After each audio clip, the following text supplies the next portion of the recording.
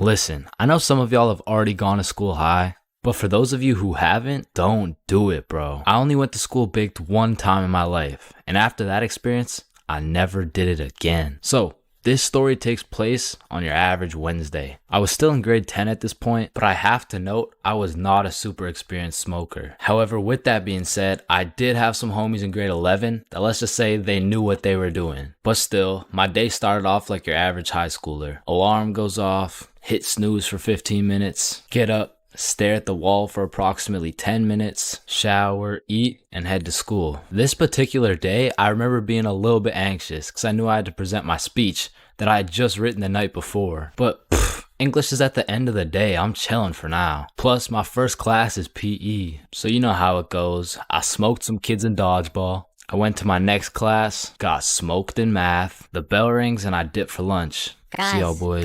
The Peace out, man. I do. So I link up with the gang for lunch, and we kind of mob around the school for a minute, but we end up just chilling in this forest right outside our school. And this is when one of my experienced friends whips out that Zaza. We'll just call him Jimmy for now. Jimmy just asks everyone, "Are you dudes trying to smoke?" "Yeah, for sure." "Hell, yup." "Nah, I'm all good." At first, I was the only person who didn't want to, but as I sat there, feeling the vibes, intaking the positive energy from the surrounding vegetation, I came to the conclusion the vibes were right. It was just me and my trusted homies, secluded in a peaceful area. I mean, what's the worst that could happen, right? And man, when it comes to drinking, I'm a certified heavyweight champion. But for whatever reason, when it came to smoking, I had the tolerance of a newborn baby. But then again, what would I look like taking this lil ass inhale? So I did what any dumbass individual would do. Yo, look at Chains. Yo, chill, dude. Damn. So my friends are low-key hyping me up. And I'm out here thinking, I am such a cool guy. I am literally that guy. I'm literally that guy. But much like everything else, everyone forgot about it in 5 minutes. But I'm still left with all this tetrahydrocannabinol compounds waiting to alter my neural chemistry. So as we're walking back to the school, the THC raids my brain like the FBI. FBI, open up! And I just eat the ground, bro. Had me looking like my controller just disconnected. And my friends just look at each other like, fuck. Maybe you should just go home, bro. Yeah, dude. There's no way you'll be able to go to class like this. So we make our way over to this bench outside, and I'm weighing out my options. I'm trying to find the best scenario to get out of this alive. I narrowed it down to roughly 2 options. I can either go home, get whooped by my mom, and get grounded for another 1.5 years, or I could thug it out, just go to class, running the risk that my teacher might find out I'm baked. So me and my friends are brainstorming, using the good old pros and cons method. Going home. Pros. Cons. I will get whooped. Staying at school. Pros. Cons. I might get whooped. Staying at school it is. The bell rings, my friends wish me good luck, but my next class was science, and I had the #1 homie in that class. Bob. So Bob is just being a W, mans. He's absolutely carrying me in this group science experiment while I'm literally passed out sleeping on the desk. Bell rings, Bob wishes me good luck, and dips. Now I'm all on my own, but I just got 1 more class. I'm almost done. What class do I even have again? Oh yeah, English, right? So I make my way to English. I sit down. All right. So today we're doing our speeches. And my English teacher was the type of teacher who loves to catch people lacking and just put them on the spot. So of course, he sees me on another planet and decides to call me out. Chains, how about you go first? I'm not prepared. Just get up there, bud. Okay. All right, whenever you're ready. Chains, you can start now. Okay. So my speech is like, it's about the topic of the speech. It's dinosaurs. So Tyrannosaurus Rex has short arms. Yeah, Chains, don't worry about it. You can sit down. You could just go tomorrow. It's all right. Thank you. Thank you. Yeah, man, this is why you don't show up to school high, bro.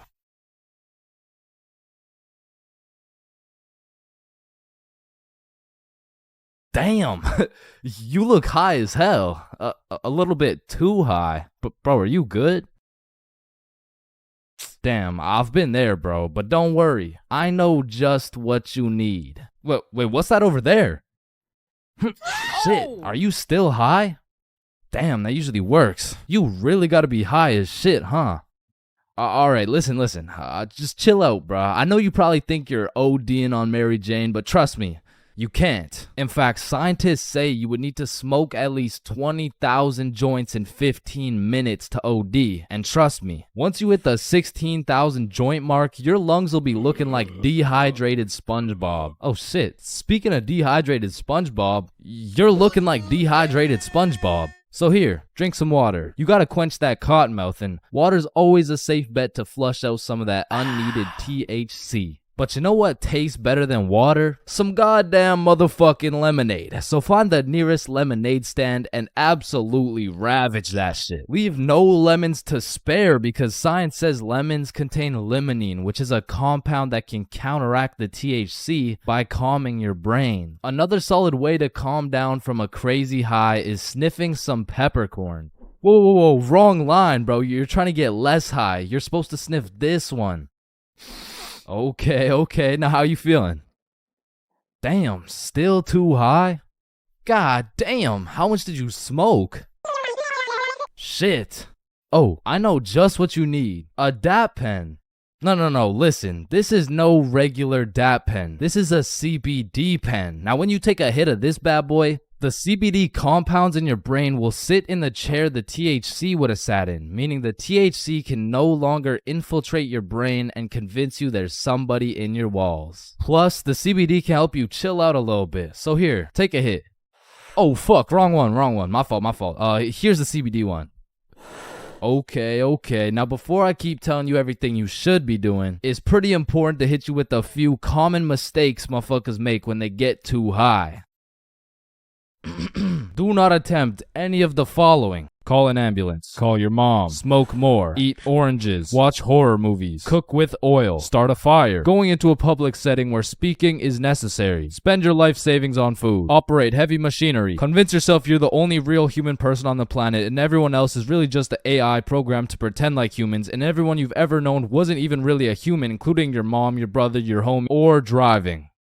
Don't drive. Now, generally, if you avoid all these dumbass ideas, you should be chilling. So now that we got that out of the way, the best way to ride out a high is to gather all the finest munchies in the game, which include but are not limited to ice cream, sweet heat Doritos, Cheetos, pizza, some Mickey D's, milkshakes, Reese's peanut butter cups, pizza rolls, chicken strips, any sort of fruit, and of course, Cinnamon Toast Crunch. And once you've prepared a meal fit for champions, you can then throw on some absolutely amazing top tier YouTube content. Or if you're really trying to get invested, a cartoon. Now, choosing a cartoon is gonna feel like one of the most important decisions of your life, so I'm gonna let you know right now, just choose anything, bro. Your high ass could sit and watch Cocomelon for hours, so just choose a safe bet, like the most goated show of all time. The Amazing World of Gumball. Now, once you've chosen your show, stop thinking so much and let the show do its thing. Because in just a few minutes, you're gonna be invested. And when I say invested, I mean you will invest your entire consciousness into the show. Like shit, you'll be in the show. You'll be out here posted up with Gumball and Darwin, and you can even chop it up with Gumball's fine-ass mom. And before you know it, you're 25 episodes deep, and then you step back and realize everything's gonna be alright. Greening out is the worst thing you can get hit with when smoking. And coming from a greening out connoisseur, I can tell you there are many different things you'll experience when ODing on that Zaza. I mean, greening out can range anywhere from a zooted panic attack all the way to seeing yourself in third person, and of course, if you go way too far, gurping may occur. But let's start it off on a light note. When greening out, you may convince yourself you're about to fucking die. Now, I know that might sound very bad, but trust me, it's even worse than you would think. Like, this is the type of green out that will have you falling to your knees in a Wendy's bathroom. The type of green out that will have you repenting your sins. And the type of green out that will have your life flashing before your eyes. Now, after a careful examination, I have determined this green out is caused by combining an excessive amount of Mary Jane with negative thoughts. This circumstance causes a chemical reaction in the brain scientifically known as getting so zooted you convince your dumbass you're about to die syndrome. And I'm just gonna summarize the experience so you never have to experience it. So you take too many chops out of the... Because let's be real, it's always the chops. Then you begin to realize you got way too high. Everything starts lagging and you're on about 5 FPS. So you convince yourself that your time is up. And so you just lie there waiting for your impending doom that never actually happens. Another thing you may experience after chiefing too much keef is something I like to call a factory reset. Now, I don't know the science behind this one, but for whatever reason, after smoking too much grass, that shit just starts hacking your brain and it hits you with that factory reset. I mean, all your past experiences, lessons, and most cherished memories straight deleted. You forget your name, your address, the ability to stand up. Now, this is usually the point you'll get hit with that kush coma. And if you aren't familiar with the term kush coma, it's when the kush puts you in a coma. Now, for me at least, the one time I was put in a kush coma, I didn't have a normal dream. No, I was put into a dream so realistic where I was just some middle-aged dude working a 9 to 5 with a wife and kids. But this dream did not last a normal dream length. It deadass felt like I lived this middle-aged motherfucker's life for a month. And when I woke up, I didn't know what was real. Now, I need to say this third experience will undoubtedly kill a sizable amount of brain cells. So with that being said, when you whiz way too much Khalifa, that shit is an out-of-body experience. Like, you'll be chilling, walking around, then all of a sudden that shit hits, and you're seeing yourself in third person. Yo, what the fuck? Now, I've tried to do a scientific analysis on this shit, but to be quite frank, that shit literally makes no sense. Like, who the fuck put the camera up there for you to be able to see yourself in third person? Okay, but anyway, it doesn't stop there. This change in your POV leads to an existential crisis. And through this existential crisis, you find the answer to life. However, when you go to communicate your new groundbreaking findings to the homies, it just sounds like this. Bob. Oh shit, he's alive.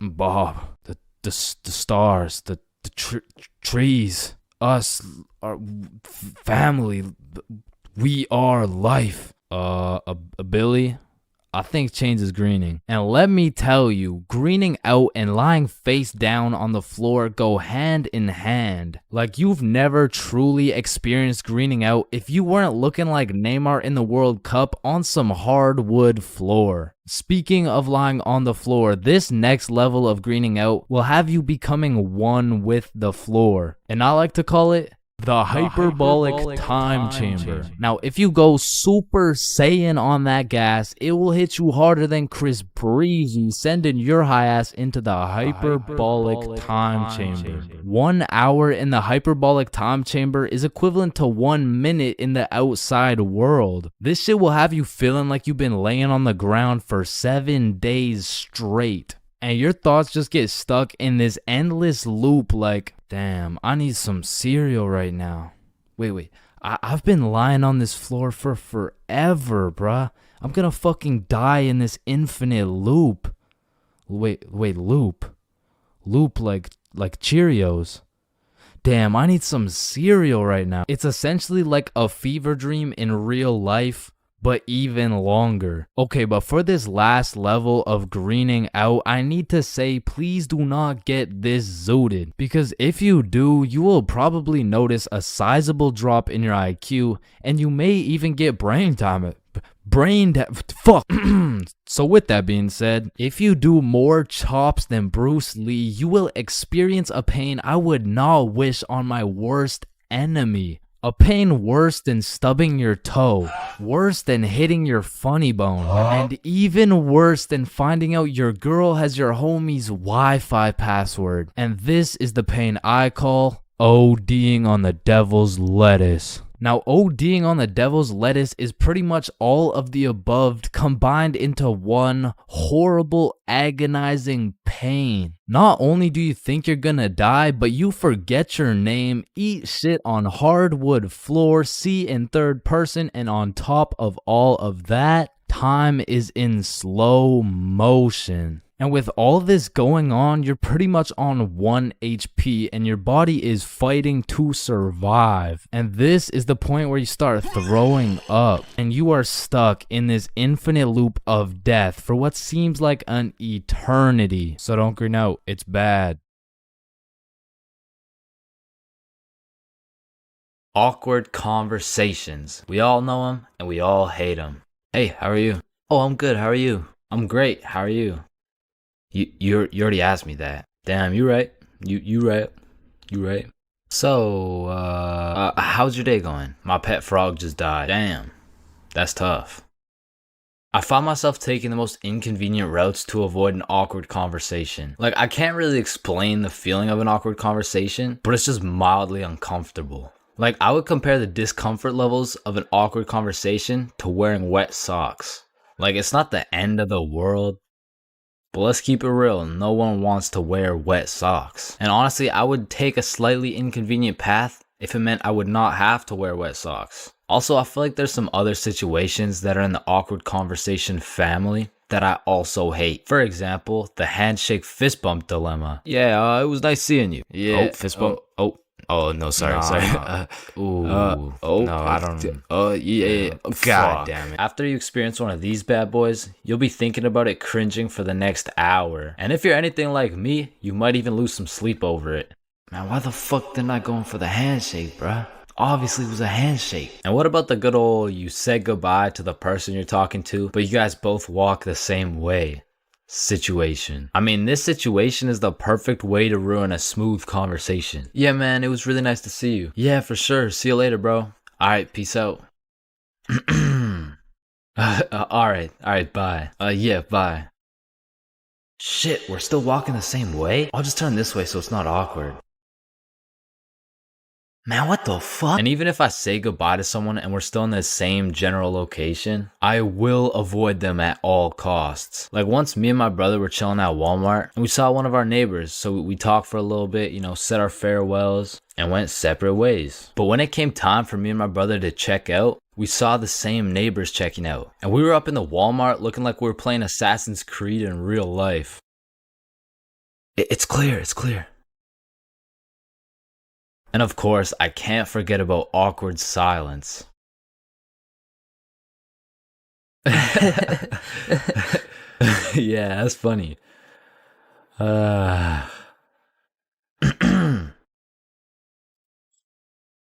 Me personally, I have some procedures in place to avoid awkward silence no matter what. For example, my philosophy is to just say things.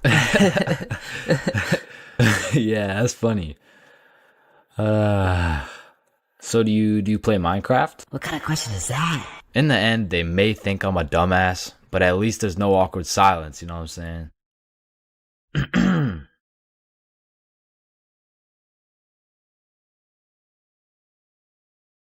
Okay, Chains, welcome to your first day at Jim Jordan's. These are our new product, Bieber Bites. Just smile and remember. The customer is always right. Okay, yeah, nah, I could do that. All right, I'll leave you to it. Okay, yeah. Hey, sir, Hey what can there, can I get some Bieber Bites? Yeah, how many? Right.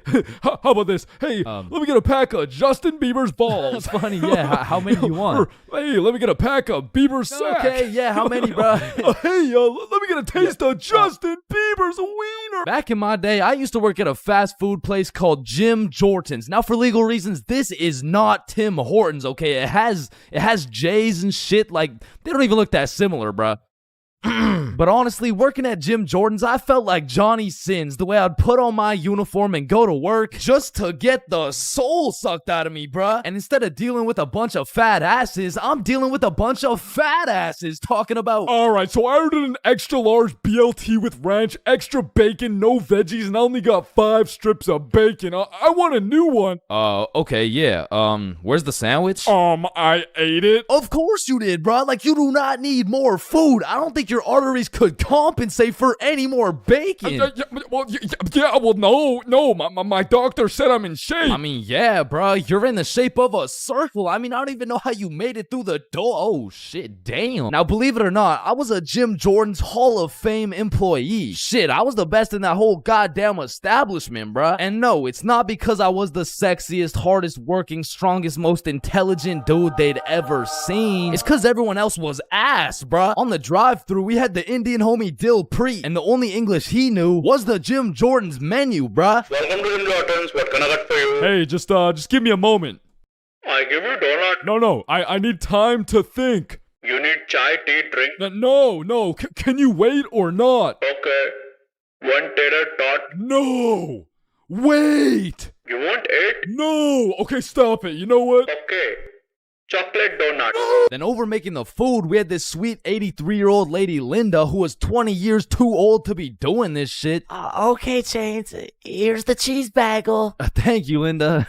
But yeah, this is the 9th cheese bagel you've given me in 20 minutes. Oh my good gracious. I'm sorry. I'm sorry. Oh, what's this? Oh, cheese bagel coming right up. And overworking the counter, we had Sebastian. Now, don't get me wrong, Sebastian was a really nice guy, but he had a little hint of the tism, you know, no, he had a lot of the tism. Like, it was more like the tism had a hint of Sebastian, which is cool, of course, but it did mean that he would absolutely yap at every single customer who came in the store. Shit, I'll never forget this one time a girl came in the store and just ordered a muffin, like, welcome to Jimmy's. What can I get for you? Hey, can I just get a fruit explosion muffin? Can you guess what Sebastian said next, bruh? Maybe your total is $175? Cash or card? For here or to go? None of the above, bruh. The sentence that came out of this motherfucker's mouth was... A food explosion muffin? Yes, please. That sounds an awful lot like a hate crime to me. Yeah, can I get my muffin, please? Do you get it? Yeah, you get it? Yeah, I get it. Okay, listen. It's like you really don't need to explain. Explosion, okay. Sorry, it's like if you took a bunch of gay people. So that's Sebastian. And over on drinks, we had this dumbass 15-year-old who's always spilling and shit. That was me. Yeah, that was me. I was ass too, but like I was still the best by default though. So the point is, our Jim Jordan's crew was looking like a group of clumsy villains from a Disney movie. But just because we were all really ass at our jobs doesn't mean we were useless. Because if there's one thing we knew how to do, it was making people's days even worse than they already were. You pull up to our drive-thru all happy, just wanting a small coffee? Shit, you're leaving with a small hot tea and some suppressed anger you'll probably bring home and let out on your wife and children. You pull up to our drive-thru just wanting a breakfast sandwich? You're leaving with nothing because we ran out of eggs and cheese and bread and the breakfast and the sandwich. You pull up to our drive-thru pissed off, complaining about how there's not enough mayo in your wrap? Bro, you're leaving with a wrap filled with super special secret Sebastian sauce. So I'm sure you could probably tell, but we had to do a lot of customer service and talk our way out of a lot of mistakes. And by we, I mean me, bruh. I was the designated customer service dude, because before it was me, it was Dill Preet, and that shit would usually go something like, hey, I just took a bite out of my chicken wrap, and it literally tastes like someone busted a nut in that shit. A nut? Yes. Someone busted a nut in my goddamn food. You want a donut? No! And then before Dill Preet, it was Linda. Hey, I just took a bite out of my chicken wrap, and it literally tastes like someone busted a nut in that shit. Oh my heavens, that's horrible. I'm sorry, I'll get you a refund right away. Thank you. Hello? Hello. Welcome to Jim Jordan's. What can I get for you? God damn it. And before Linda, it was Sebastian. Hey, I just took a bite out of my chicken wrap, and it literally tastes like someone busted a nut in that shit. Oh yeah, that was me. Now, of course, our elite Jim Jordan's crew had a manager. Magnus. Now, Magnus was strict as hell, but she would only show up like once a month. But whenever she did show up, she was running this Jim Jordan's like it was the military or some shit. Because usually I'd be 54 minutes into my 30-minute break playing Clash Royale. But when Magnus was there, bruh, shit, I'd clock into my break, make eye contact with her, shit my pants, and then clock right back out. She was so intimidating that whenever she would show up, I would never spill a drink. Sebastian used real mayo. Dilpreet spoke fluent English, and Linda would be so stressed out she'd forget to forget. She was running this place so much like the military, she had my ass waking up at 4:30 every day. And when Magnus was teaching me to do customer service, she really loved to say, The customer is always right. so of course I listened, but it was low-key a crazy statement, cause honestly, the customer is never right, bro. It doesn't even matter what we're talking about. It could be like, hey, how you doing? Hey, I'm doing good, can't complain. I mean, it's a nice sunny day outside and all. Damn, this chicken wrap is good as hell. I am 100% sure nobody busted a nut in this. And I don't know about you, but I personally have never complained about my fast food order ever. I usually just get my order, check the bag, realize instead of a Big Mac, they gave me a McChicken with a bite taken out of it, cut my losses, and I keep it pushing. But some of these motherfuckers in the Jim Jordan's drive-thru come in like you just murdered their entire family and then took a shit in their coffee. Oh, shit. Hey, you! There's not enough sugar in my fucking coffee! Oh, okay, yeah, sorry about that. Do you want me to add more sugar in? No, this is unbelievable! Now, I swear these angry customers love to throw around the word unbelievable. But I'm not gonna lie, we forgot to put sugar in your coffee. It's pretty fucking believable, bruh. I mean, look at the staff. We're getting paid minimum wage. The guy who took your order doesn't speak English. The guy who made your order's a 15-year-old running off 2 hours of sleep. And the rest of our staff is playing fucking patty cake. You're lucky we even had enough brain cells to get you the coffee. And I'm gonna be honest, it was a blessing that I was broke as shit and really needed that job, because if I didn't, I would have crashed out for sure. Hey, some dumbass forgot to put cheese in my fucking grilled cheese. Oh, hell no. Yo, Linda, you hear this ungrateful piece of shit? Oh, hell no! You keep running your mouth, I'm about to grill your cheese, bitch! What the fuck is your old ass gonna do? Do not talk shit about Linda. And I busted in your sandwich last week. Wait, what?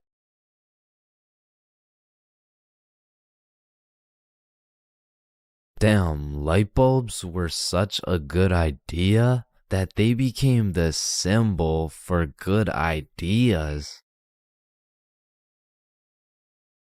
God damn, I just spilled my water. What? Why does water make clothes darker if water is clear? What the fuck? Yo, there's two guys coming.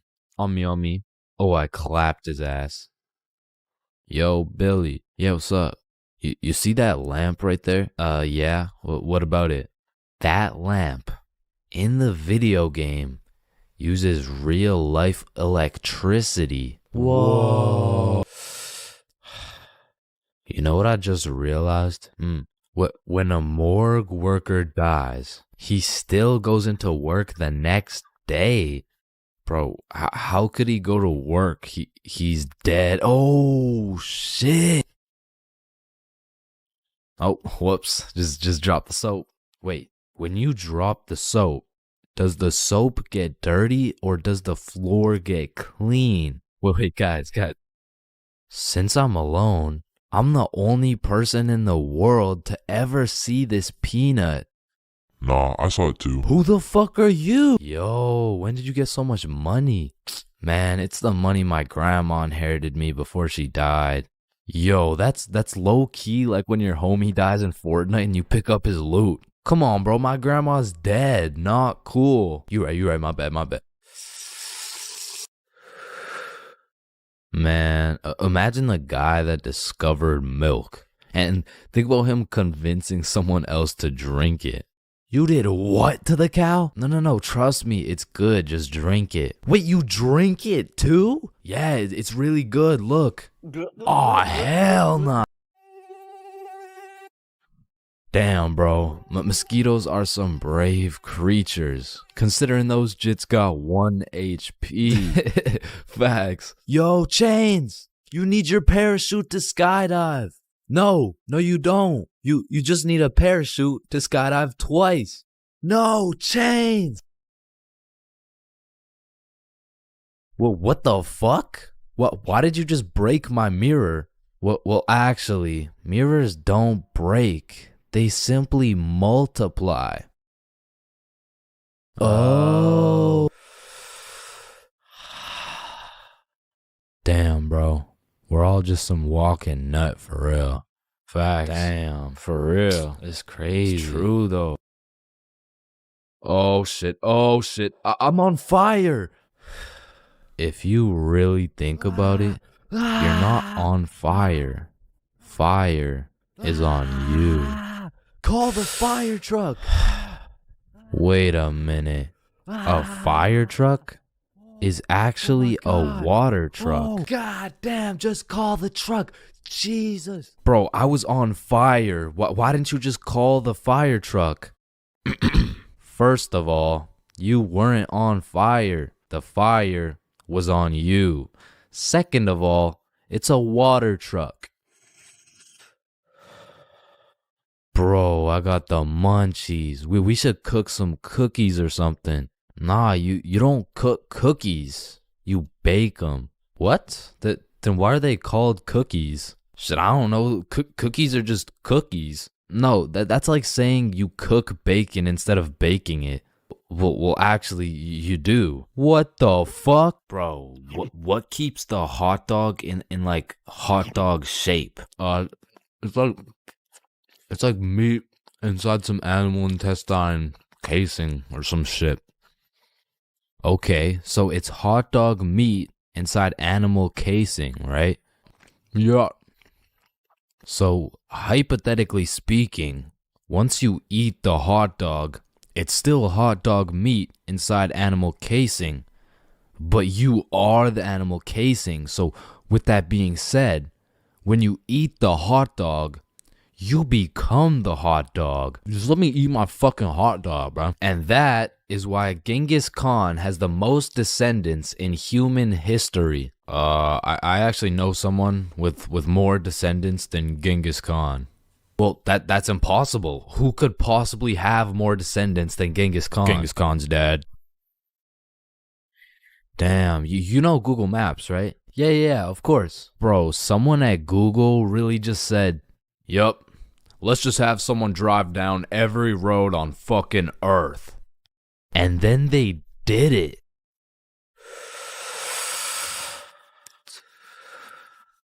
You know how concrete and glass are both made out of sand? Yeah, what about it? So if concrete and glass are both made out of sand, does that make skyscrapers just really big sand castles? Yo.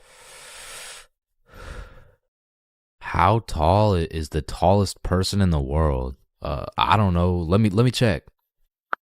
God damn, he's 8'1". Holy. You know what I'm thinking? Yeah, imagine getting railed by this absolute... No, I was thinking at one point, the tallest person has experienced the height of everyone else in the entire world.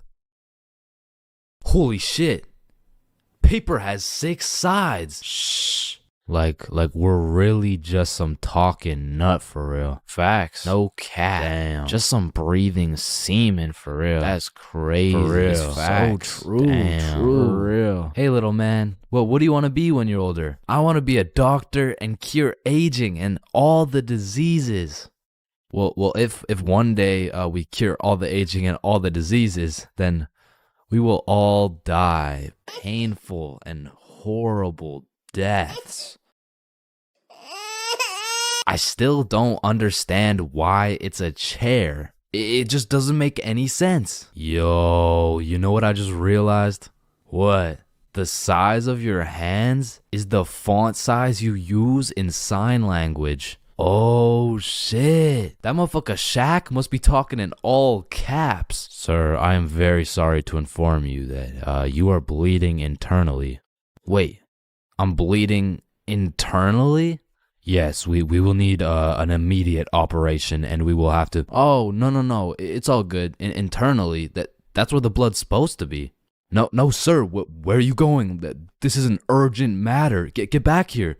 You're in critical condition right now. Yo, can you pass the Apple charger really quick? Yeah, for sure. Yo, what if Apple chargers were called apple juice? Whoa. Damn. Yo. Apple juice? Bro. You know what I just realized? You can drink a drink, but you can't food a food.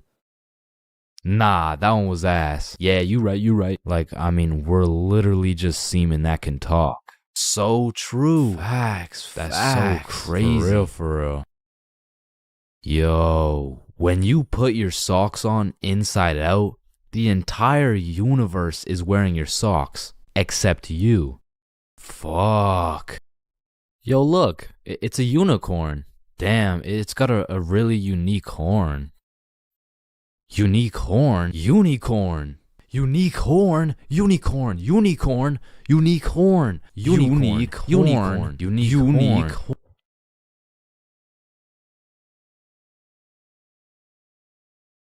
Oh, leaves are called leaves because they leave the tree.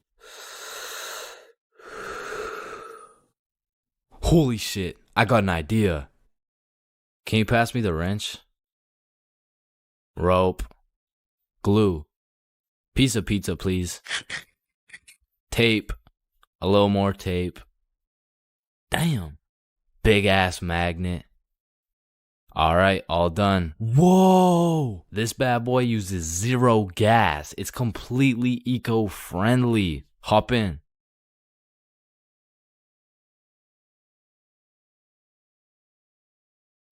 Oh shit, there's a penny. Bro, there's no point in picking up a penny. It's literally worth 1 cent. How much do you make working at Wendy's? 15 an hour? Oh, okay. So you see there are 3,600 seconds in an hour. And because you make $15 an hour, that is exactly 0.416 pennies per second. So with this being said, the second it takes to pick up this penny off the ground is a net positive outcome. Oh, okay.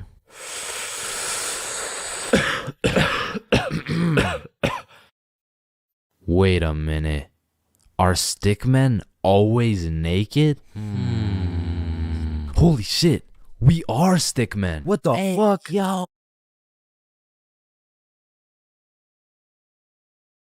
So, as I mentioned in my fast food video, I worked at a place called Jim Jordan's. Not to be confused with the popular Canadian establishment Tim Hortons. With that being said, at the time I had already worked at Jimmy's for a year. And to be fair, I couldn't care less if I got fired. So one day I got booked for a night shift from 6 p.m. to 12 a.m.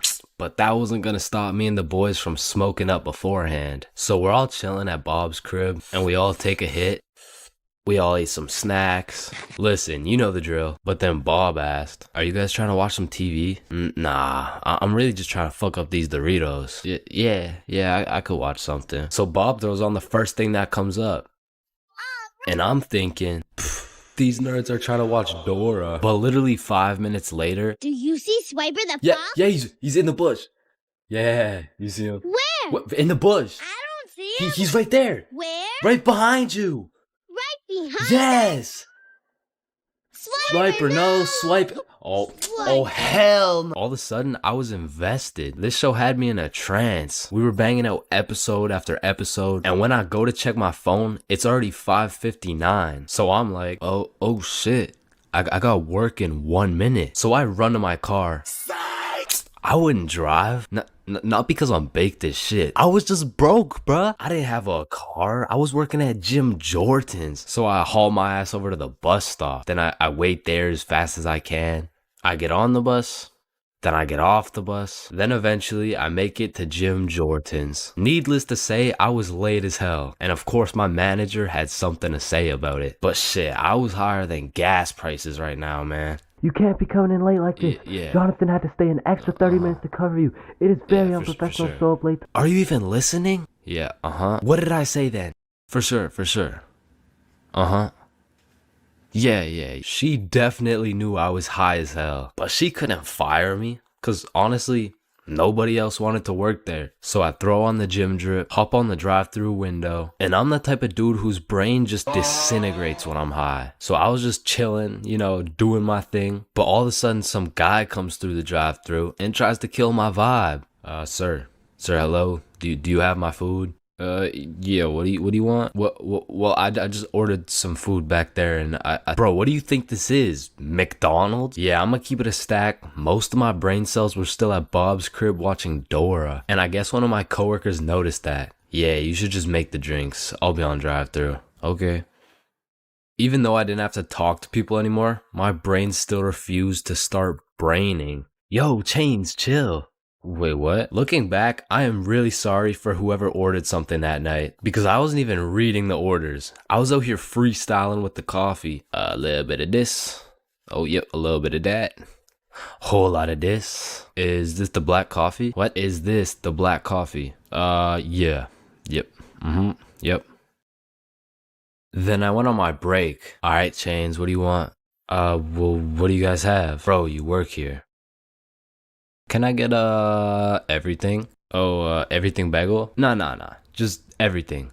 Jim Jordan's never hit so hard in my life. I was an hour into my 30-minute break demolishing a meal for 5. Honestly, that day, I was probably one of the worst employees ever. But shit, I was having the time of my life. Wicka.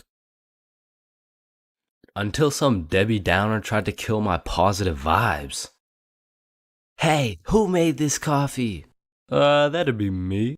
I asked for a black coffee and got a cup full of sugar and cream. Are you sure you didn't order that? And boom, she went off. I can't believe this. This is a disgrace. This is outright disrespectful. Let me talk to your manager right now. And listen, I know not everyone's brain just disconnects when they get high, but for those of you who are anything like me, don't go to work high if you want to keep your job.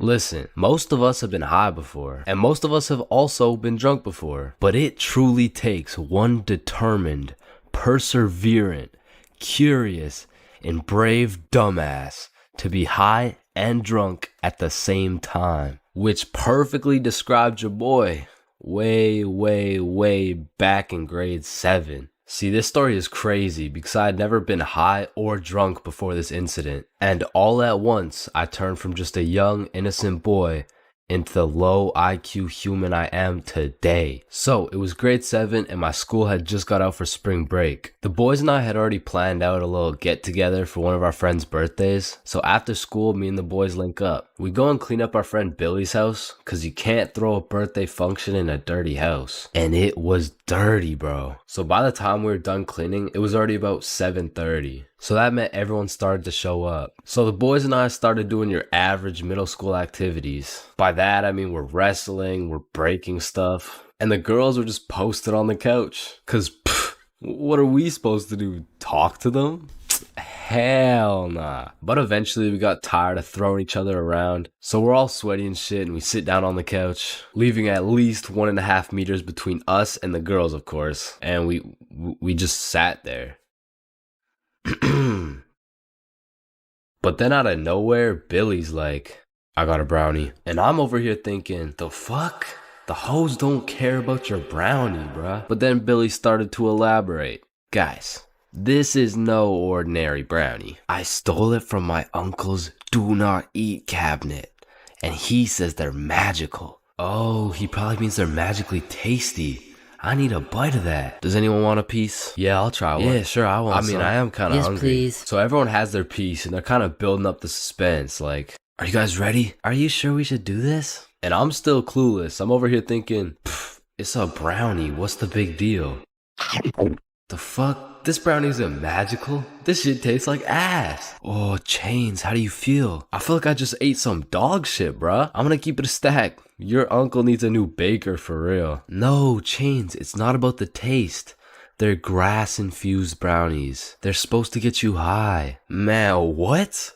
I feel like this is the kind of thing you're supposed to say before I downed it. So everyone eats their piece of brownie and then continues to sit in awkward silence for like the next 2 hours. But then the brownie starts to hit People are dropping like flies. And eventually, everyone felt it except me. And they're just doing high stuff, like eating all the food in the kitchen, watching Netflix documentaries. But for me, the brownie still hasn't hit. And Billy notices that I'm sober, and he's like, wait here. Bro goes into his mom's liquor cupboard and pours out unholy amounts of vodka and just hands me the cup. Keep in mind, I had never drank before, so I have no clue whether or not this is a lot. So I literally chugged the whole thing. Looking back, it had to have been at least 5 shots all at once. But man, I had no clue. So I'm just sitting there chilling on the couch, waiting for something magical to happen. And I start to think, maybe I'm just invincible. Like nothing can affect me. It all hit at once. The brownie and the vodka was out here running combos on me like John Cena and Randy Orton. And bro, something in that brownie changed my settings and enabled third-person perspective. It was the weirdest feeling. It was like I was watching myself on a movie, but like I was in the movie. Bro, I don't know. And apparently it also gave me the ability to teleport. Because I swear, when I blinked, I teleported from Billy's crib to the front of a McDonald's line. And listen, I have no clue what happened in between that time, but I had no business being in a public setting right now. Hi, what can I get for you? Sir, can I help you? Yeah. What can I get for you? Listen, because I was high, drunk, and apparently had no social capabilities, I was spitting some nonsense to this poor McDonald's employee. Yeah, do y'all got the Popeyes chicken sandwich? Sir, this is McDonald's. Yeah, and let me get that Dairy Queen Blizzard. Dairy Queen, what? And, what kind of nachos do you guys have? I blinked again, and we were all back at Billy's house. The very last thing I remember from that night is there was absolutely no blankets. So I was out here using literally anything I could find for a little bit of warmth. But eventually, after a long night, I passed out.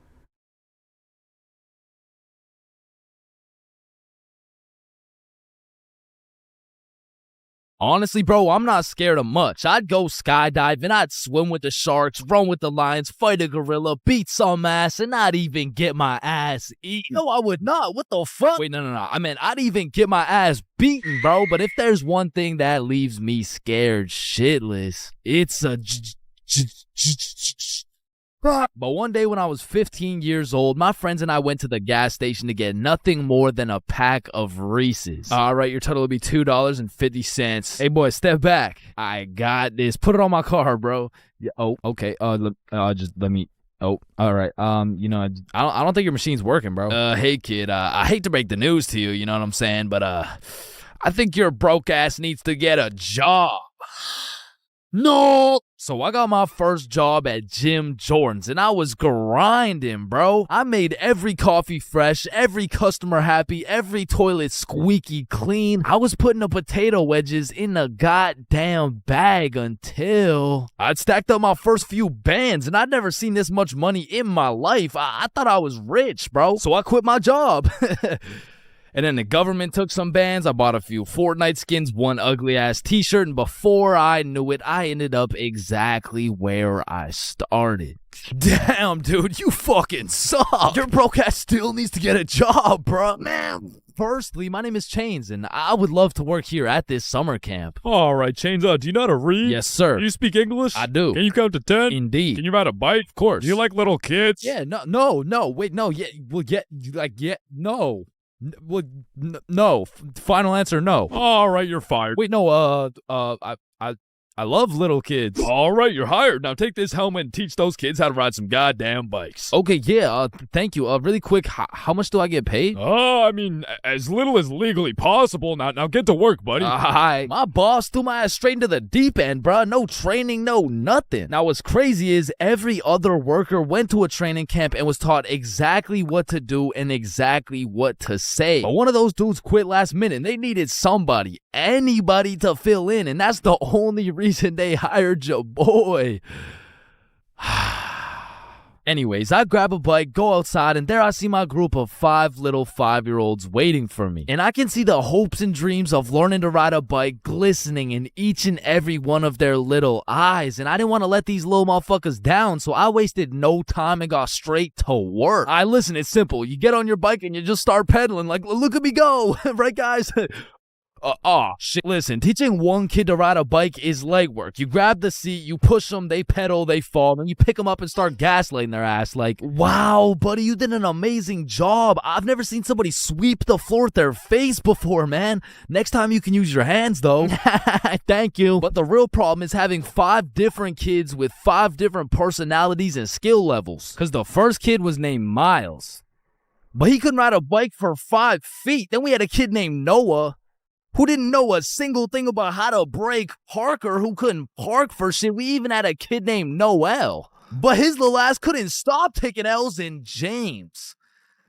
But it was just one motherfucker, bro. Like, why is your name plural, bro? Where's the other one at? So my group's out here looking like 5 chimpanzees on bikes with one bigger chimpanzee supervising them. And I look over at my coworkers' groups, and these motherfuckers are out here biking in perfect unison, weaving through cones. I even seen a little kid doing no hands, bro. Hey, James, look, no hands. Oh, shit. Oh, shit.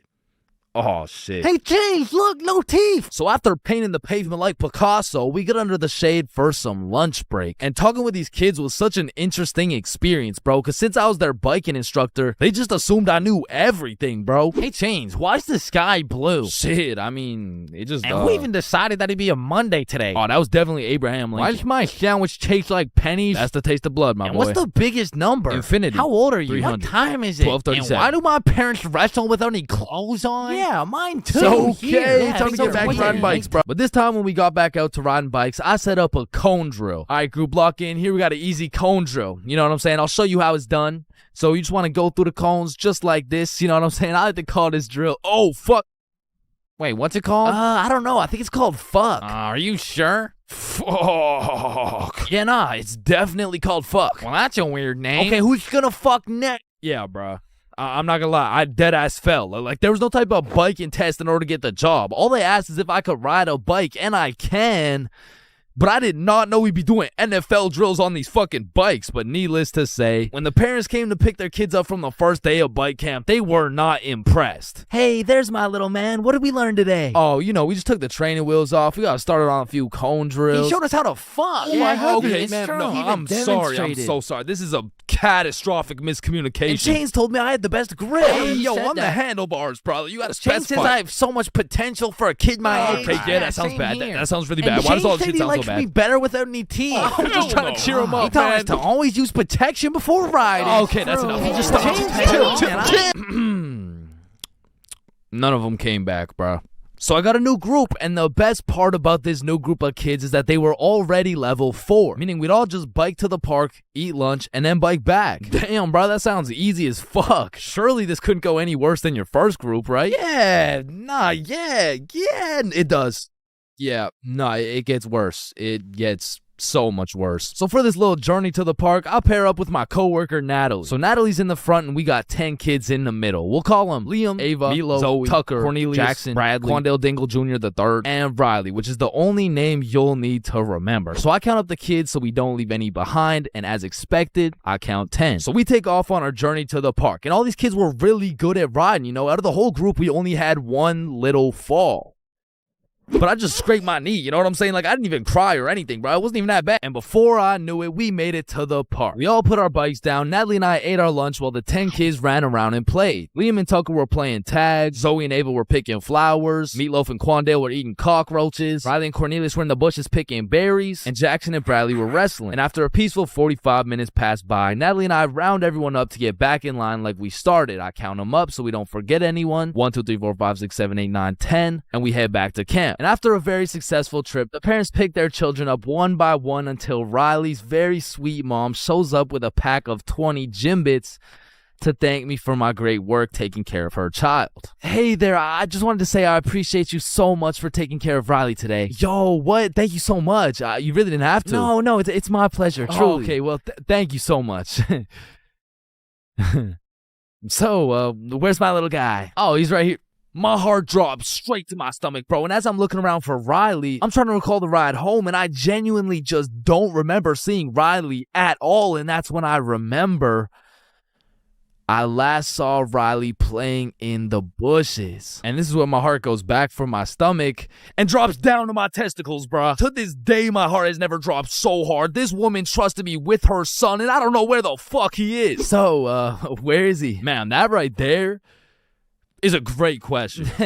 What do you mean that's a great question? You know, all the greatest questions in the world make you think, don't they? Yes. Right, and as you ask me this question, I really get to thinking, you know, like, I really get to rack in my brain, and, well, to be quite frank, well, I'm stumped. Okay, what do you mean you're stumped? I don't know where Riley is. What do you mean you don't know where Riley is? Okay, yeah, nah, let's just put it like this. Do you know where Riley is? No. Yeah, nah, me either. Yeah, ice cream. Holy God, fuck, he's right there. Oh Oh my my God, fuck, give I me knew a it. I knew heart it. attack. Fuck, I oh thought my this God, he's right dumbass there. lost you. I knew it the whole time. He's right there. It's April Fool's. Give me Yeah, these. take him, Aj. Oh my God, Jesus, God bless America. And that was genuinely the day I realized I can't work a fucking job. I'm not built for that shit, bro. I gotta start a Stickman YouTube channel or some shit.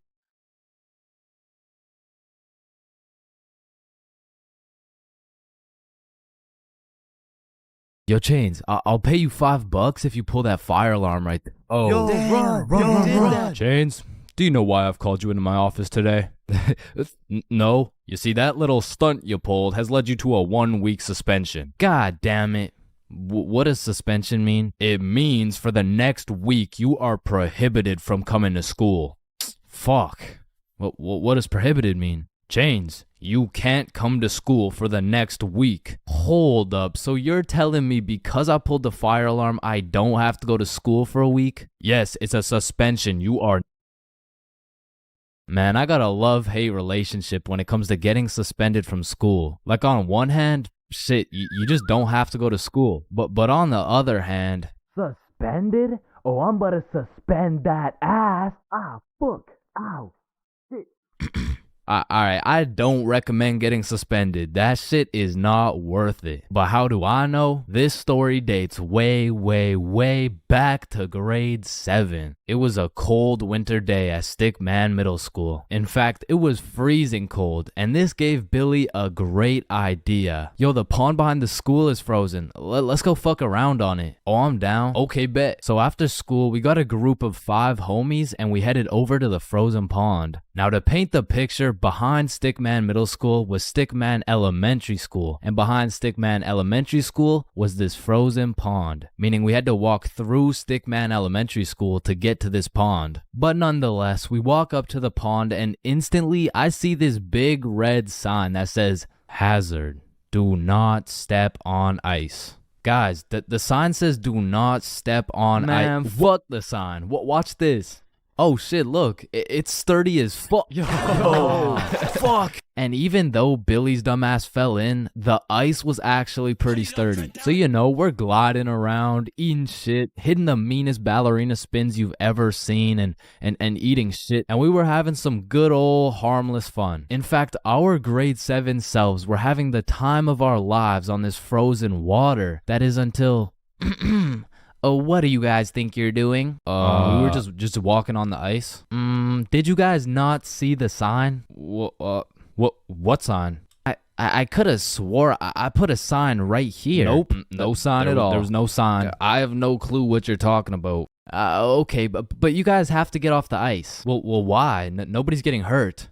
Yeah, we're safe. Okay, it's your choice. You're gonna regret this. So we continued with our ice skating antics for approximately 10 more minutes. Until the same lady came back up to the pond, but this time she was equipped with a Sony Alpha A7 mirrorless digital camera with the extendo lens. In other words, she was quite literally about to catch us in 4K. But at least she doesn't know what school we go to. Hey, what school do you guys go to? Not Stickman Middle School. Absolutely not. No, definitely not. Fuck, she knows. We had to think quick. How are we gonna smoothly get out of this situation without getting in trouble? So we called a boys' emergency meeting. We huddled up and discussed our best plans to get out of this situation. And after combining all of our genius grade 7 brains, we made the ultimate plan. If we started mooning the camera, it would then be illegal for her to take pictures of our middle school cheeks. I don't know how this became our best option, but regardless, we put the plan in motion. I mean, me personally, I got a little shy and kept my pants up, but some of the boys were out there going crazy, looking more caked up than Summer Rae. And after a little while, the lady must have decided it wasn't a great look to have a camera pointed at some 12-year-old cheeks, and she left, which means the plan had worked flawlessly. Now, the next day at school, I had completely forgot about it, to be honest. But strangely enough, while I was sitting in math class, I hear the little class phone start ringing. Hello? Oh, yes, he's here. Oh, okay. Yeah, I'll send him your way. Thank you.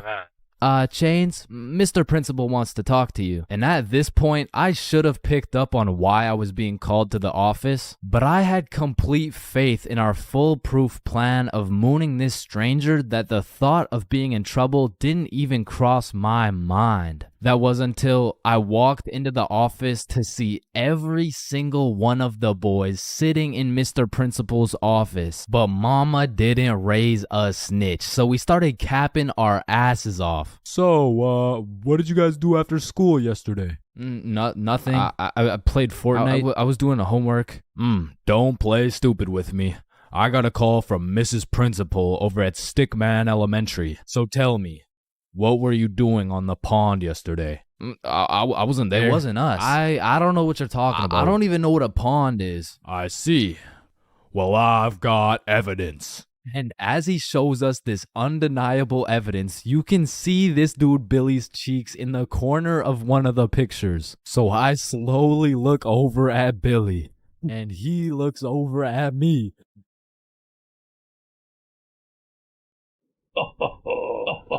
If you don't stop laughing right now, you're all suspended.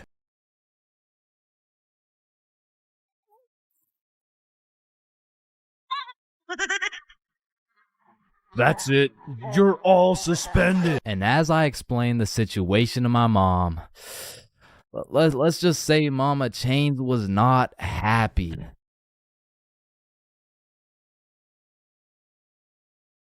We are currently facing a life-threatening epidemic that is threatening the lives of many teens around the world. Oh, what's that? Yeah. Oh, okay. It has been brought to my attention that there's a new strain let loose that is infecting more teens than ever. The strain is propylene glycol formaldehyde.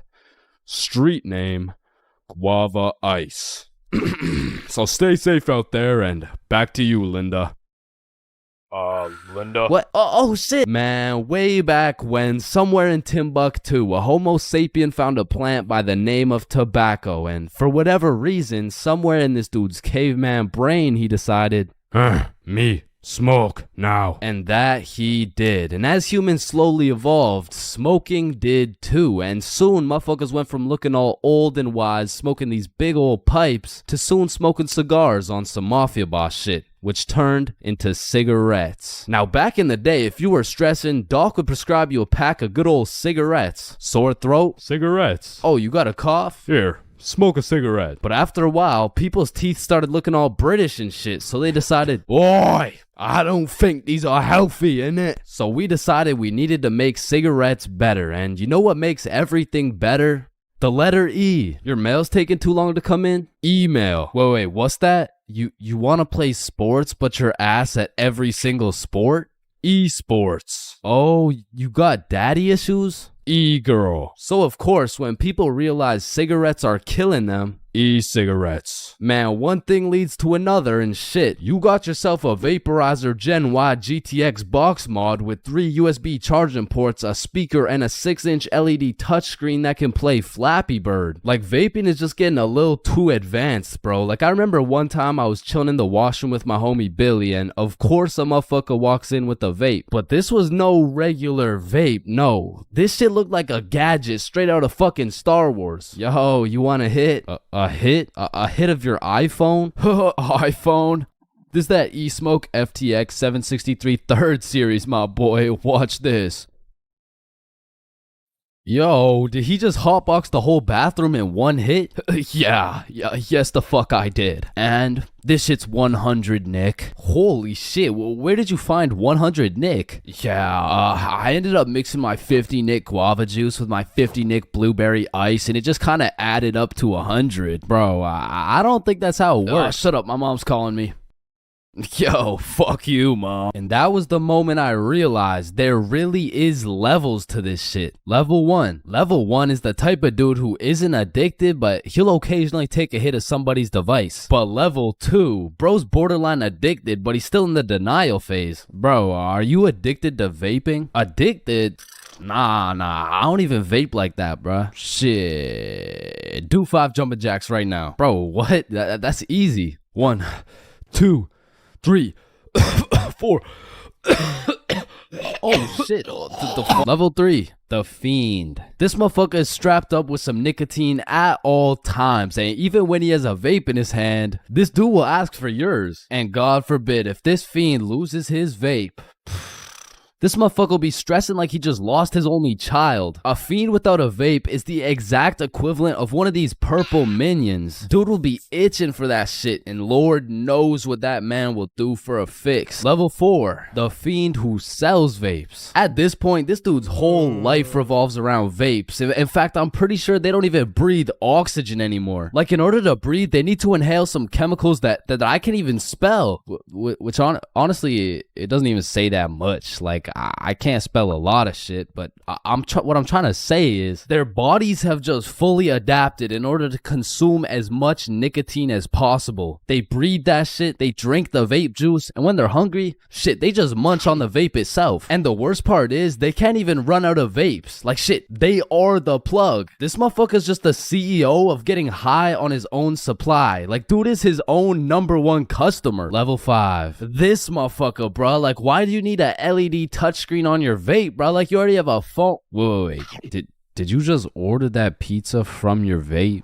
Shit. Where'd you get this from? And don't get me started on these flavors, bro. Like, tell me why these motherfuckers can make a vape juice and call that shit early riser. And that shit literally tastes like a Wednesday at 6 a.m. Like, what the fuck type of ingredients mixed together to taste like a Wednesday at 6 a.m.? But early riser isn't even the weirdest flavor on the market, because if you're feeling the family dinner vibes, you can get a rotisserie chicken flavor. Or if your breath is smelling nice and fresh, you could fuck that shit up quick with some garlic flavor juice. And they even got bacon.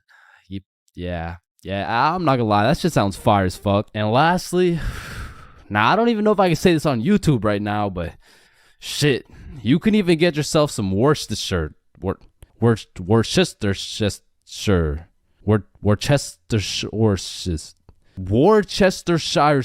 But regardless, I think we all know the home of nicotine, the eternal hot box, the communal vape sesh. It's the high school bathrooms, man. You walk into one of these joints and there's at least 15 dudes hotboxing that shit at like 10 a.m. You come in trying to take a piss and now you got a head rush. You walk over to the urinals, but it's so goddamn hotbox, you start pissing all over the walls. But shit, you can't even piss on the walls in peace, man. You got that one fiend coming over to you trying to suck your device dry, and dude's so down bad for that hit that's not the only thing he'd suck dry. And listen, you may be thinking, Chains, how do you know what you know about vaping? And that's a great question. Back in the day, I was a curious little George, man. And back in grade 7, I was chilling at my friend Becky's house. And when I walked into Becky's crib, I was nothing but an innocent, curious young man. But little did I know, I would leave Becky's crib far different than I entered. So, you know, me, Bob, and Billy are posted in Becky's room, and I was sitting with Becky. So Becky asked me, "Have you ever hit a vape before?" Hell no, I hadn't, but you know I had to play it cool around Becky, so I said, "Yeah."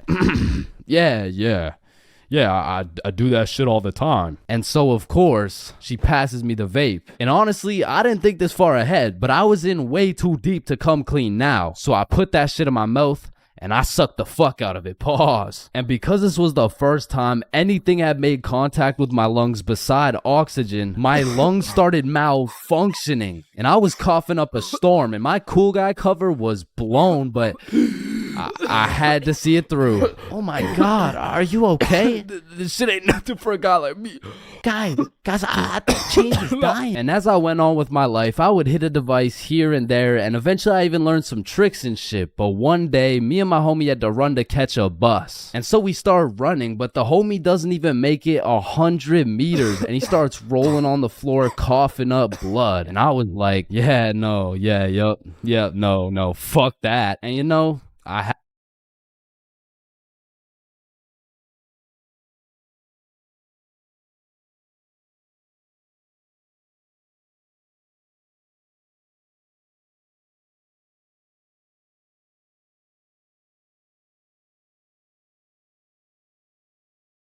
Yo, when you think about it, every light switch is also a dark switch. Light switch, dark switch. Light switch, dark switch. Okay, class, sound it out with me. Ball. When you really think about it, we learn to read, and then we read to learn. Teacher, yeah, I think Chains is high. What the fuck? This is kindergarten. Fuck, shit, ow, Damn. Any staircase can be a staircase to heaven if you're not careful enough. Baby, I've spent the best 4 years of my life with you, and I can't imagine my life without you. You're a 1 in a million, so will you marry me? So 1 in a million, huh? That means there's 8,017 people just like you. How does that make you feel? Yo, if you cut your leg off, would it hurt? Of course it's gonna hurt, bro. Think about it. Where would it hurt? Your leg. Oh, cause you cut your leg off. Yo, what happens if you push down the gas and the brakes at the same time? Shit, let's find out. Oh shit, it takes a screenshot. Damn, my eyes are dry as shit. Just close them for a minute. Damn, bro. You never actually close your eyes. You just look at the inside of your eyelids. Damn. Yo. Can anyone answer 547 to the power of 3? Yes, Chains. Yo, did you know every single odd number has an E in it? Damn. Chains, are you high again? No. Wait a minute, bruh. Since you were born deaf, what language do you think in? Oh shit, you right. Damn, I just realized squirrels' cheeks are also their nut sacks. You know what I'm saying? That's kind of like your mom. What? The way she had these nuts all up in her mouth. Bro, if everyone in the world all blinked at the same time, nobody would know. Oh shit, that's facts. Oh, I just blinked. Did you? Nah. Oh, I just blinked. Did you? Nah. Wait, what about just now? Yo, which of these buildings do you think has the most stories? Oh, it's gotta be that one, bro. That's massive. Nah, this one's even taller. Oh, it's this one for sure. No, it's this one. No way. That shit's library? Tiny. Think about it. Oh, story. How are you supposed to get clothes? What are you talking about, bruh? Okay, imagine you had no clothes, right? How are you supposed to get some clothes? You go to the store and purchase that shit. Bro, they're not about to let you buy some clothes while your meat's hanging out. Nah, you just cop some clothes real fast. It's simple. Bruh, a young kid walks by and it's raps. So you guys both have the power to read minds? Yep, yes, that's sir. Right. Then if you both read each other's minds, whose mind are you reading? Oh, I don't know. We could try. All right, yeah, sure. Nah, that was not me. That was you for sure, dude. Damn, bro. When you think about it, the hospital is the only building you leave without entering. Damn. And people are having the worst day of their life, the best day of their life, the last day of their life, and the first day of their life, all in one building. Damn. Bro, I'm kind of scared down here. What? Why? But because I'm scared a shark's finna eat my ass. Well, when you think about it, there's more people eating sharks in the world than sharks eating people. Damn. That's actually really crazy to think about. Fuck, yo, every single day, there's some random motherfucker out there who took the biggest shit for that day. Yeah, he's in this room. Bro, it's literally just you and me in the room. Yo, this Taco Bell is bussin'. So he incorrectly assumed his position. You spelled that incorrectly. But spelled what incorrectly? Incorrectly. Yeah, but what's incorrect? Incorrectly. Wait, what? Wait, guys. When you really think about it, the only time incorrectly isn't spelled incorrectly is when it's spelled incorrectly. Shut the hell up. Yeah, shut the fuck up. You know, the number of people older than you never increases. It only gets smaller and smaller. Damn. What? It just got smaller. Yo, pizza's here. Shit, I got the munchies. I'm about to fuck this shit up. Wait, I ordered a mushroom pizza. Why'd they give us cheese? Hey, any pizza can be a mushroom pizza if you're patient enough. Damn, I guess you're right.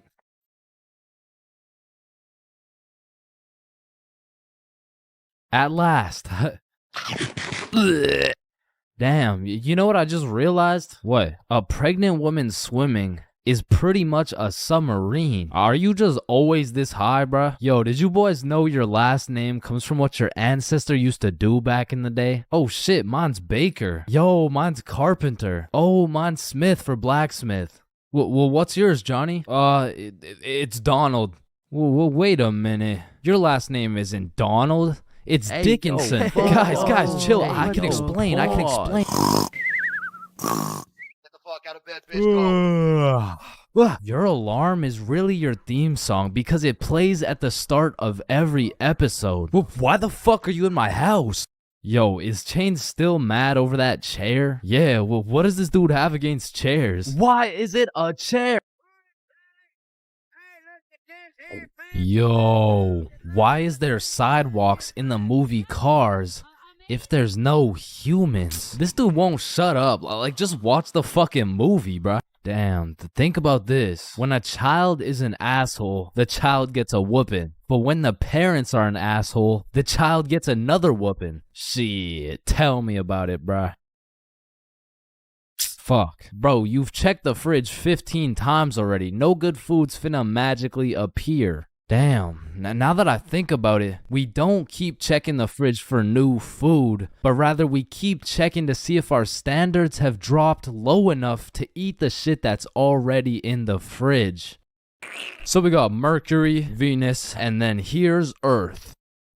Yeah, Chains, what do you want? If Earth is the third planet from the sun, does that make every country a third world country? You're high again.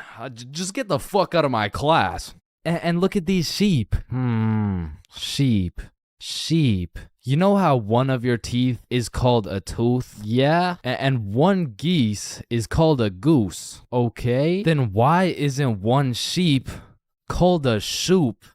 All right, Chains, I can't keep doing Shoopity this. We have to break up. Shoop. You know what I've been thinking? Yeah, what's up? Teenagers be whipping that shit like they're always running out of time. But old motherfuckers be driving like they got all the time in the world. Like, look at this geezer. Poor guy's practically decaying behind the wheel. But he's taking his time like he's got any time to spare. If I stab this cereal box, does that make me a serial killer? That one was straight ass. You gotta work on that shit. I'm gonna work on that one. Yo. If you weigh 99 pounds and you eat a 1 pound burrito, does that make you 1% burrito? Yo, that's crazy because I literally just did that last night. You guys wouldn't believe this, but your blood work came back and it says you're 1% burrito. Yo, picture this. Imagine if Ed Sheeran was working at a bread place, right? Would that make him the gingerbread man? You're high as shit. Alright, bro, I'm a dip. Nah, don't leave me alone in this forest, bro. Hey, when you really think about it, you're not scared to be alone in this forest. You're scared you're not alone in the forest. You feel me? Yo, that's actually so true. Bro, you know what? Low key, if you're dead broke, robbing a bank isn't even a bad idea. Bro, there's no way some hobo's about to pull off a bank heist. Nah, but just think about it. Whether you successfully rob the bank or not, either way, you get over 10 years of bills you don't gotta worry about.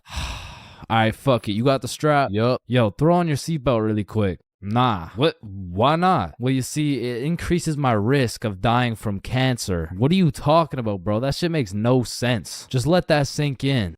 Oh, yeah, I got you. Yo, what's up? But still, that shit makes no sense. No, but actually think about it. Oh. Hey, bro, you want to hit? Nah, I don't smoke. I'm scared that I'll get all paranoid and shit. Hey, man, if you're paranoid that you're gonna get paranoid, you're having the side effect without even smoking. It's yo.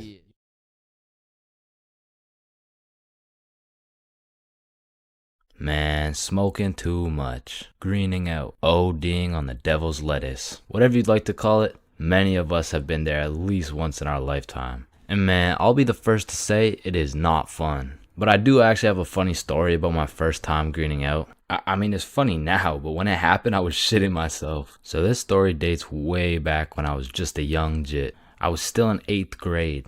And man, don't ask me why, but it takes place on a Thursday on a school night.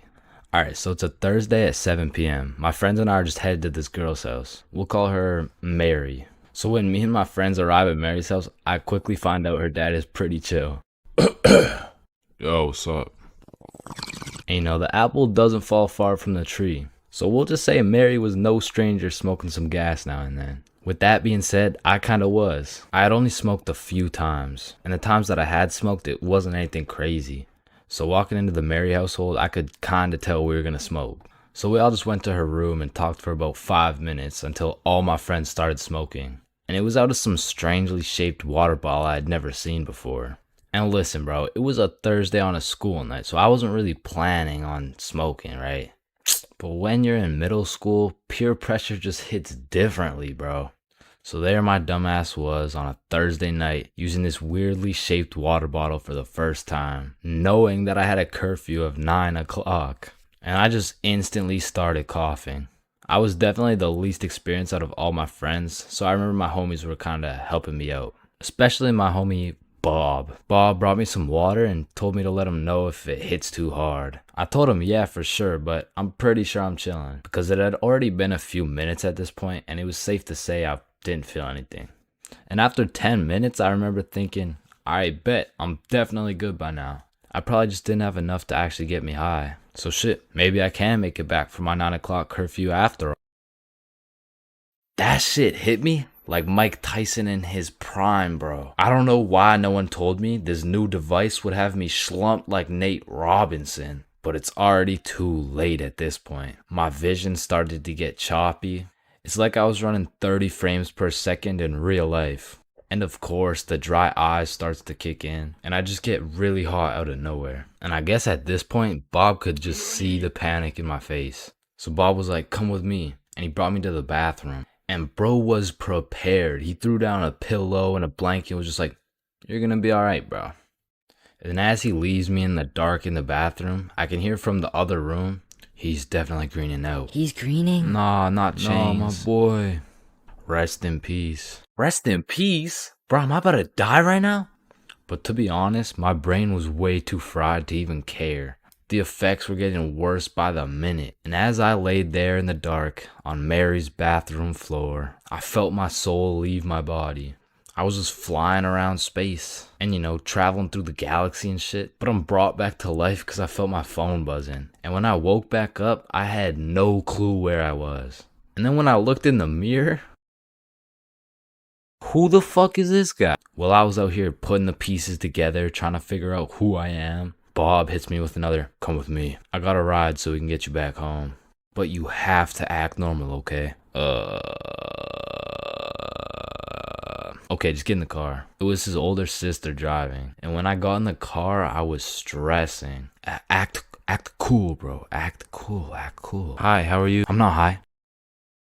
fuck, she knows. And the rest of the ride was just pretty much silent. I got out of the car and I stumbled all the way over to the front door. At this point, I was praying my mom was asleep. So I called my brother to open the front door. What's up? Door. At this point, I'm malfunctioning. I'm trying to explain what is happening to my brother, and it pretty much just went like this. Bro, is mom awake? Bro. Holy, you're gone, bruh. I'm sorry, but this is the only way, huh? What the hell, bruh? I'm not gonna lie, the smack low-key woke me up a little bit. But still, I was way too big to be saved. But at least mom isn't awake. Chains, get up here right now. I'm fucked. The jig is up, bro. I slowly walk up the stairs to my inevitable doom. Still high off my ass, I walk into my mom's room and seal my fate.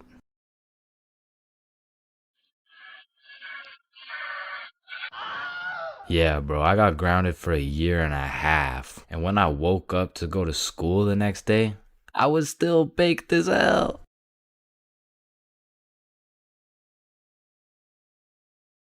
We are currently facing a life-threatening epidemic that is threatening the lives of many teens around the world. Oh, what's that? Yeah. Oh, okay. It has been brought to my attention that there's a new strain let loose that is infecting more teens than ever. The strain is propylene glycol formaldehyde.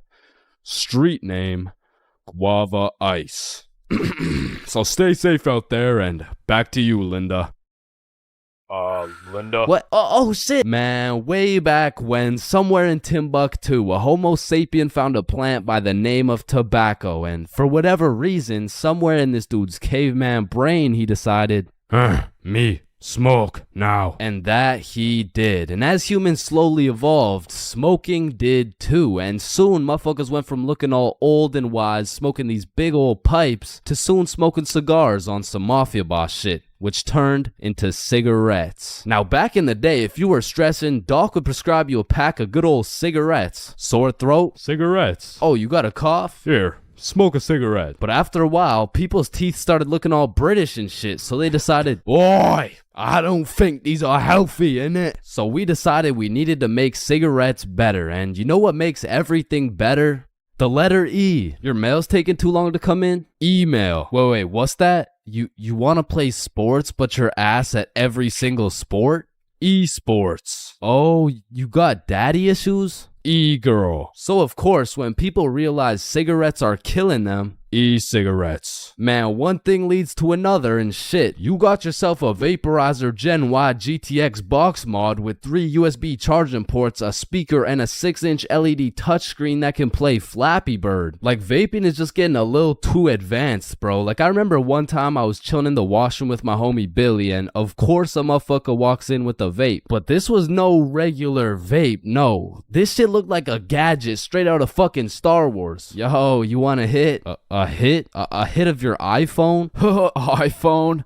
This is that eSmoke FTX 763 3rd series, my boy. Watch this. Yo, did he just hotbox the whole bathroom in one hit? Yes the fuck I did. And this shit's 100 Nick. Holy shit, where did you find 100 Nick? I ended up mixing my 50 Nick guava juice with my 50 Nick blueberry ice, and it just kind of added up to 100. Bro, I don't think that's how it works. Shut up, my mom's calling me. Yo, fuck you, mom. And that was the moment I realized there really is levels to this shit. Level 1. Level 1 is the type of dude who isn't addicted, but he'll occasionally take a hit of somebody's device. But level 2, bro's borderline addicted, but he's still in the denial phase. Bro, are you addicted to vaping? Addicted?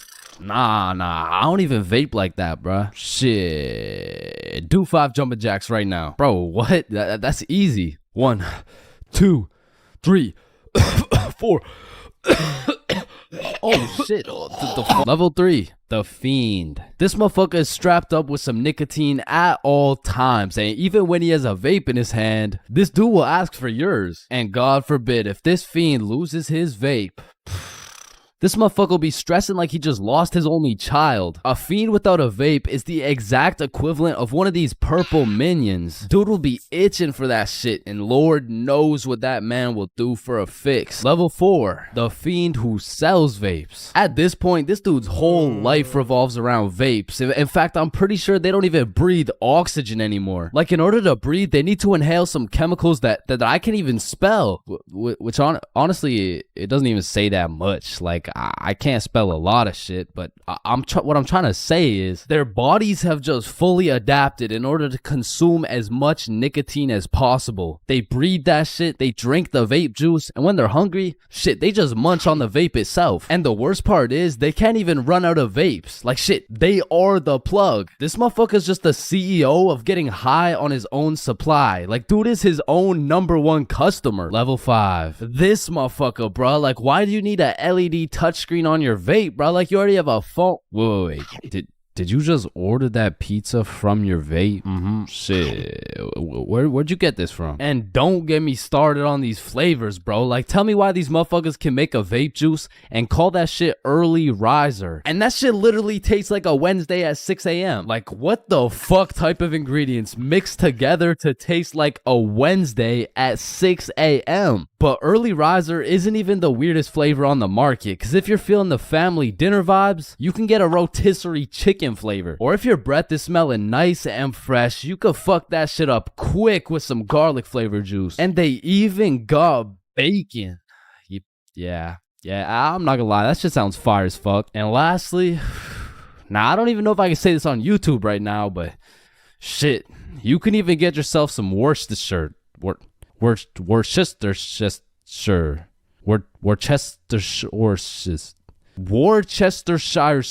But regardless, I think we all know the home of nicotine, the eternal hot box, the communal vape sesh. It's the high school bathrooms, man. You walk into one of these joints and there's at least 15 dudes hotboxing that shit at like 10 a.m. You come in trying to take a piss and now you got a head rush. You walk over to the urinals, but it's so goddamn hotbox, you start pissing all over the walls. But shit, you can't even piss on the walls in peace, man. You got that one fiend coming over to you trying to suck your device dry, and dude's so down bad for that hit that's not the only thing he'd suck dry. And listen, you may be thinking, Chains, how do you know what you know about vaping? And that's a great question. Back in the day, I was a curious little George, man. And back in grade 7, I was chilling at my friend Becky's house. And when I walked into Becky's crib, I was nothing but an innocent, curious young man. But little did I know, I would leave Becky's crib far different than I entered. So you know, me, Bob, and Billy are posted in Becky's room, and I was sitting with Becky. So Becky asked me, "Have you ever hit a vape before?" Hell no, I hadn't, but you know I had to play it cool around Becky, so I said, "Yeah." Yeah, I do that shit all the time. And so, of course, she passes me the vape. And honestly, I didn't think this far ahead, but I was in way too deep to come clean now. So I put that shit in my mouth, and I sucked the fuck out of it. Pause. And because this was the first time anything had made contact with my lungs beside oxygen, my lungs started malfunctioning. And I was coughing up a storm, and my cool guy cover was blown, but I had to see it through. Oh my God, are you okay? This shit ain't nothing for a guy like me.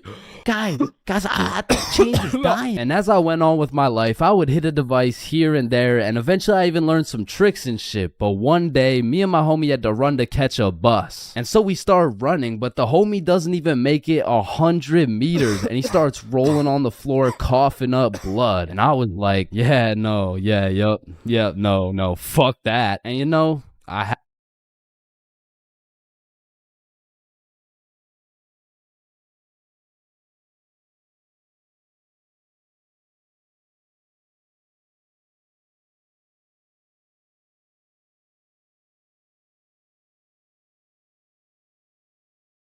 Bro, in life, there's so many things you can cheat on. Like, you can cheat on your diet, you can cheat on your girlfriend, you can cheat on your barber, you can cheat on your girlfriend with your barber. Shit, you can even cheat on your taxes. So compared to everything else, cheating on a little math test is not that bad. Like, compared to your taxes, you know what I'm saying? Like, oh shit. Hey, we've all cheated on our barber, but you cannot cheat on this math test.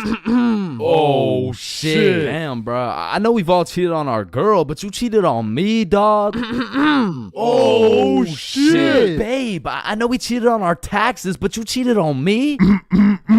Oh shit. Listen, in our entire lifespan, we've all cheated on something. Whether it's a game of Uno, your girlfriend, or your other girlfriend, it's usually not worth it, because congratulations, bro, you won the game of Uno, but now you have to look yourself in the mirror knowing you're a cheater and a liar that has 3 Uno cards up his ass. But when it comes to school tests, cheating is 100% worth it, bro. And I'm not condoning cheating at all, but let's just think about this logically. Like why are we at school in the first place? We're at school to learn things and skills that we can use in real life. Now, are we really using trigonometry in real life? Well, effectively, this depends on what career. Hell nah, bro. It was a rhetorical question. We are not using trigonometry, but you know what we will use?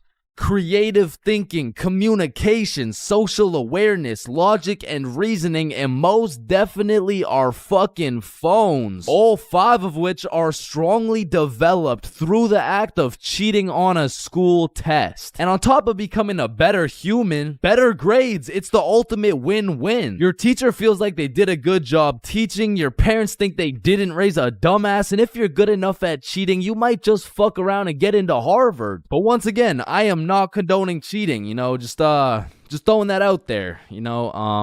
But yeah, as I was saying, you shouldn't cheat, right? Like it's bad. Cheating is not good, but you do know what they say. If you're not cheating, you're not trying. Facts. Yeah. Wait, no. What? So if cheating in school is so valid, why doesn't everyone do it? And that's because if you get caught, let me tell you, bro. This story takes place in grade 9 when me, Bob, and Billy were some straight freshmen, bro. And coming into high school, you get your shit absolutely clapped by double the workload. But lucky for me, Bob and Billy were both in my math class, which meant we had triple the studying power. But we also had triple the fucking around power, and we used that shit to its maximum capacity, bro. But you know what they say, the more you fuck around, the more you find out. And when we got our first test back, shit, we found out. We found out we're a bunch of dumbasses who were about to fail grade 9 math, and we couldn't let that shit happen. So for the next test, we studied extremely hard. Off George's math test during the test. I mean, we were cheating with maximum efficiency. Like, we had a whole assembly line where Bob would look at George's test, throw up the number, and Billy would pass it along. And all of a sudden, our grades are making the meanest comeback Mr. Mathinson had ever seen. I mean, life was great. We went to school, cheated, played some Fortnite, succeeded, browsing history, deleted, and then repeated. I mean, we were just living life with no worries until the polynomials test. I walked into this test thinking, I know what a polygon is. I should be chilling. And when the teacher handed out the test, I was bewildered to see all these fucking letters on my test. Like, is this math class or English, bruh? Yeah. I think I got the wrong sheet. Huh? No, that's the right test. Well, what's the deal with this? I mean, that's just polynomials. Dog, I can name every single polygon, but who the fuck wrote Elon Musk's son name on my goddamn math question? Yeah, Chains. That's what we call a variable. It's called a variable. Yeah, I know. I know that, and I knew it before you said it too, cause we learned about it in class. Yeah, right. Right. Now, this would have been extremely bad if we didn't have the ultimate method we like to call George. Because George was one of those dudes who loved studying. Like, he'd wake up and go to school, then come home and study till he dropped, bro. Like, if you kidnapped George's whole family and told him you'd only give them back if he answered this equation, this motherfucker would just be happy he got more homework, bro. And cause of this, we had a little deal going with George. If he let us us cheat off his math test, we would teach him how to be a normal dude. We were teaching this kid how to dap someone up, how to use slang, and all I'ma say is, this motherfucker should have just stuck to math, bro. Yo, Chains, sauce me a bite, big dog. I got you. Shit, Chains, you just busted in my throat, gang. Hey, yo. George, what you just said right there sounded gay as hell. Type shit. No. So as I was saying, I'm looking at this math test with more letters than numbers, and it would have been raps for me if it wasn't for the George method. So I'm looking at Billy, Billy's looking at Bob, and Bob's looking at George's test, and we're absolutely flying through this polynomials test. And about halfway through, I look up to get the next answer, and I get jump scared by Mr. Matheson mean mugging my shit. And you can see it in his eyes. He knew exactly what was going down, and he took me, Billy, and Bob's tests and took us to the hallway. What do you guys think you're doing? Polygamy. I'm pretty sure it's like Why did I see you three throwing up your fingers during our test? Well, you see, Mr. Matheson, we're gang affiliated. No, bro, what the fuck? All right, you three, cut this shit. I caught you cheating. All three of you are getting zeros on this test, and I don't want to see it happen again, or I'm contacting your parents. All right, it won't happen again. You're right. We're not in a gang, by the way. Yeah, I know, buddy. Well, shit. Yo, what happened to you, Jits? Are you chilling? Bro, Mr. Matheson caught us lacking real bad. Yeah, he gave us all zeros on the test. Holy shit, it sounds like Mr. Matheson just absolutely railed you guys. No cap. Now. And all three of us proceeded to absolutely shit the bed on all of our next tests. And it was at the point where our grades were on life support and our math final was coming up. So if we didn't get our shit together for this final, our parents were about to put us on life support with that leather belt. So we put our cheating ways in the past and locked in, bro. We were focused in class, and after we went to Bob's crib and kept studying there. And then it clicked. We all finally understood polynomials. And so the next day we walked into class confidently, knowing we were equipped with hours of studying. We lock in, sit down, and then the teacher gives us our test. And as soon as we lay our eyes on that very first question of the test, we were fucked. Now, don't get me wrong, we could do polynomials all day long, but we forgot this was a final. Meaning, we forgot to study numeracy, exponent laws, rational numbers, linear relations, inequalities, geometry, probability, and statistics, and in other words, we didn't know shit. And before I can even make eye contact with the boys to tell them I'm fucked, these motherfuckers already hopping back on the George method. And listen, bro, as you can tell, I'm no mathematician, and I did not study probability or statistics, but from what I'm seeing at this very moment, I have two options. I can do the test legitimately and have a 99% chance of failing grade 9 math and getting my shit whooped while simultaneously having my entire family realize they raised a dumbass who won't go anywhere in life and is destined to draw stickman for all of eternity, or I could cheat.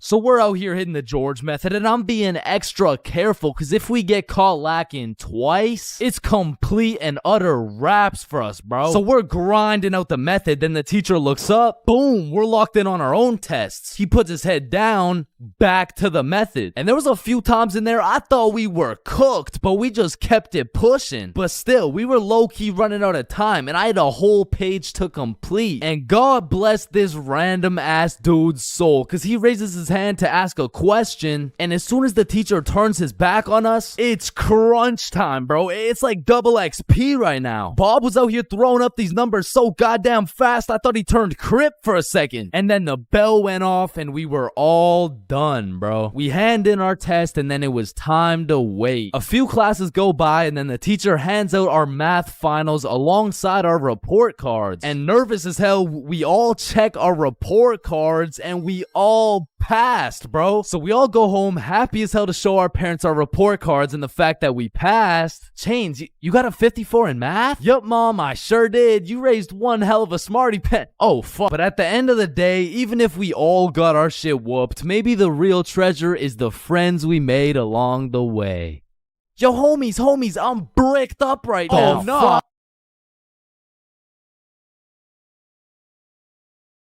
Man, family functions have the weirdest dynamic, bro. Like, how have you known these people your entire life, but have still never gone past a surface level conversation? I mean, let me know if it's just my family, but every function is the same. The whole gang links up, and everyone just asks the most generic small talk questions to each other. Hey, how's that new place you bought? Oh, yeah, it's good. And how's the kids doing? Oh, they're good. Oh, and how's the wife? Man, fuck your wife. I don't want to hear any of these NPC conversations, bro. And let me know if I'm getting too specific here, but what about that one uncle who goes by the name of either Bob, Jerry, or Dave? And this dude will just always be saying the most out-of-pocket things imaginable. Oh, how's your daughter Jane doing? Oh, Jane's always been hot, eh? Bob, she's 15. This uncle be at the family function thinking it's Coachella or something. Bob, another beer's a little bit excessive, don't you think? Yeah, football! I'm the youngest person in my whole family, which for whatever unspoken reason, it just means everyone has the go-ahead to flame the living shit out of me. Hey, Chain, still no girlfriend, huh? I guess you're not too good with the ladies there. But I make one joke back and I'm the bad guy. You don't seem too good with the ladies yourself, seeing as your wife just divorced you and she took the kids with her. Am I right? Not only do they feel free to roast your whole existence simply because you were born last, they unanimously decide you will be everyone's personal butler. Hey bud, go get another beer for me. Alright, yeah, for sure. Thanks. Now you better get started on mowing that lawn. Grass isn't gonna cut itself, am I right? Oh my god, bro. And coming into these family functions, you would think your mom is your closest ally. But as soon as she gets the chance, she will expose your biggest secret for a little bit of parent clout. You guys will never guess what I found under Chain's bed yesterday. Oh my god, what is it? Yeah, tell us. No way. Sometimes when my family tries to make small talk with me, they just miss the boat completely. So, buddy, how's those swimming lessons going for you? The swimming lessons I took when I was 5? Yeah, right, those ones. They're good. I finished them a little while ago. Oh, is that right? Good for you, buddy. And bro, don't get me started on those recycled ass jokes. Well, looks like you got your workout for the day. Oh, looks like you've gotten so tall. What are you feeding this kid, am I right? Oh, Bob, I think you got some food in your beard. Oh, don't worry, I'm saving it for later. Ah, good one, Bill. Bob, he's so funny. Thank you. I guess everyone at the function must have Alzheimer's or something. Because these jokes will have them cracking up like they haven't heard the same joke the past 15 functions. But cousins, man. Cousins are the saving grace of family functions. Without cousins, you would have no choice but to participate in the tomfoolery of small talk. I'd be walking in the function just praying to see that one cousin. And bro, I have a family function survival tip for you. You always have to stay within arm's reach of either your siblings or your cousins. Because whenever some bullshit goes down, you just give each other the look and flee the scene. And because when you get caught lacking on your own at the function, you get jumped. Metaphorically speaking, of course. Fulcrum, come in. Faded in the hole, faded in the hole, faded in the hole, faded in the hole, faded in the hole. Damn, bro. We gotta get as high as this dude. Facts. How does this motherfucker get so baked? I don't even know. Let me check. Yup. Just getting faded in a hole out here at the fucking goddamn Burger King, you feel me? About to take my first Smackington off the Benjamin. Damn, it looks like we gotta hit the Benjamin in a Burger King. Yo, what the fuck is a Benjamin? I don't know, but I'm trying to find out. Yo, how's it going? Yeah, we're good. But I was looking to buy a Benjamin. Damn, you dudes are about to take a trip to Benjamin City, huh? Yeah, we're about to hit the Benjamin and things of that nature. Awesome. Here you go, Yodi gang. Thanks, man. Oh, and dudes, but between you and me, there's a Burger King next door, if you know what I mean. Oh, thank you. All right, so I guess we just walk in this bitch and start hotboxing this Burger King. Bro, isn't that illegal? I don't fucking know.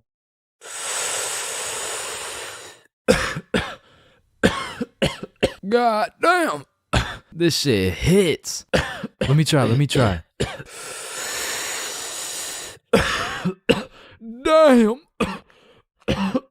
Damn. Unfortunately, you guys can't be doing that in our Burger King.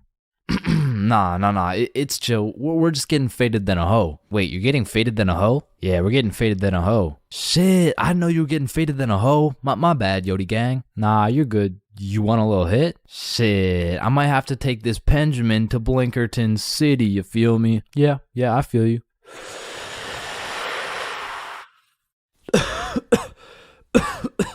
Damn, this Benjamin rips harder than a hoe. Yeah, have a good rest of your shift, man. Yeah, you too. Fuck, did I just say you too? Listen, I don't know about you, but this Benjamin got me feeling faded than a hoe, faded than a hoe, faded than a hoe, faded than a hoe, faded than a hoe. Wait, are you hearing what I'm hearing? Oh shit, is that? It can't be. Need I say more, Yodi gang? Holy shit, it's him, Damien Luck 925. I am the original Fulcrum. Fulcrum, come in. Yup. Yodi gang, you feel me? No way, we were literally just hitting the Benjamin in this Burger King. Double Benjamin City session, shall we? Double Benjamin? Damn, bro, we gotta try the double Benjamin.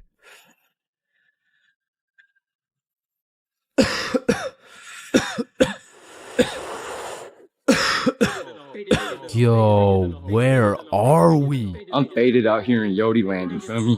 No fucking way. It's a city full of Damien 925. Yo, this is crazy. Bro, these munchies are crazy. Facts, let's go cop some food. Holy shit. 7-Eleven is just full of motherfuckers hitting the Benjamin. The whole goddamn store is hotboxed. Yo, quick, buy the Doritos before I pass out. Oh, fuck. Hey, wake up. Wake up, hey, please wake up. I just, hey, it's gonna be okay, it's gonna be okay. Just got 5 things to say. Yeah, what is it? What is it? Faded than a hoe, faded than a hoe, faded than a hoe, faded than a hoe, faded than a hoe. Need I say more? Hey, but you gentlemen have a good rest of your day. Bad haircuts. There is nothing worse than when your barber just randomly decides to destroy your self-confidence with some goofy ass haircut. And as someone who has never found a barber who consistently does me nicely, I have gotten my shit all the way fucked up on many occasions. I'm talking not going to school, locking myself in my room so nobody can see me with this disgraceful cut type of fucked up. And these barbers are out here having the audacity to ask, do you like it? Man, do I like it? Yeah, bro. I love it, bro. Thank you so much. Man, I just be wiping the tears away and then tipping them nicely. Knowing damn well I should be out here throwing hands, cause this dude is the reason I can't get any bitches. So I've tried lots of different barbers in my time, starting with the ones my mom used to take me to. I mean, this early, I never really even had a say on what I wanted my hair to look like. So, what are you looking for today? Just a little bit off the top, please. Shave it. Wait, what? Shave it. Your new haircut looks so good, buddy. Thanks. Hey man, you know your haircut is ass when your mom says she likes it. As a kid, I always dreaded getting haircuts because I knew my barber was already like 0 for 10. And I would show up to school every time knowing it was inevitable that I was about to get my shit flamed. And truthfully, there is no worse roasting than when you get a bad haircut. Like, people you barely even know will be out here cooking you. Who the fuck is this? All of a sudden, people got more jokes than Chris Rock. And it's even worse when you decide, I should get a fresh cut because school's starting back up and I'm trying to look fresh. Bro, I can't go to school like this. Yo, Chains, what's up? Yo, what's good? Bro, are you alright? Why do you got this hoodie on? Yeah, I'm chilling. I'm just kind of cold, you know? Bro, it's 32 degrees. And man, there was this one time that I still think about every time I fall asleep. Me and my friend go to this barbershop that I'd been to once before, and last time they did me quite nicely. So we head in, I sit down in the chair. Hey, how you doing? I'm good, how are you? Yeah, I'm good. Have you been here before? Yeah, I have actually. Oh, I remember you. Same cut as last time? Yeah, exactly. So what's new, man? Nothing much really. What about you? You know, I've just been working. Oh yeah, respect. So, how's your dad doing? This is when I knew something was terribly wrong. Bro, I don't got a dad. You know, he's good. This motherfucker was giving me some random kid's haircut. This dude must have thought I was Manny or some shit, cause he gave me that middle part cut, and he pushed my hairline back a little bit. And everyone in my city knew this barber, so everyone at my school followed his Instagram too. Can I get a picture from my Instagram? Nah, bro, I don't really like being posted. Don't worry, it's quick. Nah, I don't really want to. This dude caught me lacking so bad and broadcasted it to everyone in my city. Fuck, bro, I should throw hands with him right now. I gotta get it back in blood. So, do you like the cut? Yeah, I do. And when I checked my Instagram, I was out here getting flamed so hard. Borderline cyberbullying. And I'm not joking when I say this. This motherfucker fucked me up so bad. I learned how to cut my own hair and never went back to a barber ever again.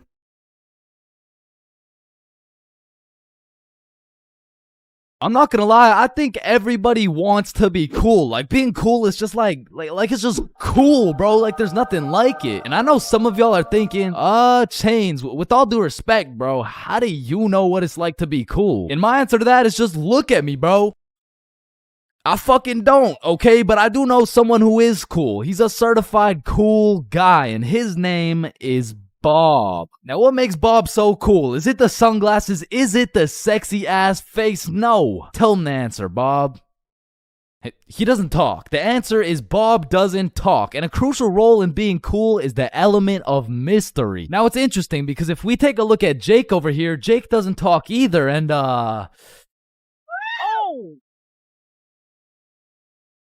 I don't think, I mean, like, me personally, you know, I don't really think Jake's that cool. So that means to be cool, you can't just stop talking. I mean, I remember one time, I thought if I threw in some earbuds and stopped talking to motherfuckers, everyone would see me as some cool, mysterious guy in the shadows. And I'm not even gonna lie, I was walking through the halls feeling like Batman. I could even see the people talking about how cool I was. Come to find out, it was more like, does this kid even talk? Nah, I don't think so. Yo, what's up with this kid? I'm pretty sure he's autistic or something. Because the truth is, there's a very distinct difference between Bob's silence and Jake's silence. I mean, Jake didn't talk because he would probably get his ass beat for literally anything that comes out of his mouth. But Bob, on the other hand, doesn't talk because he doesn't have to talk. Like, watch this. Oh my god, Bob. I love you, Bob. Now, just for science reasons, let's just see what happens when I do the same thing, you know? Why not? What's the worst that could happen? Hello? Can I help you? Oh my god, help. There's this creepy guy. At least she didn't. Get on the ground. Hands behind your back, buddy. Now, it's important to note that being cool is subjective. Like, for example, some people think I'm cool, you know? Like, in this big-ass world, surely there's someone out there. No, there isn't. Nobody thinks you're cool. Shut up, loser. Okay, well, what I was trying to say is you're gonna find someone cool who I don't find cool, and I'm gonna find someone cool who you don't find cool, and that just leaves us with the question, what is cool? So to answer this question, I need you to think of the coolest dude on the earth, and I'm about to guess, okay? You got it? Yeah, alright. I'm not the fucking Akinator. I'm not about to guess who you're thinking of, but I can guess with 100% accuracy who you're not thinking of, and that's Mark Zuckerberg, okay? How did I know that? Because if you think of Mark Zuckerberg as the coolest guy in the world, you're fucked, alright? Like, there's no helping you. Like, click off the video. It's raps for you, bro. But how could Mark Zuckerberg possibly help us get cooler? I mean, look at the guy. He's practically oozing uncoolness as we speak. But that's important because if being cool is subjective, we need something objective to look at, and objectively, Zuckerberg gets no bitches. Like, let's just look at the numbers here. I mean, this guy's the CEO of Meta, but he's also the CEO of being a uncool lizard nerd guy. And if there's one thing I've learned in my studies of coolness, it's the art of minding your own goddamn business, okay? Like, let's compare George to Bob, who, let's just say, both aced the math test. Hey, Chains, what'd you get on the test? Fuck, I got like a 65%. Oh, that's really good for you. That's good for you, yeah. I actually got 100% plus the bonus question. Oh, wow, nice, bro. Billy, what'd you get on the math test?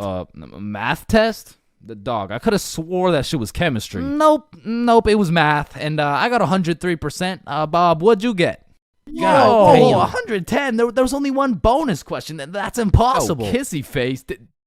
Bob, did you pipe the teacher? And that's probably why Zuck over here is so uncool. He's minding a million people's businesses, probably looking through their cameras and shit like, Yeah, fuck you, Mark. And the most important trait for being cool is having confidence. You just can't be cool while shivering your timbers, bro. And I know some of you are thinking, oh, well, I guess it's over for me then. And no, it's not over for you, bro, because confidence is the most fake it till you make it shit ever. Like, you're not gonna say the perfect thing every time. Lord knows I don't. I'm pretty sure I say the wrong thing every time, but if you say that shit with your chest, people let it slide, bro. And I said, no, I wouldn't suck your dick for $20. Oh, well, that makes one of us.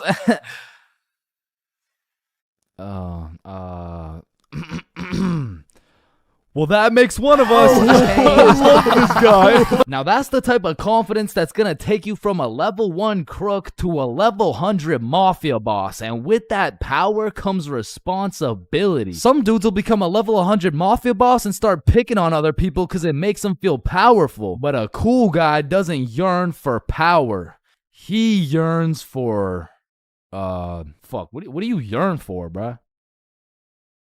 Damn, he's so cool. Now, being cool comes along with being calm and collected. Like, if someone walked up to you trying to fight and you started running away screaming for your life, I don't think anyone's looking at you like, damn, that's one cool-ass motherfucker, bro. Yeah, bro, the way he hit that high note was cool as hell. Shit, maybe I could be like him someday. Now, I'm not saying you gotta go all Jackie Chan on the guy, but you do gotta stay calm and think logically. Like, let's see how cool you are. What would you do in this situation? A, strike first, strike hard, no mercy. B, just walk away. C, give him a little kiss on the forehead. Or D, do the stanky leg.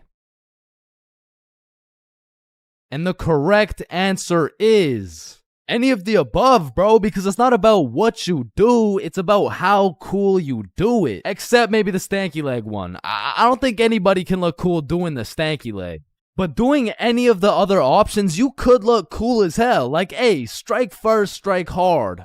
Boom, one punch knockout. That's cold. But if you throw first, miss, eat shit, not cool. B, walking away. You're cool as hell. Unfazed. Unless you get jumped from behind and get your ass beat. Not cool. C, give him a little kiss on the forehead. Assert your dominance. You pretty much just made him your son. But if you miss, well, now you're just kissing a dude, so, yeah. Now, even though being cool is all about how you do things, there's a few things that nobody can look cool doing, like riding a scooter, chasing a bus, taking pictures with an iPad, chasing paper in the wind, using VR, washing a cucumber, waving.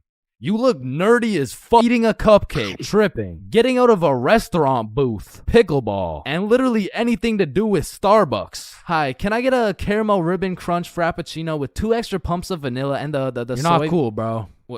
What? Now let's take it back to the element of mystery for a second, because this is the step that will either have people seeing you as a cool ass dude, or they'll just assume you're shy or possibly on the spectrum, bro. Listen, you gotta talk, bro, or else people have nothing to go off of and they'll start filling in the blanks themselves. Whoa, wait, so I gotta talk to be cool? Yo, Chains, what do I say? Whatever the fuck you want, bro. Oh, wait, really? Yeah, bro, the truth is the key to being cool is being yourself. And I know that shit sounds corny, and it is, but do you think the coolest dudes on earth give a single fuck about what you think?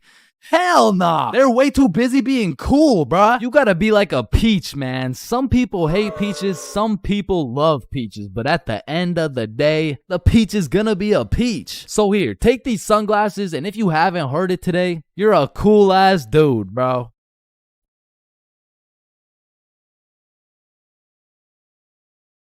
High school bathrooms have to be one of the most unorthodox places in the entire world. Walking into the bathroom, you have absolutely no clue what to expect. And honestly, that's the best part. I remember one time I had walked into the bathroom, to take a piss. And when I had opened the door, I was not surprised to see some motherfucker getting his head shaved bald. And these dudes were so casual about it too. Yo, what's up? What up? And it's cool and all to be able to be entertained while you're trying to release your bodily fluids. But I mean, sometimes you just want some peace and quiet. Because you truly never know when something like this can happen to you. And that is precisely why I'm scared to ever shit in the school bathroom. And listen, my school bathroom has always been bad, but these TikTok trends that keep popping up made the bathroom situation so much worse. Yo, look at this TikTok. That's kind of funny. 1 week later. Damn, someone took the soap dispensers. Who snatched the blow dryers, bruh? Where the fuck did the urinals go? 1 hour later. Hold up. Who hit a lick on the bathroom? These TikToks had the school announcements like, "Guys, I'm begging you, stop with the devious licks." if you see anyone hitting a devious lick in the bathroom, report it to the office immediately. And I'm not gonna lie, this trend was low-key pointless. Like, once you go home, the fuck are you gonna do with the broken blow dryer, bruh? But there was one TikTok bathroom trend that was fire. So, what is the square root of pi? Chains. Yeah, can I go to the bathroom? Be quick. Am I tripping or did I just hear?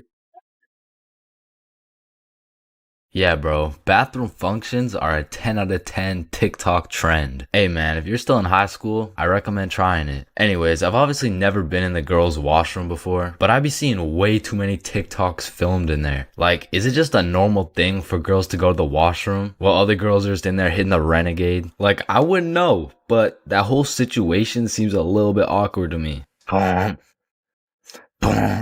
Wait, renegade, renegade, renegade. And when it comes to most public schools, the washroom is like the black market of the school. So there's always some dude trying to sell you something. Yo, you need anything right now? I got that Gandalf OG, that Alaskan Thunder, some purple monkey balls, got those Girl Scout cookies. Hey man, just give me a second. I'm kind of busy right now. I got that sour diesel, that Granddaddy Purple Deluxe. Trust me, this stuff will blow your socks off. And every once in a while, someone will bring boxing gloves. All of a sudden, the school bathroom turns into the octagon. People are getting knocked out, dropped, and getting hit with the guillotine chokehold. But as soon as a teacher walks in,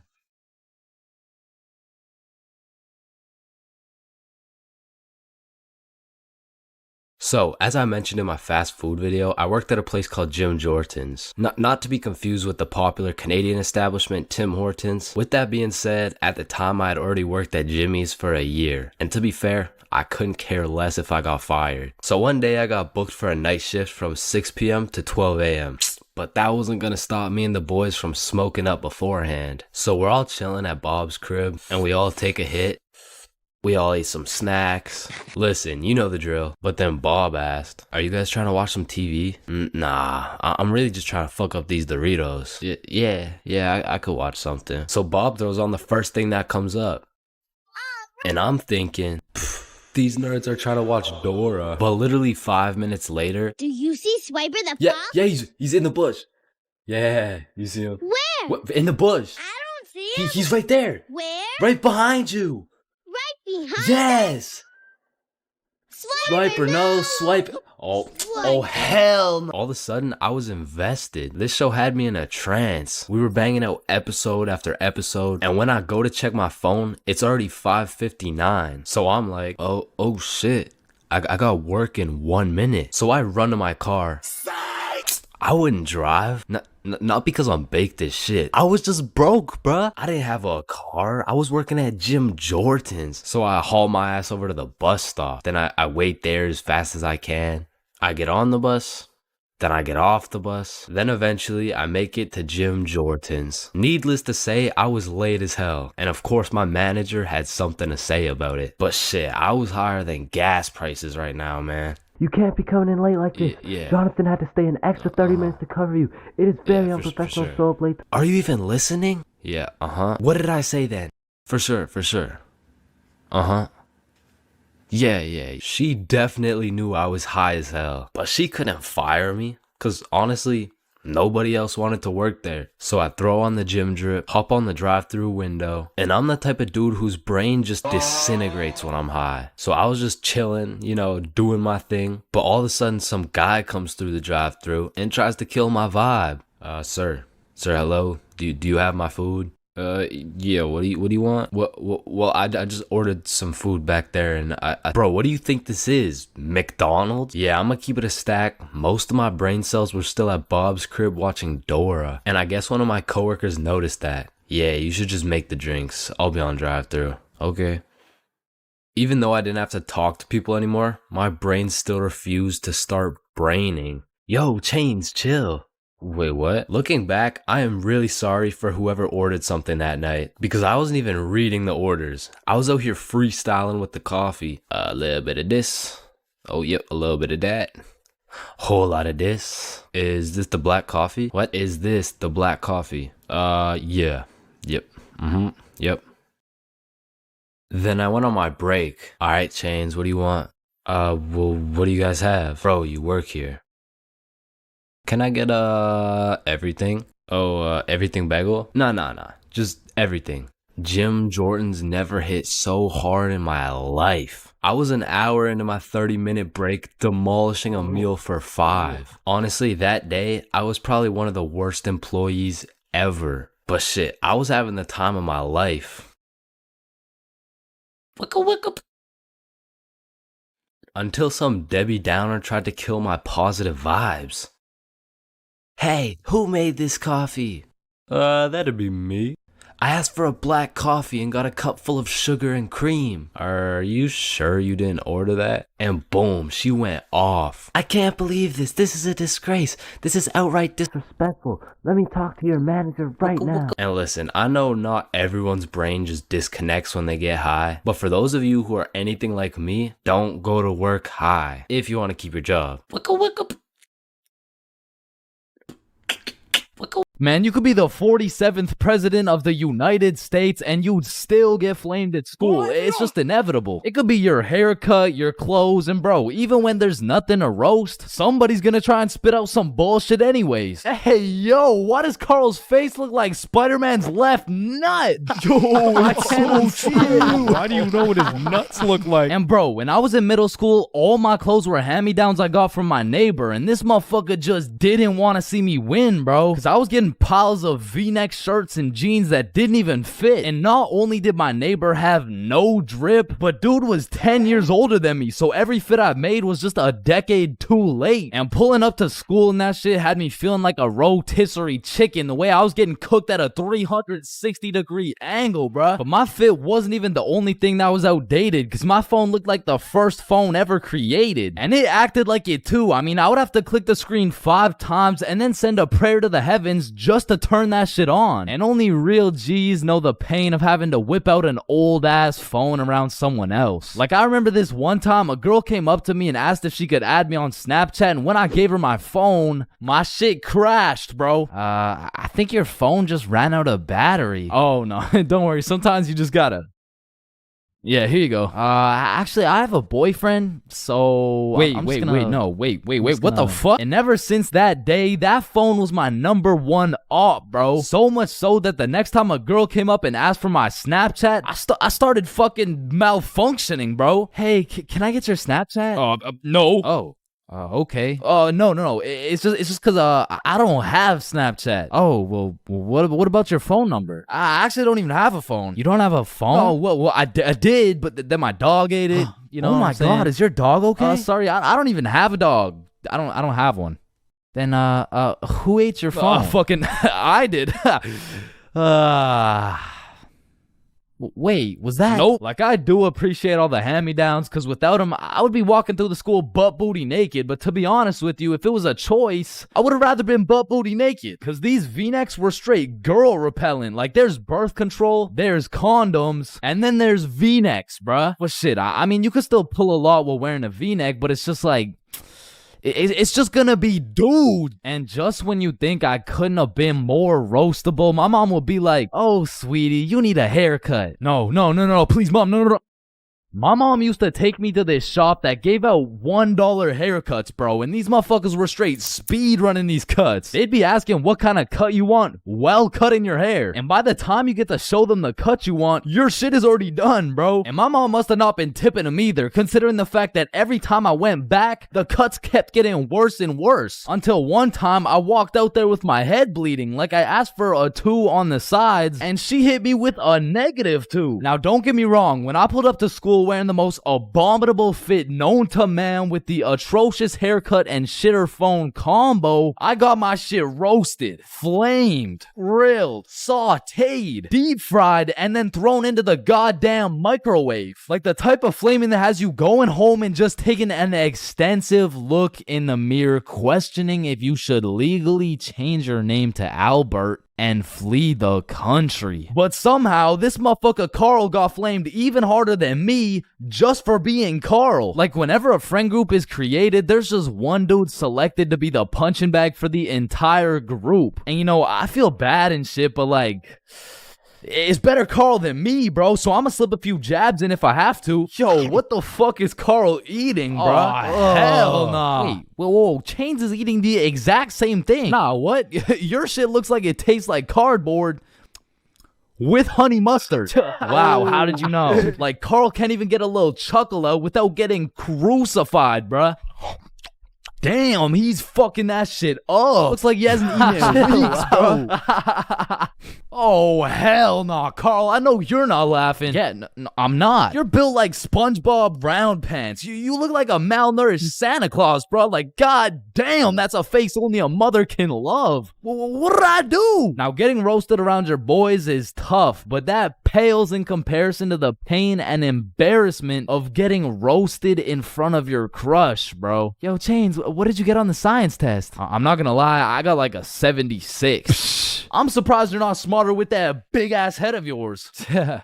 Good one, Joe. No, like for real, your shit is massive. Like the sheer amount of brain you could fit in that bitch should make you Einstein. You look like you should be pulling 10,000 IQ plays right now. You look like you got the solution to world hunger somewhere hidden in that big ass noggin. Like how do you even stand up straight with that absolute cranium for a head? But I remember this one time I got my shit flamed so hard in front of an entire audience that I was brought to tears. But I mean, I was 6. I was 6 years old. And the day was December 24th, Christmas Eve. So my mom brought me and my brother to this improv play, and as we sat and waited for the show to begin, this little elf walked up to us like, hey, do you guys want to be a part of the show? Yeah, let's do it. Okay, yeah, I'll do it. And once the show began, they called me and my brother up to the stage and asked us a very simple question. So, what do you guys want for Christmas? Oh, I want a Minecraft sword and a creeper stuffy. And, what about you, little man? And as I looked into that crowd with dead silence, my brain stopped braining, bro. Hey,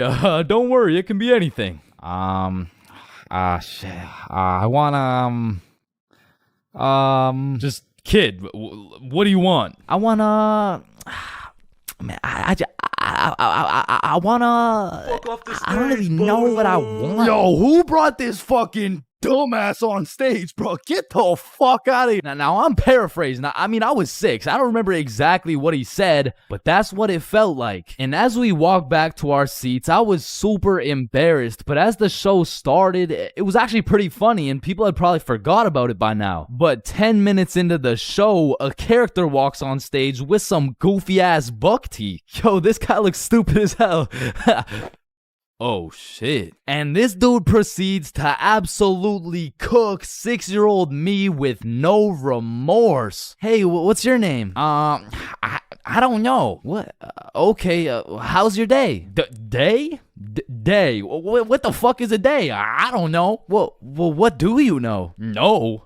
That's just it. I don't know. I just don't know. Shit, I don't think I know anything. And that shit had the whole audience laughing harder than ever. And as I looked around, my brother was laughing and even my mom was laughing. And it was this very moment that I had hit rock bottom. And at the age of 6, I realized I would be put on this earth simply to suffer. And it made me cry, bro. I cried in the middle of this theater. Then the next morning I woke up and it was Christmas. And under the Christmas tree, I saw the best gift of all. It was a Bob pocket tee from ChainsClub.shop. That's right, it's brand new. You can wear it around your homies. You can wear it at school. You can wear it around your mom, your grandma, your great-grandma, maybe not your great-grandma, but damn near anywhere else, and Bob will be posted in your pocket the whole time. Wow, what a perfect thing to get someone for Christmas, am I right? yeah, I'm right. Oh, Yo. shit. Ooh. Damn. That's why you don't mess with me. Yo, I'm chill. Jordan Johnson. Mr. Johnson, why did you beat Kyle's ass? Mr. Principal, I never touched Kyle. In fact, I've never seen this kid my entire life. How do you presume he received a concussion, 2 broken ribs, a black eye, a broken nose, and a dislocated shoulder? I mean, he must have fallen down the stairs or something. Okay, Mr. Johnson, how do you explain this? That's why you don't mess with me. I'm Jordan Johnson. But I mean, you got the wrong Jordan Johnson. Then, what happened to your knuckles there? Shit, these ain't even my knuckles. Listen, I am not one to condone violence, but I'm not gonna lie. School fights are a major part of the high school experience. I mean, there's something about a good old school brawl that just boosts students' morale. Like, there is nothing that gets you through the rest of the day like some kid getting his ass beat in front of the entire school. And truthfully, it's just a community building experience because it gives everyone something to talk about. Yo, did you see the fight? Yeah, bro, Kyle got his shit rocked. Wait, are you guys talking about the fight? Yeah, bro. Man, Kyle got fucked up, dude. Overall, in school fights, everyone wins. Like, the fighter gets some respect and the crowd gets some entertainment. It's a win-win. What about me? But tell me why when a fight breaks out, the entire school will be recording, but not one person can get a good video. It's like when a fight breaks out, every motherfucker recording starts having severe hand spasms. I mean, as the person recording the fight, you literally have one job: to record the fight. Damn, I just missed it. What happened? Oh, well, lucky for you, I recorded the entire thing from start to finish on my brand new Samsung. Check it out.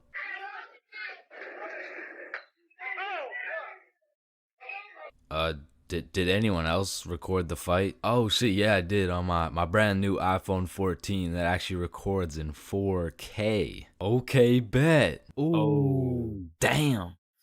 Let's go, JJ. That's why you don't mess with me. But bro, there's just a video of your face for 8 minutes straight. And watching some of these fights are funny as hell because some motherfuckers will come in swinging like KSI. Some motherfuckers are out here thinking they're Daniel LaRusso. And some motherfuckers should just not be fighting. Which is honestly the best part, because where else could you catch a 6'5", 250-pound big body scrapping some 5'2" nerd? Like, the UFC would never let that shit slide. Plus, you get to watch it all for free. But me personally, I've never gotten into a school fight. But don't get me wrong, if someone wanted to catch these hands, I could hit them with the little knuckle sandwich, if you know what I mean. But truth be told, I could never lose a fight. Not because I know how to fight, but because for Bob, shit was on sight. And trust me, you don't fuck with Bob. Bob's got a better record than Floyd Mayweather. And I even heard one time he got into a little altercation with Mike Tyson.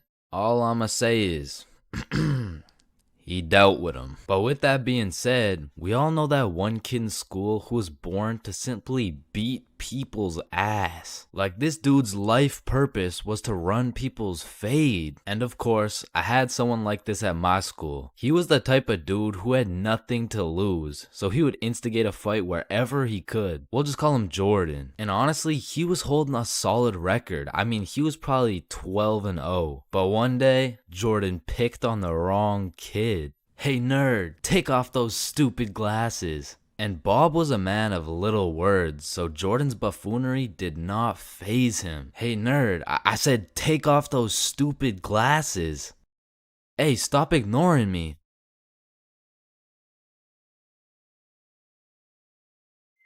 And without saying a word, Bob just ended Jordan's whole career. And ever since that day, nobody messed with Bob.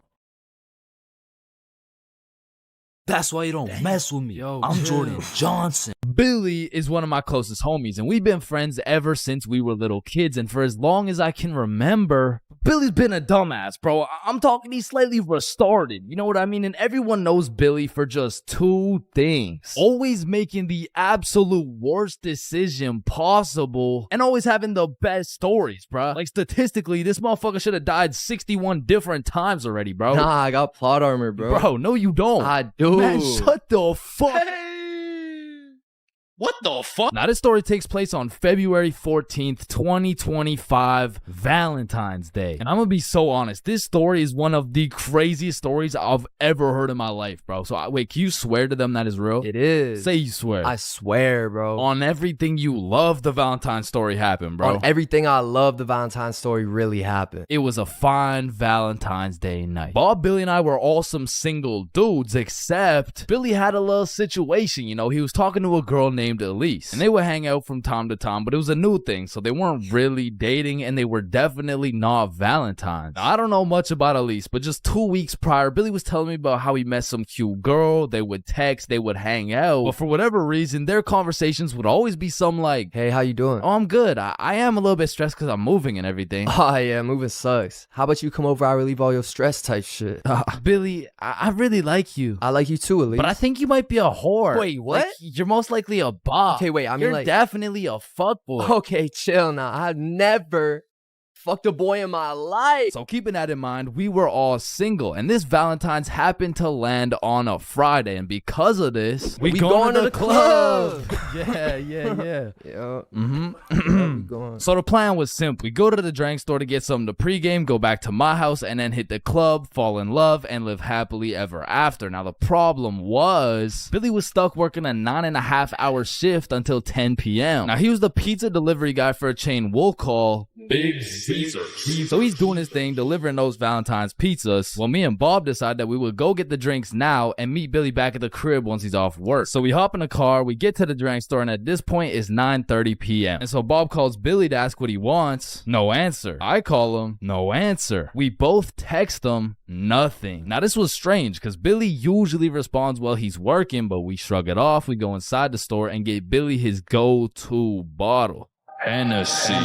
So we go back to my house and get to my room at about 10 p.m. and still no word from Billy. So we're waiting for a good 20 minutes and then I get a text message from Billy. The craziest shit ever just happened. So I'm like, what happened? Bro, it's so crazy, I need to tell you in person. So Billy whips it over to my house, kicks down the door, and instantly starts breaking down the craziest plot I've ever heard, bruh. Yo, listen, this story takes place 1 hour ago. It was 9:30 p.m. and Billy was finishing up a long 9.5-hour shift with his very last delivery of the night, but the problem was his phone was on 1% and he didn't even have a charger. So Billy locks in and memorizes all the directions to get there right before his phone dies. So from one side of the city, Billy goes 100% straight off the dome to the other side of the city for his last delivery on this fine Valentine's Day night. Billy hops out the car, walks up to the house, knocks,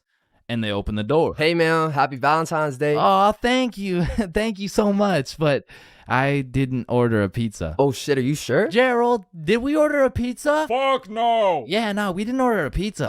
I don't know. It says a meat lover's pizza for 3516. Oh, honey, no, this is 3416. 3516 is all the way around the back of the cul-de-sac. Oh, okay, thank you. Have a good night. So Billy's walking for a good 8 minutes to get to the back of the cul-de-sac where at last he finds 3516. He walks up to the door, knocks, and a fine-looking woman in her 40s opens the door holding a vape, and Billy sees a little potential here. Hey, happy Valentine's Day, man. Oh, thank you. Of course, beautiful. How's your Valentine's Day going? You know, it's okay. Why is this okay? You ain't got no special plans? Well, honestly, my husband's out drinking at the bar. So, bro, this was the perfect situation for Billy, bro. There's so many things he could say to make a move right here, and out of the infinite combinations of words he could put together, he says, well, a man's got a drink, you know? Yeah, okay, yeah, well, anyways, here you go. Keep the change. Have a good one. Billy fucking sold, bruh. He missed a wide open layup, and as he turns around to head back to his car in shame, Billy gets an idea, a genius idea if I do say so myself. So Billy turns back around, walks back up to the door and knocks again. Hey, what's up? Hey, so my car, like the pizza car, is on the other side of the cul-de-sac. So if there's any way I could cut through, it would save me like 10 minutes. Yeah, of course, come in. And this motherfucker just got his own rebound off the backboard, bro, but he only has 60 seconds on the shot clock to make a move, and so he starts breaking down that professional barrier. So what's your name? My name's Angelina. What's your name? My name's Billy. Wow, you have a very beautiful name. And you have a very beautiful smile. Oh, thank you. Holy fucking shit, he was cooking, but they had made it to the basement, meaning he only has 30 seconds left before he's back to the cold, lonely outside world. So Billy cooks up yet another genius play. Angelina, I really hate to ask, but is there any way I could charge my phone real quick? Like, I just need to get it to like 5%. Of course, honey, sit down. It's no worries at all. This motherfucker Billy did it again, bro. Now, I don't know if it's because she just wanted some human connection on his Valentine's night or she was genuinely just being nice, but this motherfucker's now in a position where he's posted up on this woman's couch in her basement at 10 p.m. on a Valentine's night. Yo, what flavor is that? Oh, it's mango ice. It's my favorite. Damn, you think I could take a hit? Only if I could hit yours. Oh shit, I bet. So as these two fiends are bonding over a little nicotine addiction, Billy's like, so you said your husband went out to the bar? Yeah, he did. To be honest, it kind of hurts because like it just sucks to be alone on Valentine's Day, you know? Yeah, 100%. I feel you. I don't got a Valentine either. Type shit. Now at this very moment, Billy's about to shoot a shot farther than a three-pointer, farther than a half-court, full-court football field. This was a blindfolded shot from Mars by a 6-year-old kid with Down syndrome, bruh. I mean, shit. We could be Valentine's tonight. Oh, that's so sweet. But my daughter's upstairs. Ah, shit, yeah. I get it, but like this couch low-key spacious though. I mean, it's not that spacious. Please? Billy, you're funny. Now at this moment, Billy's 0 for 3 with these shots. I mean, the defense line was tough. She's got a whole husband and a daughter who's just posted upstairs, probably waiting for that fucking pizza. But to be fair, Billy was still on the court, but his phone was already at a good 3% charge, so he needs a game-winning shot right now, and so he reaches deep into his bag. I'm talking middle school years. He pulls out a shot I never thought I would see in the big 2025. This flavor's fire. Yo, let me show you a new trick. Yeah? What is it? Alright, so it's called a transfer. Basically, me and you just transfer the smoke. Okay, teach me. You gotta come closer though, alright?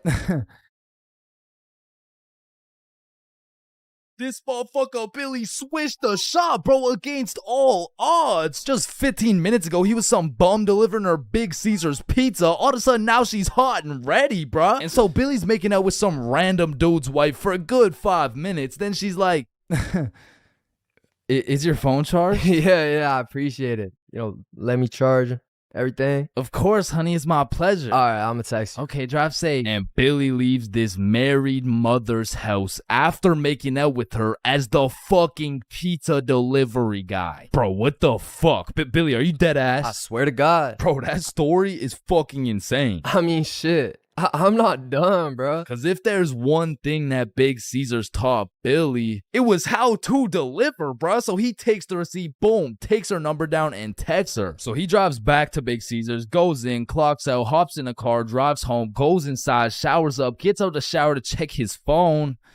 No response. Damn. So Billy tries calling her, straight to voicemail. He changes the no caller ID and calls again, and it rings, meaning she blocked his ass, bro. And I have no clue why she would do such a thing. I mean, like, yeah, she has a husband and like a kid and probably another boyfriend on the side, but damn, say something. And that's the moment when he gets a Snapchat notification. Elise has added you as a friend. Now, Elise is the girl he's been talking to on Snapchat, so why would she even have him unadded in the first place? So Billy's like, you unadded me? And she just hits him back with a WID. Shit, I just got off work. What you doing? Oh, I'm just chilling at home. And then there's a brief pause. Do you know whose house you were just in? Do I know whose house I was just in?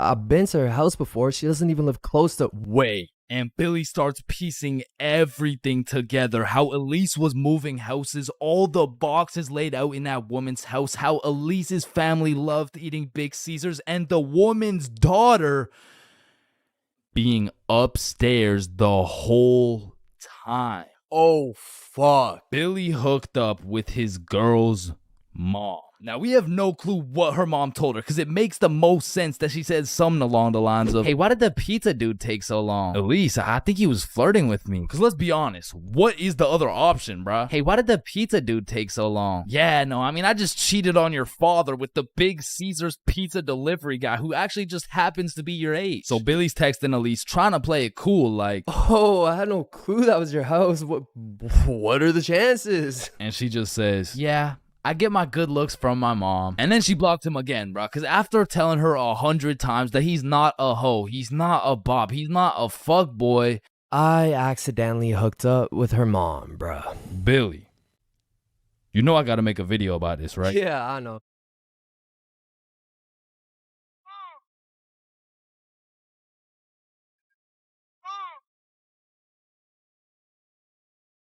High school, the only place you'll find nerds and jocks chilling in the same room, where there's fight clubs and book clubs in the same building, where you can find the plug selling something and the school thought-giving dome all in the same bathroom. And surely one of the few places you can pursue your educational prowess and take it off that Benjamin in the same institution. High school, man. Love it or hate it, it's quite the experience. And although every single person will have a different experience at high school, there are some things you are guaranteed to encounter. Like the PE sweat, the nerd, that one strict ass teacher, the teacher's pet, the redditor, the predator, the chill teacher, the plug, the stoner, that one motherfucker who walks like this, the class clown, the band kid, the kid who just never shows up, the hot Cheeto girl, that one sexy ass kid who he got all the girls, and you know what I'm saying, he was like super cool, the bathroom fiend, the oh my god, I almost failed that test, I did so bad, oh shit, same, I got a 51%, what about you? Oh my god, I only got a 98.5. The fighter, the anime kid, and the NPCs. Every single one of these individuals make up the magical place we call high school. You come into high school merely a young, innocent, and clueless child, but you leave even more clueless than before, bro. Like when we learned about pie in math class, my dumb ass thought I was in culinary arts for 2 goddamn weeks. And that is pie. Chains, are you listening? Yeah, we're learning about pie. Then recite pie. Flour, egg, some fucking blueberry. Like coming into high school as a freshman, I was thinking, I can use my high school experiences and knowledge to figure out what I'm gonna do in life. Then shit, all of a sudden I'm graduated and my brain is filled to max capacity on bullshit. So now that you're graduated, what are you gonna do with your life?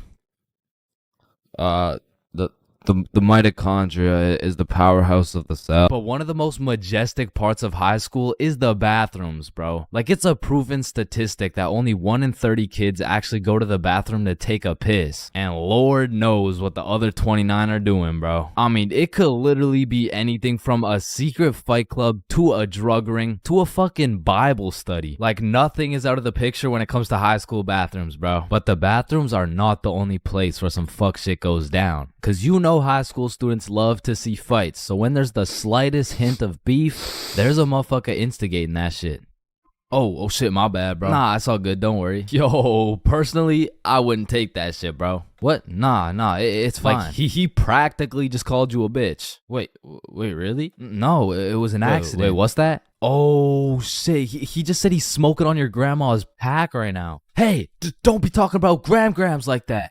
Ah, shit. Wow. But tell me why when some entertaining shit happens, I just happen to miss school that day. Like I'll go every day of the month, but I get sick for 1 day. Damn, I'm glad as fuck I'm not at school right now. Yo. Holy shit, Chains, where are you? I'm in my bed right now. Why? Ooh. Jeremy and Tom are running the ones right now. Fuck, the one day I didn't go. Wait, what's that in the background? Oh shit, yeah, they got Lil Uzi performing at school today. What? Uzi's at our school? Yeah, check it out. Yo. Oh, and they brought in Gordon Ramsay cooking up free lunch today as well. What? Oh, and I almost forgot, Elon's pulling up and giving everyone Teslas. So, no, I'll see you later, man.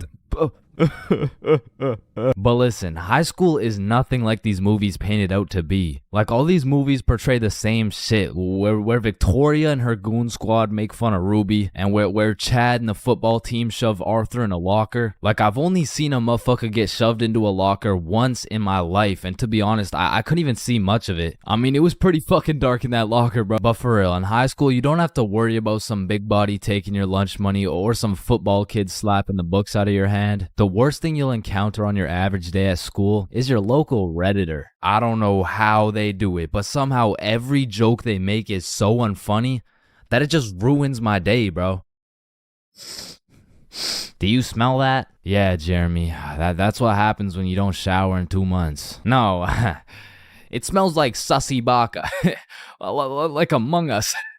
But not to confuse Redditors with Discord mods. I mean, they're pretty much the same thing, but Discord mods shower even less. To be honest, there is truly only one thing mustier than a Discord mod, and that's the cafeteria food, bro. I mean, this food is completely and utterly ass. Like, somehow these motherfuckers manage to get the food cold and the drinks warm. Like, how the fuck does that shit happen? And my high school would serve some daily specials, and to be honest, that shit was unidentifiable. Like, you'd see this pile of mysterious substance, and I'd ask the person who made it what it is. Like, what's the special today? You're holding it right now, dumbass. No, but like, what is it? Oh, I don't fucking know. And my school refused to pay people to make good food, so they had students making all the food. So you'd be eating a burger and look up at the person making them, and they'd just be casually scratching their ass. And even with all this free labor, tell me how these motherfuckers have the audacity to be charging $6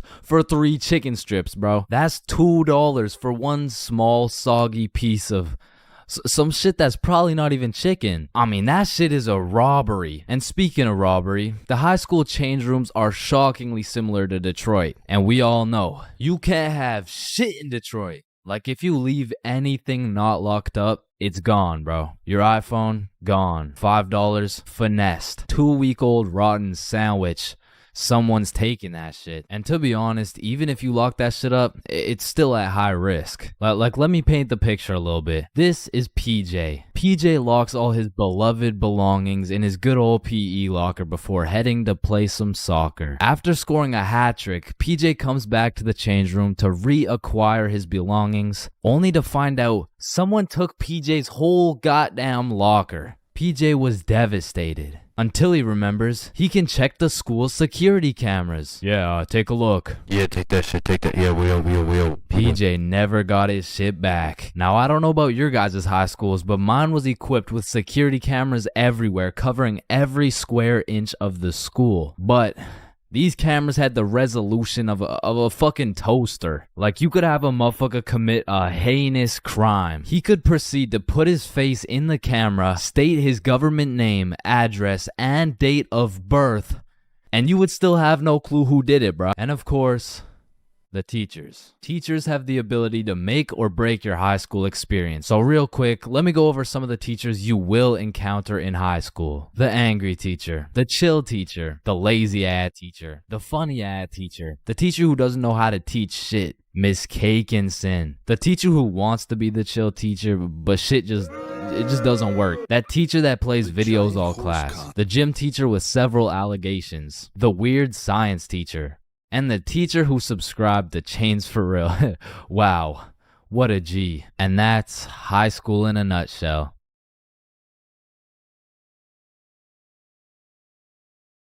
Yo, Chains, I'll pay you $5 if you pull that fire alarm right there. Oh, Yo, run. Chains, do you know why I've called you into my office today? No. You see, that little stunt you pulled has led you to a 1-week suspension. God damn it. What does suspension mean? It means for the next week you are prohibited from coming to school. Fuck. What does prohibited mean? Chains, you can't come to school for the next week. Hold up, so you're telling me because I pulled the fire alarm, I don't have to go to school for a week? Yes, it's a suspension. You are... Man, I got a love-hate relationship when it comes to getting suspended from school. Like, on one hand, shit, you just don't have to go to school. But on the other hand... Suspended? Oh, I'm about to suspend that ass. Ah, fuck. Ow. Shit.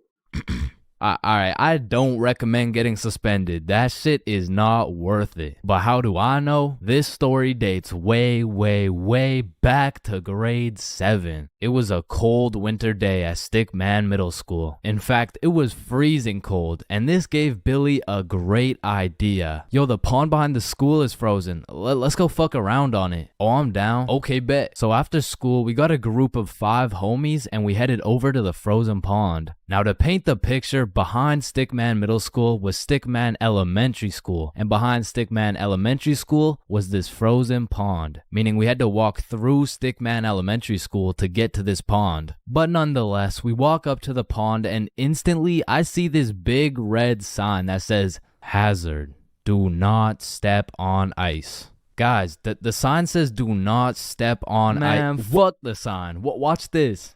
Oh shit, look, it's sturdy as fuck. Yo, fuck. And even though Billy's dumbass fell in, the ice was actually pretty sturdy. So you know, we're gliding around, eating shit, hitting the meanest ballerina spins you've ever seen, and eating shit. And we were having some good old harmless fun. In fact, our grade 7 selves were having the time of our lives on this frozen water. That is until... Oh, what do you guys think you're doing? We were just walking on the ice. Did you guys not see the sign? What sign? I could have swore I put a sign right here. Nope, no sign at all. There was no sign. I have no clue what you're talking about. Okay, but you guys have to get off the ice. Well, why? Nobody's getting hurt. Yeah, we're safe. Okay, it's your choice. You're gonna regret this. So we continued with our ice skating antics for approximately 10 more minutes. Until the same lady came back up to the pond, but this time she was equipped with a Sony Alpha A7 mirrorless digital camera with the extendo lens. In other words, she was quite literally about to catch us in 4K. But at least she doesn't know what school we go to. Hey, what school do you guys go to? Not Stickman Middle School. Absolutely not. No, definitely not. Fuck, she knows. We had to think quick. How are we gonna smoothly get out of this situation without getting in trouble? So we called a boys emergency meeting. We huddled up and discussed our best plans to get out of this situation. And after combining all of our genius grade 7 brains, we made the ultimate plan. If we started mooning the camera, it would then be illegal for her to take pictures of our middle school cheeks. I don't know how this became our best option, but regardless, we put the plan in motion. I mean, me personally, I got a little shy and kept my pants up, but some of the boys were out there going crazy, looking more caked up than Summer Rae. And after a little while, the lady must have decided it wasn't a great look to have a camera pointed at some 12-year-old cheeks, and she left, which means the plan had worked flawlessly. Now, the next day at school, I had completely forgot about it, to be honest. But strangely enough, while I was sitting in math class, I hear the little class phone start ringing. Hello? Oh, yes, he's here. Oh, okay. Yeah, I'll send him your way. Thank you. Chains, Mr. Principal wants to talk to you. And at this point, I should have picked up on why I was being called to the office, but I had complete faith in our foolproof plan of mooning this stranger that the thought of being in trouble didn't even cross my mind. That was until I walked into the office to see every single one of the boys sitting in Mr. Principal's office. But mama didn't raise a snitch, so we started capping our asses off. So, what did you guys do after school yesterday? Nothing. I played Fortnite. I was doing the homework. Don't play stupid with me. I got a call from Mrs. Principal over at Stickman Elementary. So tell me, what were you doing on the pond yesterday? I wasn't there. It wasn't us. I don't know what you're talking about. I don't even know what a pond is. I see. Well, I've got evidence. And as he shows us this undeniable evidence, you can see this dude Billy's cheeks in the corner of one of the pictures. So I slowly look over at Billy, and he looks over at me.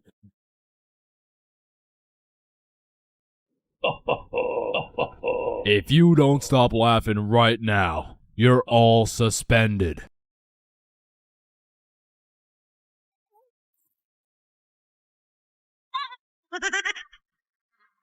That's it.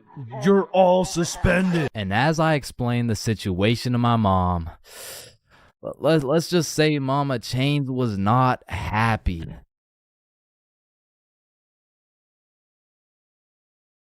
Alright, I already touched on the unspeakable things that go down in the high school bathrooms, bro. But there's only one place on earth that is more foul than those bathrooms. And it's the goddamn locker rooms. That room smells like complete and utter dog shit mixed with Axe spray. Like maybe I just went to school with a whole lot of Discord mods, but the rancid smell of the boys' locker room would contaminate anything in a 50-foot radius. And shit, Lord knows what goes down in that questionable place. Like you'll walk in there and see anything, bro. Motherfuckers will be having fights, chicken fights, group fights, sword fights. Like any laws and rules simply don't apply to the boys' locker room. Motherfuckers will be throwing hands, selling drugs, committing arson, committing several counts of fucking tax evasion. Shit, you name it. It's pretty much a GTA lobby in that bitch. Like I remember one day I walked into PE and my teacher was like, "Hey,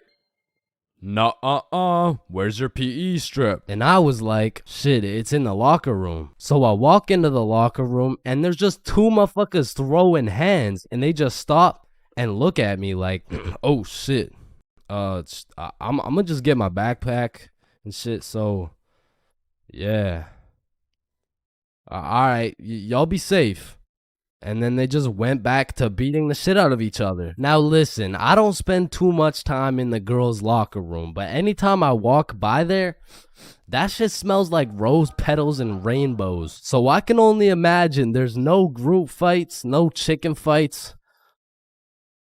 Hopefully no fucking sword fights. And bro, you deadass can't leave shit in the locker room. Like if you leave anything not locked up, it's gone. These kids are ruthless, bro. They're snatching your wallet, your phone, your clothes. Shit, they're taking your PB&J sandwich. And the thing is, if you want your PB&J back, you're gonna have to get it back in blood because there's no laws in the locker room. See, if someone snatched my sandwich in math class, I'm turning into 6'9", bro. Mr. Cumminson, Jordan Johnson here, who lives on 123 Stickman Drive, postal code STK53Z, just stole my peanut butter and jelly sandwich my mom made me, so I'm gonna need his ass suspended. But if you try to tell a teacher about anything that happened in the locker rooms, they don't give a fuck. Mr. Principal, Jordan Johnson just stabbed me and stole my backpack, my phone, my wallet, and my ID. Damn, I'm sorry to hear that.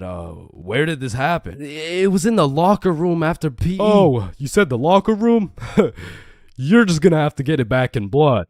Back in blood? What are you talking about? Yeah. I'm not gonna lie. The way you're snitching right now, you kind of look like a bitch. But yo, one time me, Billy, and Bob were coming back to the locker room after some good old dodgeballing.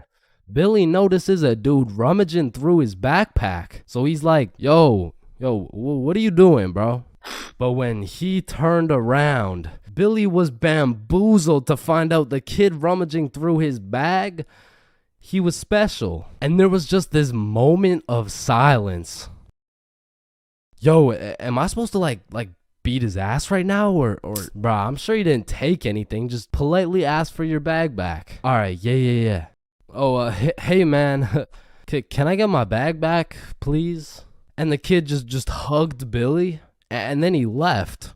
And I'm still confused to this day. But I'm gonna be honest, locker rooms weren't all that bad. Cause sometimes you'd walk in that hole and they would just be throwing a party. Now it still smells like ass. And there was literally no females, but it was still kind of lit. Like you'd walk in there and it would transform into the club. Shout out my Lego, that's me. I'm in this bitch with TP. I'm in this bitch with Ultra. Or you'll walk in there and they'll just be giving out free pizza. Like walking into the locker room is a gamble. You might walk in there and get robbed or you'll get some fucking pizza. I don't know. But what I do know is there's only 10 types of dudes in the locker room. Starting with that one kid who must have thought it was the 1800s the way he was whipping motherfuckers. Next, we got the poor guy who's just trying to change. He's quiet, he's normal, and he changes. It's a locker room, so it makes sense. Then we got that one poor soul who gets absolutely cooked by the entire locker room. Yo, why is Kevin built like Mike Wazowski? Bro's got no neck. We're stick men. None of us have necks. Shut up. You skip neck day. Yeah, he skips neck day. Next, we got Bob. Bob's just that guy that casually takes his shirt off, and he's built like Giga Chad. Like, shit. Fucking sexy ass Bob. And I don't know why, but there was always that one guy who thought it was a good idea to just whip his nuts out. Unprovoked, uncalled for, completely out of pocket. Like, what do you look like with your nuts out in a room with 30 half-naked sweaty dudes? Like, personally in that situation, I'm keeping my balls in my boxers. Thank you very much. And bro, tell me why there was always one kid who was just dousing himself in Axe spray. And it's always the mustiest motherfucker doing it too. Like, who's gonna tell him that Axe spray doesn't replace taking showers, bruh? And I don't know about your locker room, but for mine, there was always a dude eating. Like, out of all the places on earth, why are you eating in the locker room? Like, for some reason, there's something about eating around a bunch of dudes in their boxers that just doesn't sit right with me. I mean, simply by bringing that sandwich into the locker room makes it contaminated. That sandwich will be tasting like wet dog and Axe spray. And next, we got the kid who just makes as much noise as humanly possible. Shut the fuck God up. damn. And then there's that one dude who decides he's having a shower. And all power to that guy, but personally, there is no fucking way I'm showering in school. Like, I can't trust this little door to stop these menaces from breaking into my shower. Cause remember, there's no laws in the locker room. Like, it's no jail, but I'm sure if you drop the soap in there, you're gonna get violated. And of course you got the fiend. There's always a dude fiending for a vape in every locker room. And it's low-key worse in the locker room than the bathrooms. Like, these locker room fiends would do a little bit too much for some nicotine. I've seen them pay $5 for a single hit, and fuck, I don't want to know what they'll do for a hit when they run out of money. And still, I'm not gonna lie, the high school bathrooms get wild. They'll be hotboxed, there'll be fight clubs, but the thing about the bathrooms is a teacher can walk in at any time and get every student suspended. Like, even the poor kid taking a piss will probably get suspended just by association, which is exactly why the high school locker rooms get so fucking rowdy, because there's truly no teacher strong enough to stop the buffoonery that goes on in these locker rooms. So they don't even try. Shit, I don't care if your teacher is John Cena. There is no single man who can put a stop to the fuck shit that goes down in the locker rooms. But there is one thing that can. A female.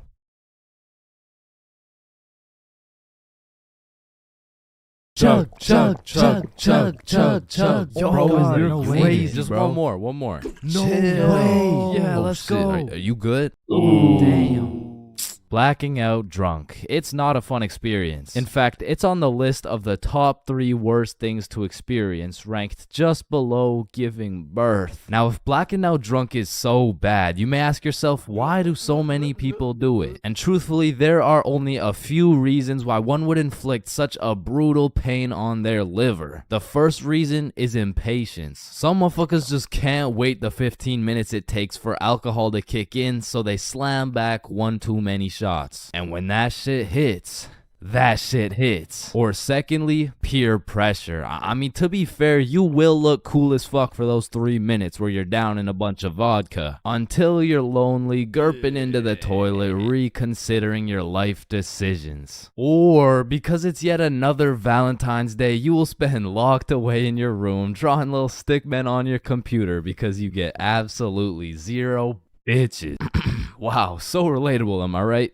But if you've never been blackout drunk before, let me explain what it's like so you never have to experience it. Phase 1 I like to call smooth sailing. This is where you got a few drinks in you, but you're still chilling, or as many like to say, you're tipsy. But say as you're observing your surroundings, you make an astounding discovery and find out the function has Hennessy. That shit will take you straight to phase 2. Sauced. At this point, you're just drunk, bro. You're doing some fuck shit, you're saying some fuck shit, and Lord knows you're probably thinking some fuck shit. Some symptoms that you're in phase 2 will include sunglasses appearing on your face, the sudden urge to steal traffic cones, hitting the nene, staring in the bathroom mirror for 10 minutes and saying, damn, I'm drunk as fuck. Now, it's at this phase whether you decide you're gonna have a cool, fun night, or if you're gonna end up looking like Nate Robinson. Like, when you're offered more alcohol, don't drink that shit. I repeat, do not drink that shit. Hey, do you want some of my drinks? Fuck no.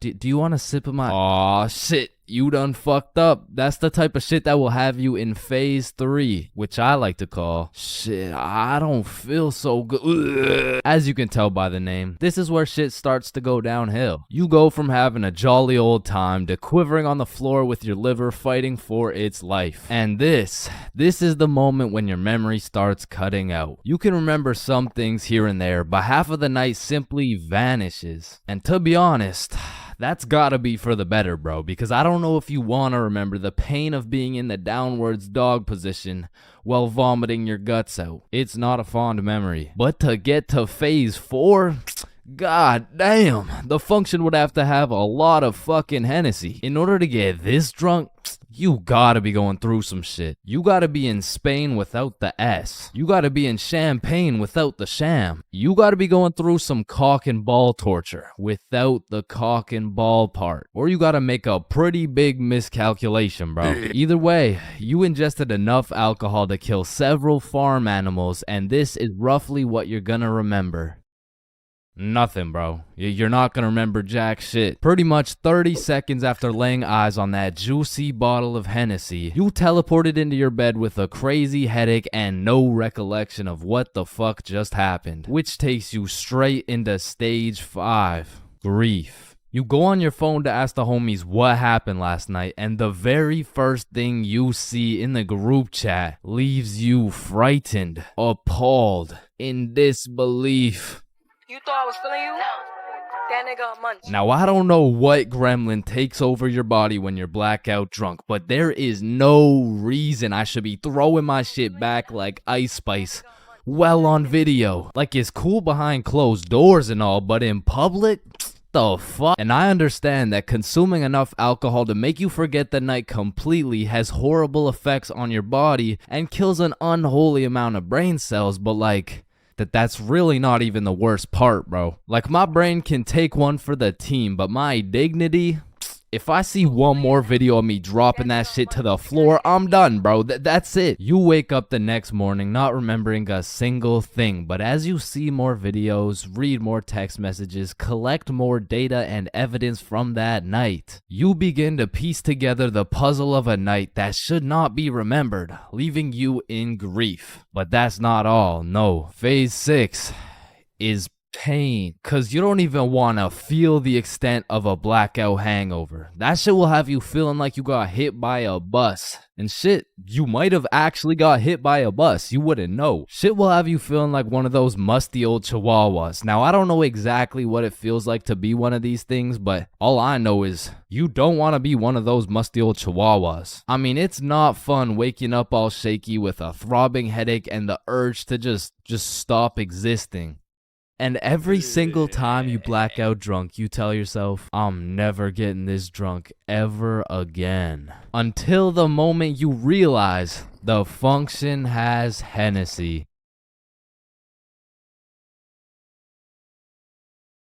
Listen, bro, in this world, there's levels to clout. You could get yourself some Instagram followers. You could stack up a few bands. You could even be famous, but there's only one spot in life that is superior to the rest. A spot so glorious and sought after that they are idolized like no other. It's me. I've got the infinite money glitch. Come on, Jimmy. You know it's me. I need a max win. Man, shut the fuck up, Drizzy. I'm literally Kanye West. Nah, but I'm the top G. All right, low bro. Let's go band for band then. It's me. But I'm the fastest kid in my school. Bro, I don't know who decided speed would be the deciding factor for who's the king of the school, but all I'ma say is that motherfucker's the GOAT, bro, because I was the fastest kid in my school. I was clapping everyone in races. I was breaking track records, and I had all the 9-year-old baddies, man. I wish I could still pull like that. All right, it's just a miscommunication, you know? Like, when I say 9-year-old baddies, I didn't mean like... Explain it to the judge, buddy. Sick fuck. And because I peaked in elementary school, come with me and we'll take a look back at some of the first years of our lives and maybe some of the best, am I right? Kindergarten. Coming into kindergarten, kids were either excited or terrified as fuck for their first day. I mean, I would be pretty fucking pissed too if I knew this was the beginning of me being locked up every day for 13 years. But kindergarten was funny as hell because these kids had no clue what was right and wrong, so they'd be saying the most outrageous shit for no reason at all, bro. Hey, buddy with the hat, can you pass me the skin color crayon? I mean, at this age, kids were just walking NPCs, and I can't even blame them. I mean, they haven't developed consciousness yet, bro. Like, at this age, recess consisted of catching bugs, playing on the monkey bars, and fucking eating sand. And I've talked about the high school bathrooms and all the wild shit that happens in there, but to be honest, the elementary school bathrooms blow that shit out the water, bro. Because these kids aren't hitting vape tricks, no, they're hitting toilet trick shots, trying to set some world record for the farthest piss taken from the toilet. And let's just say even Stephen Curry couldn't splash that 3-pointer. So essentially, motherfuckers was just pissing on the ground. Like, you need to walk into that bathroom 110% alert, or else the next thing you know, you're getting that R. Kelly treatment, bro. And I remember my kindergarten had those green, yellow, and red cards to show how good you were that day, but there was always that one kid with the permanent red. I'm talking the teacher didn't even bother to change his shit the next day, because everyone knows as soon as he walks into class, he's doing some fuck shit. For me, it was this kid we'll call Dennis, because he was a menace, bro. He was always loud, always throwing shit, but besides being a menace, he was also a truth speaker, a fact spitter, for better or for worse, because this little guy had no filter. Okay, Leah, you're up first for our show and tell. Okay, I brought my favorite painting of mine. This right here, this one's me. And this is my dog, Peanut Butter. That shit is ass. Dennis, what did we say about saying the truth out loud? I mean, not the truth. I'm talking about like he was the only dude I knew who could talk over the quiet coyote. I mean, to this day, if I see one of those things, I just can't. I just can't talk over it. I mean, maybe he's gonna eat me. I don't fucking know. But there was one thing that could shut Dennis up, and one thing only. Boy-girl seating arrangements. Dennis always had so much to say until you put him beside Isabel and Leah, and all of a sudden it's like, hey, what are you drawing? Nothing. Aw, is that your dog? Maybe. Shit, he's just like me for real. Like, to this day, you know?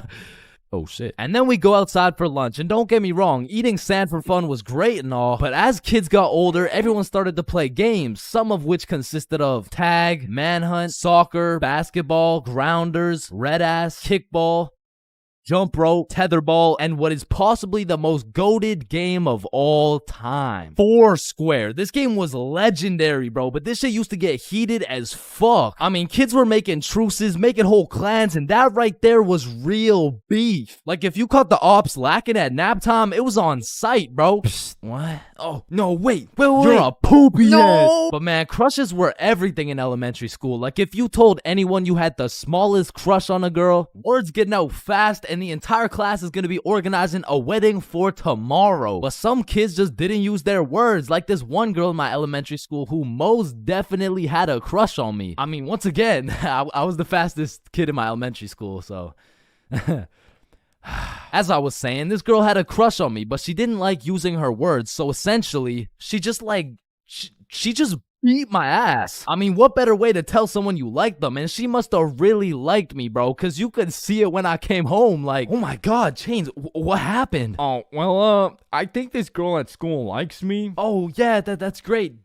But why do you have so many bruises? Well, Mom, I think she really likes me. No, I think you need to go to the hospital. Yeah, probably, yeah. And there was also that one kid who went around teaching people swear words just cause he could. And of course, when I learn some shiny new words, I'm gonna use them. I mean, I still fucking do. But I remember just talking with my friends, dropping the F-bomb, feeling cool as hell. And then one time I see this girl hauling ass over to the teacher and whispering in her ear. And I already knew what was going down because this girl was the biggest snitch known to man. Like, unprovoked. It was like a hobby or some shit to her. And her name was Erin. Like, her real name was Erin, spelled E-R-I-N. Yeah, how's it feel to get snitched on, buddy? But getting in trouble in elementary school was tough because they would act like you were committing war crimes for the smallest things. Like when I got snitched on for swearing, I was in grade 4. I was a big boy, you know what I'm saying? But my teacher was pissed, bro. Chains, you can never say that word. It's horrendous.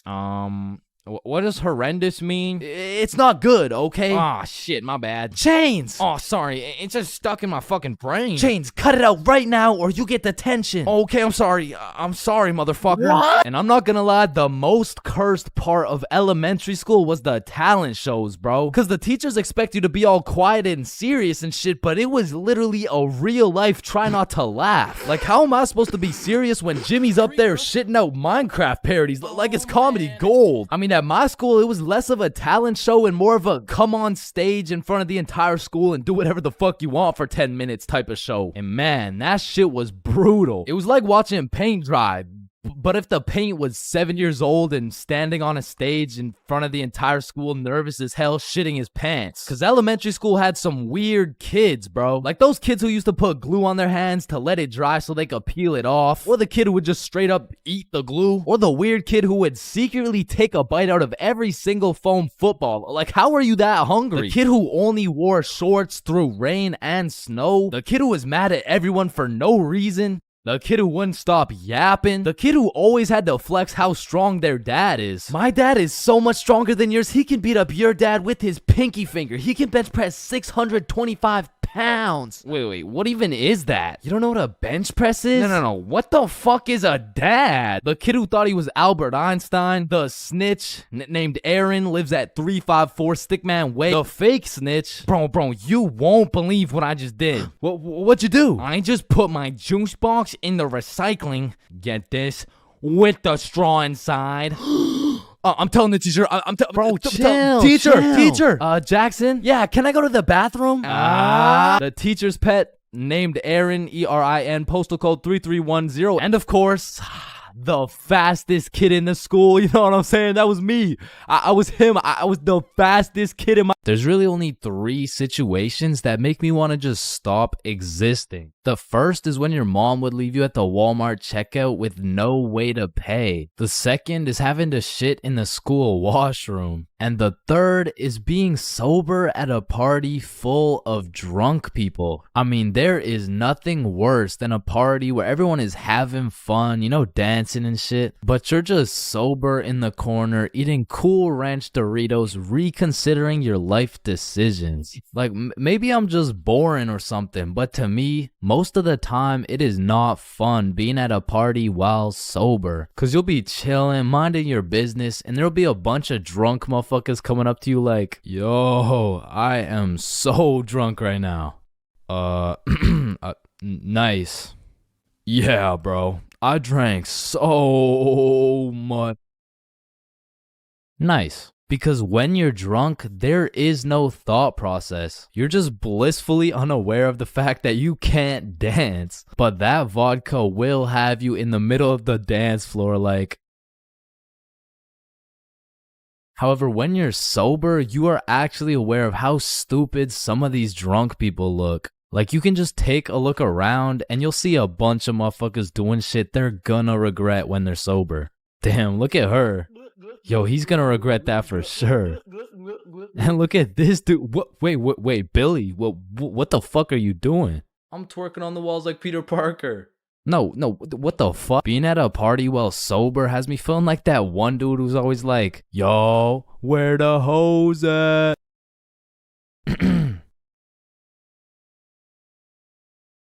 Because let's be real, rizzing up a drunk girl while you're sober is practically illegal. Like, yo, are you from Tennessee? Cause I'm trying to fuck. Sir, hands behind your back. God damn. And honestly, when you're sober, talking to drunk or high people in general, it's just like interacting with NPCs. Damn, I'm drunk as shit. Man, I love you so much, man. Like I love you, man.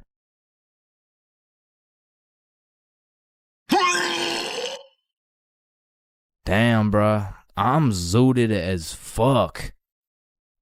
When you put bread in a toaster and it becomes toast, where the fuck did the bread go?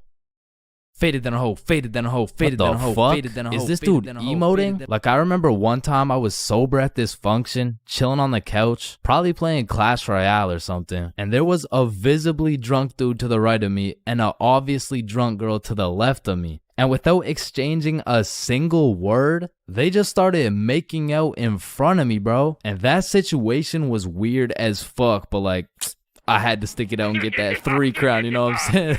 But honestly, I feel like that situation kind of sums up the feeling of being sober around a bunch of drunk people. It feels like you're third wheeling, but with like 100 people. But maybe that's just me, because I know some people who don't even need to drink. They just act like they're drunk all the time. Jump, jump, jump, jump. Oh, shit. Ah, god damn. Holy shit. How much did you drink? Oh, nah, nothing. I'm sober as hell. What the fuck? And I also know people who drink hella and somehow get more antisocial. Oh, shit. Are you sober too? Nah, I'm drunk as shit. I just get depressed when I'm drunk. Okay. Oh, Please shit. come back. Oh, damn. Please, oh, Carol, I shit. miss Oh, you.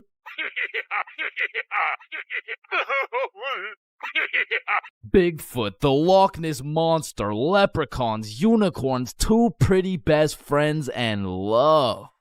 They don't exist, bro. I've looked far and wide. I've searched the depths of the valleys and the highs of the mountains. And yet still, one of the friends always gotta be chopped, bro. But love too, though, man. I've searched everywhere. I've scoured my hometown. I've gone from the coast of Mexico to the cities of Japan. But one way or another, I always just end up with nobody to love. Or I end up getting robbed by a gay homeless dude. I mean, I was down bad, bruh. It got to the point I thought maybe I just wasn't meant to find a girlfriend. Maybe this was just a face only a mother could love.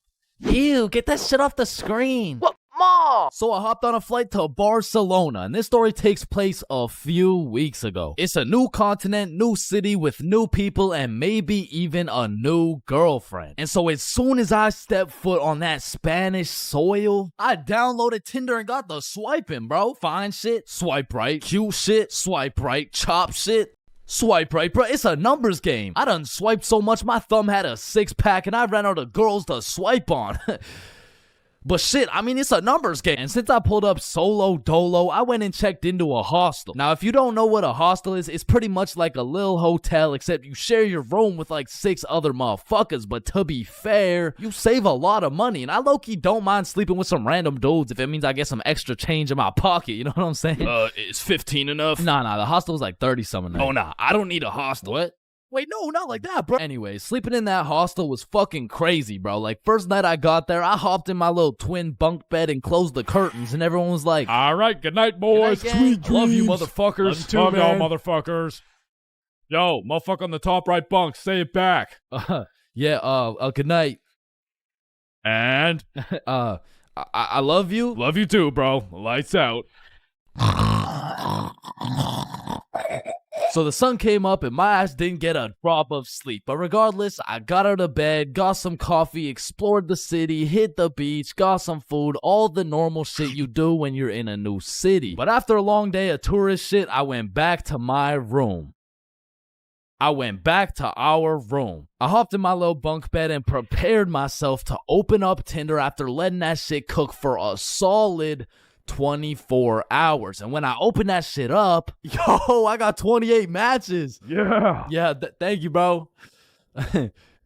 Thank you, man. Yeah. Oh, hell no. Now I'm gonna keep it a buck. Initially, that number 28 was looking mad nice until I clicked that shit and started looking through my matches and realized, yo, this shit is not a numbers game, bro. Like, you know you're cooked when the chuds are sliding on you, saying shit like, hey, yo, I'm trying to put you in chains for real, and then touch your stick, man.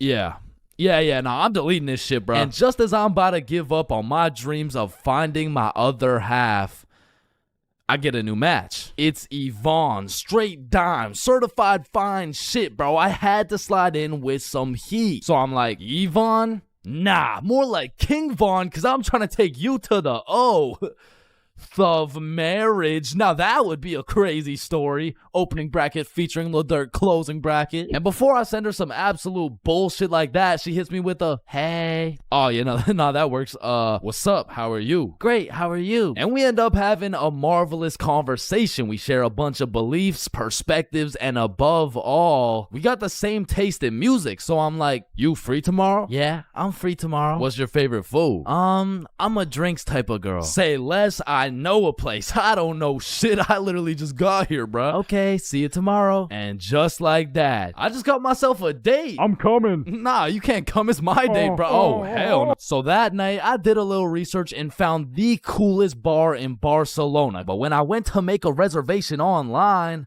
they only do in-person virtual queues. So instead, I went to sleep. Yeah. Ever heard of jerk meat? So the next day, I woke up with some pep in my goddamn step. I looked at some fire architecture. I hit a mean leg day, ate some gas Spanish food, and before I knew it, it was time to get ready for my date. So I hopped in the shower, put on my toughest fit, sprayed on a little Valentino, hopped into Uber, and arrived at the bar 30 minutes early. So this way, I could join the virtual queue in order to get into the bar at 9 p.m. sharp. So I'm waiting outside and Fine Shit messages me like, yo, I'm gonna be a little bit late. I'm still doing my hair. And I'm all like, that's no problem. I know some people. I can make some calls. Don't worry about it. So I walk up to the security out front like, yo, so Fine Shit says she's gonna be a little bit late. Can I change the time or something? Nah, bro, just rejoin. I bet. So I rejoin, go sit outside and wait, and then I get another text message. I'm so sorry, but my makeup took longer than I thought, so I'm gonna be a little extra late. So I walk up, rejoin the queue, and security's like, yo, what's going on? It's nothing. Fine Shit's makeup took a little longer than expected, you know. Hey, listen, man. This Fine Shit of yours, you sure she's even coming?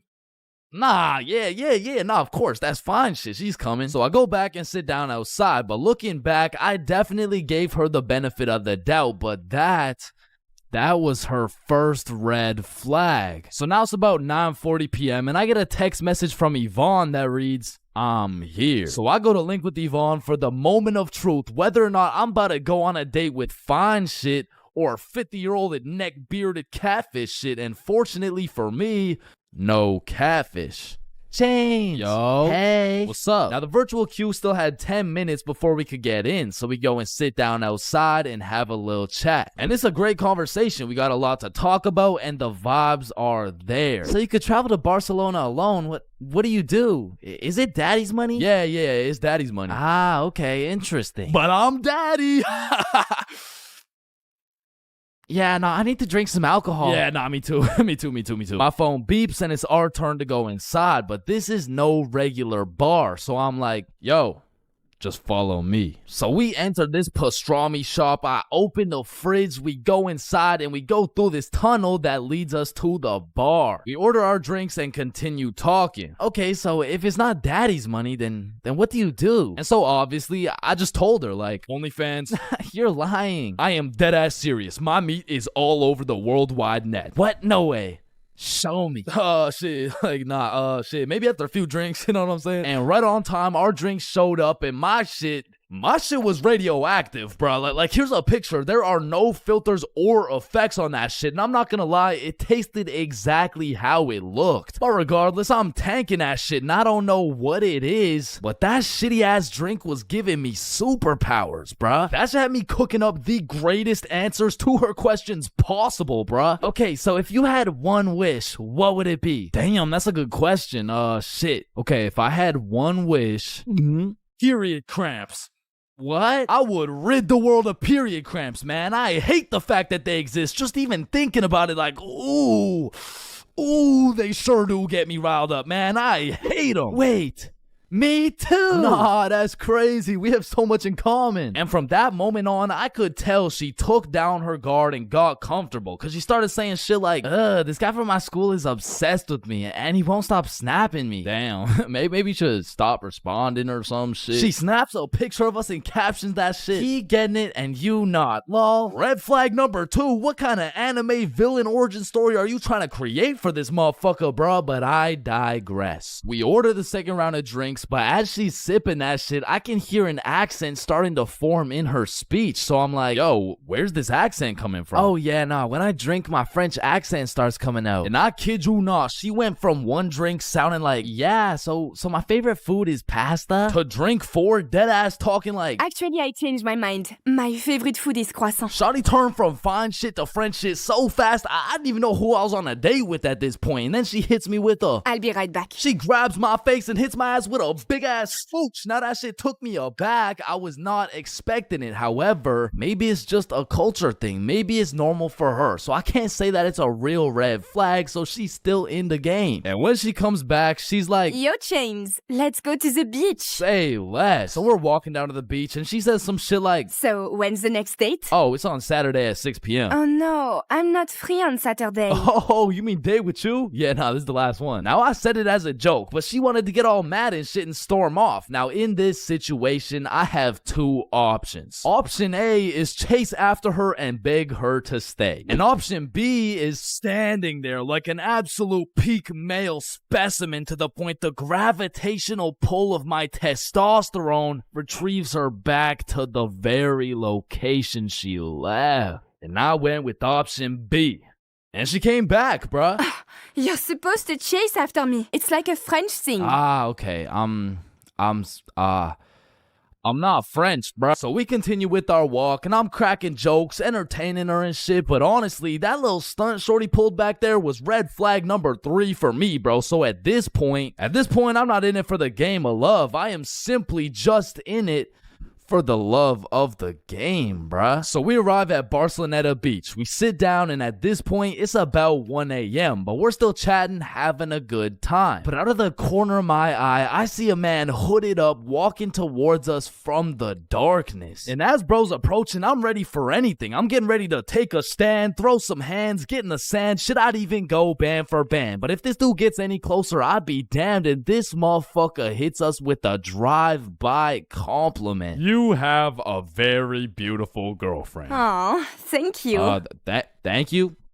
Damn, do you think he'll find a girlfriend beautiful like me? Yeah, nah, he seems like a great dude. I'm sure he could find somebody. What?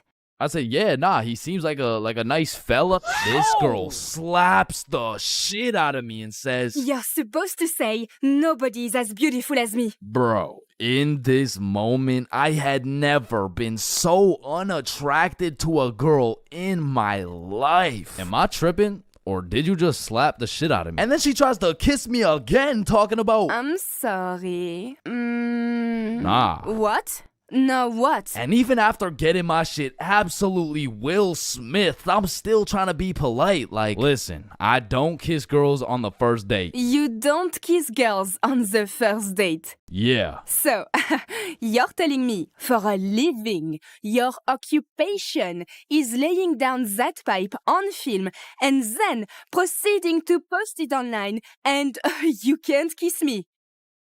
Type shit. And she storms off, bro, but I know exactly what to do to solve this problem, so why stand there like an absolute peak male specimen to conjure up that same gravitational pull? And she's still walking, bro. She just kept walking. She got on the bus. She dipped, bro. She left. Damn. And as the bus disappears in the distance, I hear a motherfucker say, yo, you from here? Nah, I'm just visiting. Oh, shit, okay, us too. You know where the good clubs are at? Yeah, I mean, I heard all the good ones are like right there, bro. Oh, shit, bet. Okay, we're about to go hit those if you're trying to pull up, bro. Say less. So these 2 random ass dudes I just met and I start heading to the club together, and I'm like, yo, where you guys from, by the way? We're from France. Yo, that's crazy. I just had a date with a French girl. Oh, no way. How'd it go? Ah, shit. You know, You know, I think it went pretty good. That's what's up. That's what's up. Yeah. So why's your cheek so red? Oh, I mean, she just slapped the shit out of me. Wait, she what? Nah, I mean, it's probably just a French thing. You know what I'm saying? Nah. Not a French thing. You just got assaulted. Aw, shit. So me and the new French homies pull up to the club and it's jumping, bruh. We start taking shots, shooting shots, airballing shots, and then I get a bunch of voice messages from Yvonne talking about, All the good feelings I had for you are gone. You are a literal piece of shit. Go get AIDS filming for OnlyFans, bitch. oh, hell no. Okay, wait, She let me believe respond, that let me respond. shit? And I'm drunk as hell trying to say a nice response. Like, you know, like, it really is the type of shit where, like type shit. Like, and the French homies take my phone and start cooking her ass in French. Now, I didn't understand a single word that came out of their mouths, but it sounded like homies just dropped a career-ending diss track on her. And I say that because as soon as she opened it, she blocked my ass, bruh. Hey, bruh, you know what they say. What do they say? Getting blocked's a whole lot better than getting cocked. What? There is no way they say that. Yo, 3-man alert, 3-man alert. So the two homies start laying down that French riz, and that shit hit so hard, I just got a free entry, bruh. Hey, English. Room for one more? So the six of us absolutely fucked the club up, went out for some 4 a.m. churros, dipped in chocolate, and man, that shit hit harder than Yvonne, bro. So at the end of the day, even if I didn't end up finding love in Barcelona, there is one thing I did find. I did find out how Chris Rock felt. God damn.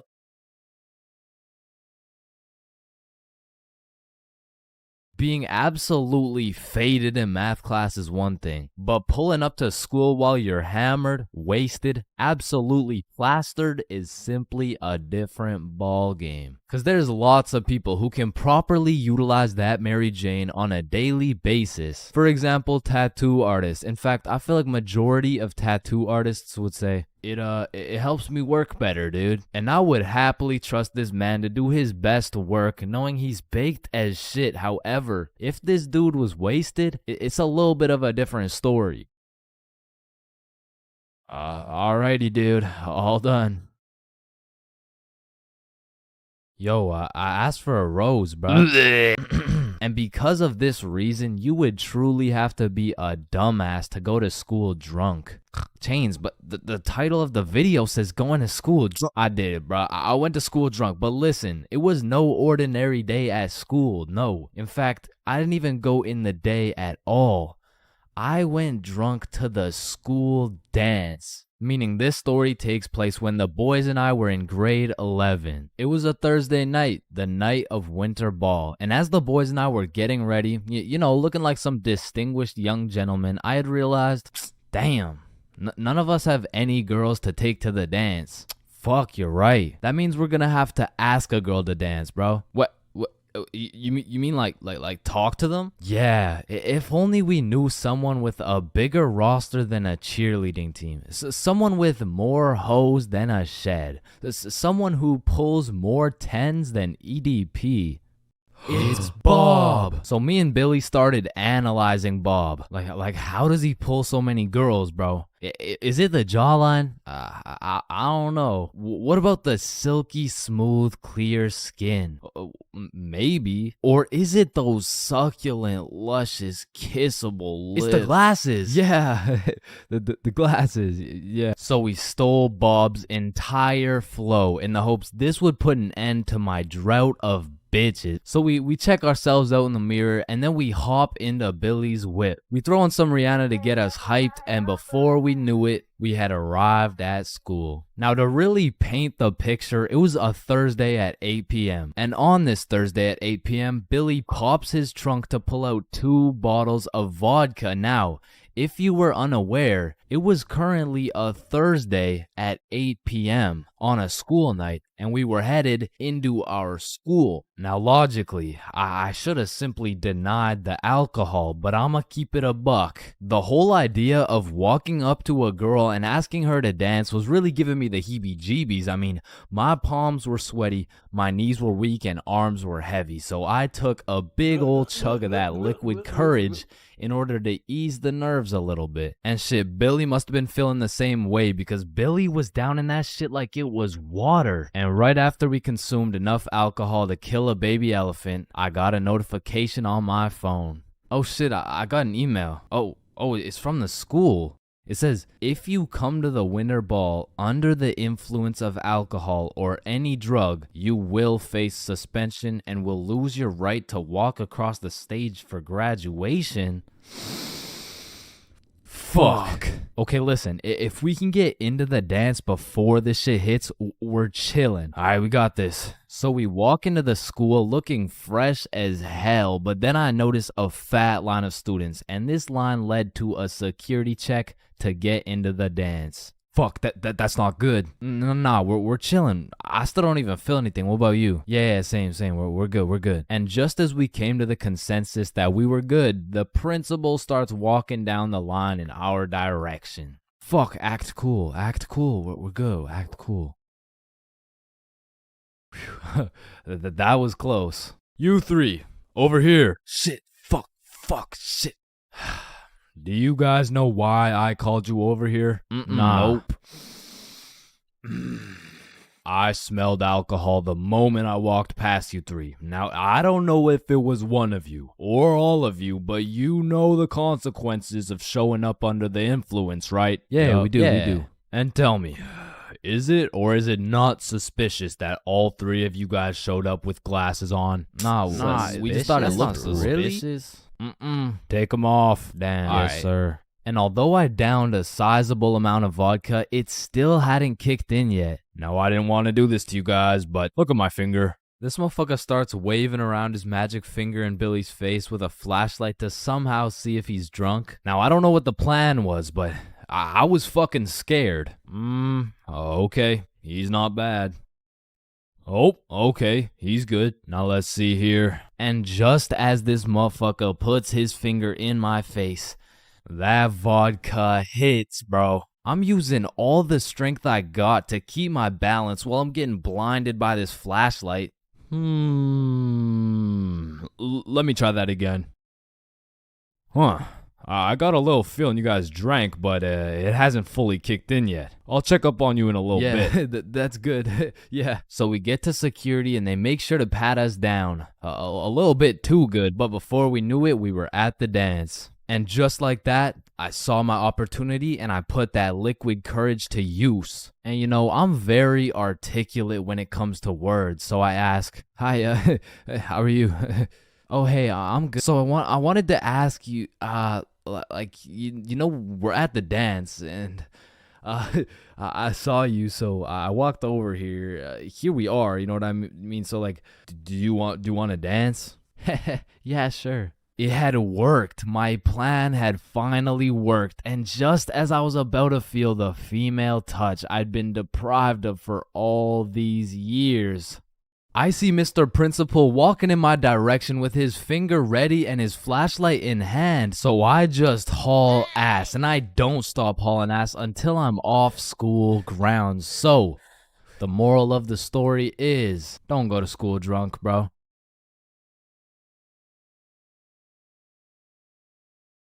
It was a snowy Christmas Eve. My brother and I were watching a Christmas movie bundled up beside the fireplace while drinking a cup of hot cocoa. Man, it can't get any better than this. Or can it? What could possibly enhance these festive activities to their maximum potential? Or should I say, who can? So I called up the plug Randall and I'm like, "Yo, Randall. Yo, what's up, cuh? Let me get some of that Christmas tree OG. Oh, shit. Let me get some of that mean green Grinch.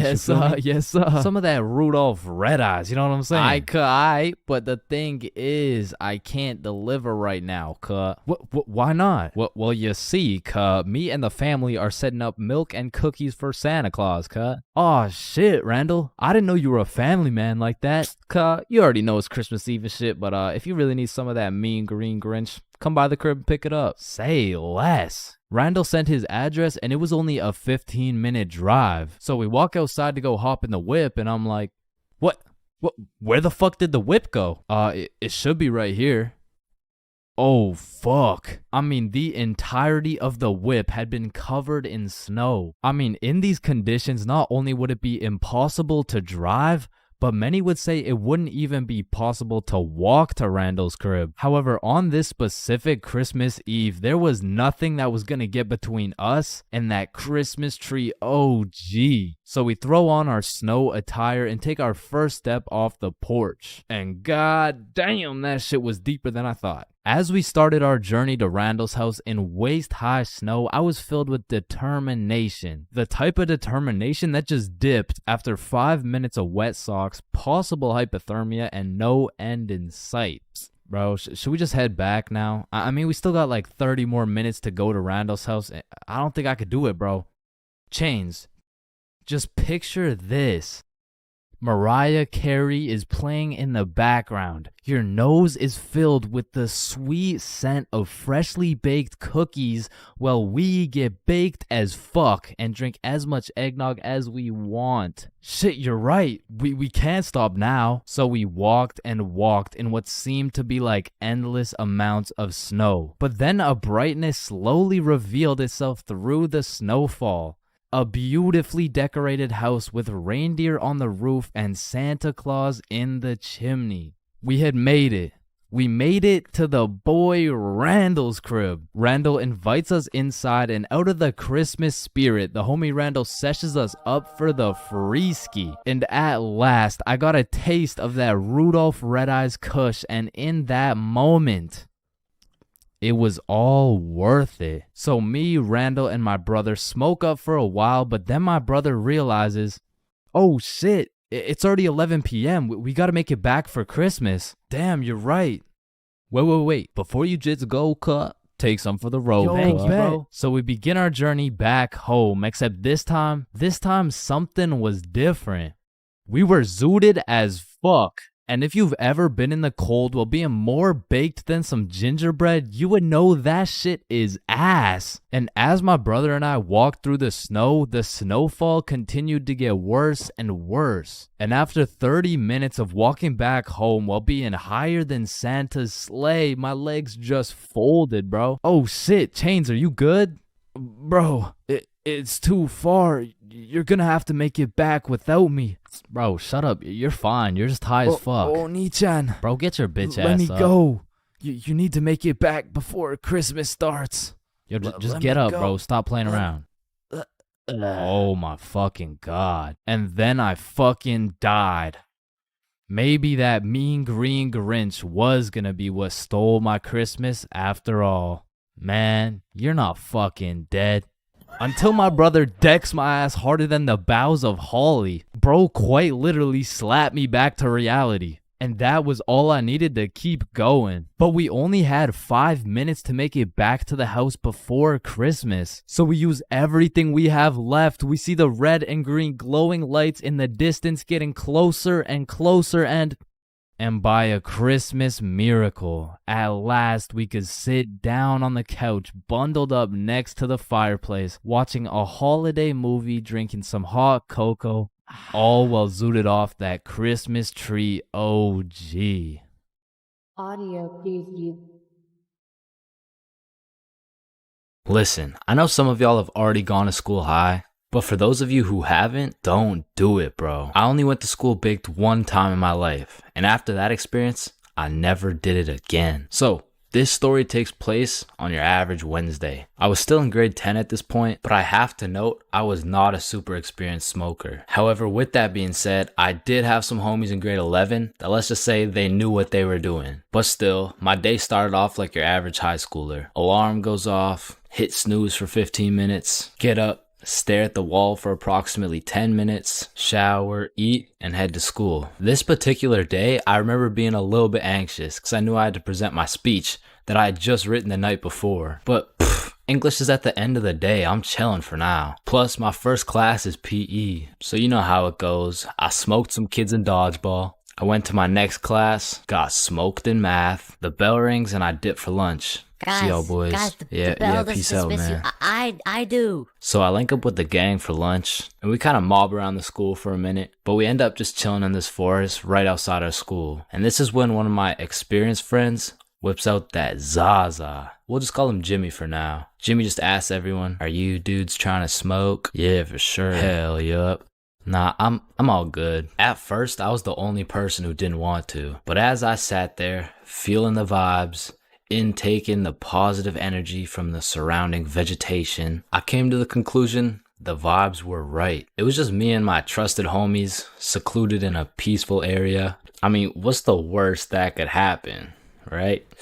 And man, when it comes to drinking, I'm a certified heavyweight champion. But for whatever reason, when it came to smoking, I had the tolerance of a newborn baby. But then again, what would I look like taking this lil ass inhale? So I did what any dumbass individual would do. Yo, look at Chains. Yo, chill, dude. Damn. So my friends are low-key hyping me up. And I'm out here thinking, I am such a cool guy. I am literally that guy. I'm literally that guy. But much like everything else, everyone forgot about it in 5 minutes. But I'm still left with all this tetrahydrocannabinol compounds waiting to alter my neural chemistry. So as we're walking back to the school, the THC raids my brain like the FBI.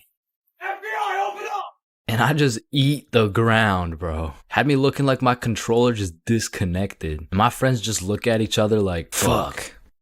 Maybe you should just go home, bro. Yeah, dude. There's no way you'll be able to go to class like this. So we make our way over to this bench outside, and I'm weighing out my options. I'm trying to find the best scenario to get out of this alive. I narrowed it down to roughly 2 options. I can either go home, get whooped by my mom, and get grounded for another 1.5 years, or I could thug it out, just go to class, running the risk that my teacher might find out I'm baked. So me and my friends are brainstorming, using the good old pros and cons method. Going home. Pros.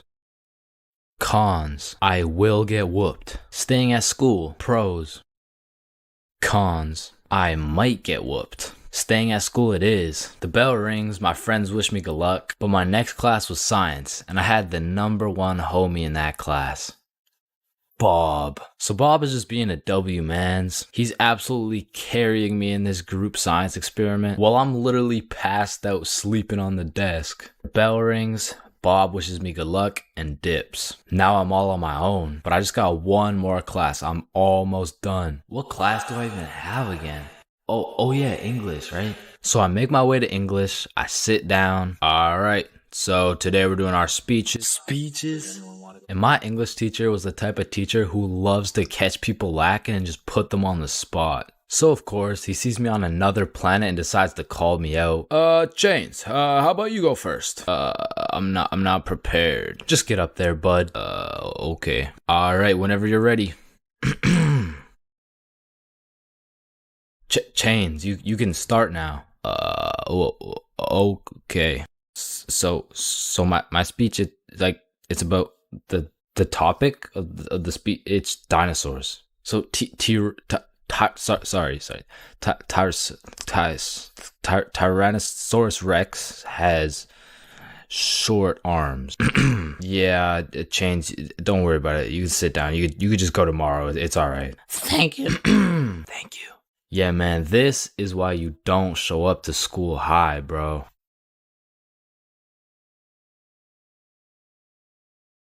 Man, way back when, there was a time when you couldn't catch anyone under the age of 30 chiefing a vape. Until one day at Vaporizer Laboratories, they were cooking up and made a flavor that would change the game forever. Cotton candy. Now this revolutionary flavor forced these grown-ass 30-year-old men to take a good look in the mirror and ask themselves, damn, what do I look like as a grown-ass man sucking on this goddamn cotton candy stick? So they do what any responsible adult would do. They give it to their children. I mean, shit, kids love cotton candy. All of a sudden, business is booming for Vaporizer Laboratories, so they start cooking up even harder. Boom, Sour Patch Kids juice. Boom, applesauce juice. And boom, baby food juice. These babies will be sucking that shit like a soother. Kids' first words will be looking like, yo. Oh my god, honey, Jackson's gonna say his first words. Yeah. Oh, let's hear it. Yo. Yo, Pops. Well, let me bum a hit off that 50 Nick Guava Ice, G. Yo, just wait till they drop that breast milk flavor, bro. Shit, these newborn babies won't even know what hit them. They'll be returning customers for life, which will probably be like 12 years max. Now, the reason I say all this is to let you know that vaping not only intruded my high school years, but also my years in middle school. I was first introduced to these bad boys at the ripe age of 13. And with a little bit of that good old peer pressure, I folded, bro. Like, what was I supposed to do, bro? Like not take the hit? No, I probably should not have taken the hit. But from that point on, I started doing a little dabbling, you know. I mean, as a 13-year-old, there's only one answer to someone asking, yo, dude, you want to try a hit of this blueberry guacamole milkshake ice flavor, dude? And that answer is abso-fucking-lutely, dude. And I was never a fiend or anything, but I will say, I popped a few ghosts and blown a few O's back in my day, but it had never gotten to the point of me owning a vape until one day. This story takes place way back in grade 7. Me and the boys were posted in science class dissecting cow balls or some shit when Mr. Principal burst through the door like, "Is Tessa here?" Yeah, she's right there. And I look at Tessa and she just tosses her vape over to her homie Kate. And I seen that shit clear as day, but Mr. Principal's old ass must have forgot to wear his contacts or something, cause he runs a quick pat down on Tessa looking for said vape, but sure enough, he doesn't find it. Miss Rhodes told me you were vaping in her class. Is this true? Psst, no, I would never. Okay. And then the bell rang and everybody knew what that meant. It was nut break. Now, I don't know who the fuck decided to name our recess nut break, but I will say most of the students understood that shit was short for nutrition break. However, some kids took it a little too literally. Weird ass school, man. But this specific nut break, you best believe me and the boys weren't busting nuts or eating nutritional foods because Billy had something else on his mind. Yo, who's got you smiling like that? Who, me? Nah. It's nobody. Yo, wait, you got a crush on Tessa? What? Tessa? Me? Yeah, I got a crush on. Yeah. Oh shit, go talk to her, bro. Talk to her. No. Bro, it's simple. She's new to the school. She's probably looking for some friends. So just walk over, introduce yourself. You're right. I'm just gonna do it. Yes, sir. Hey, did I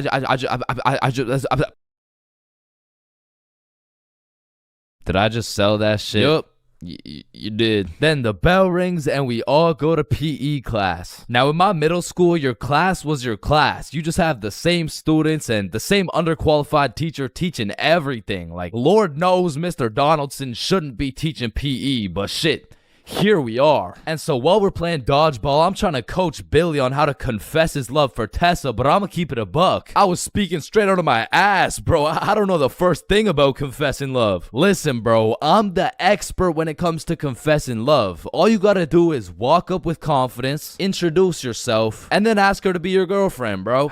Okay, simple. Let's practice.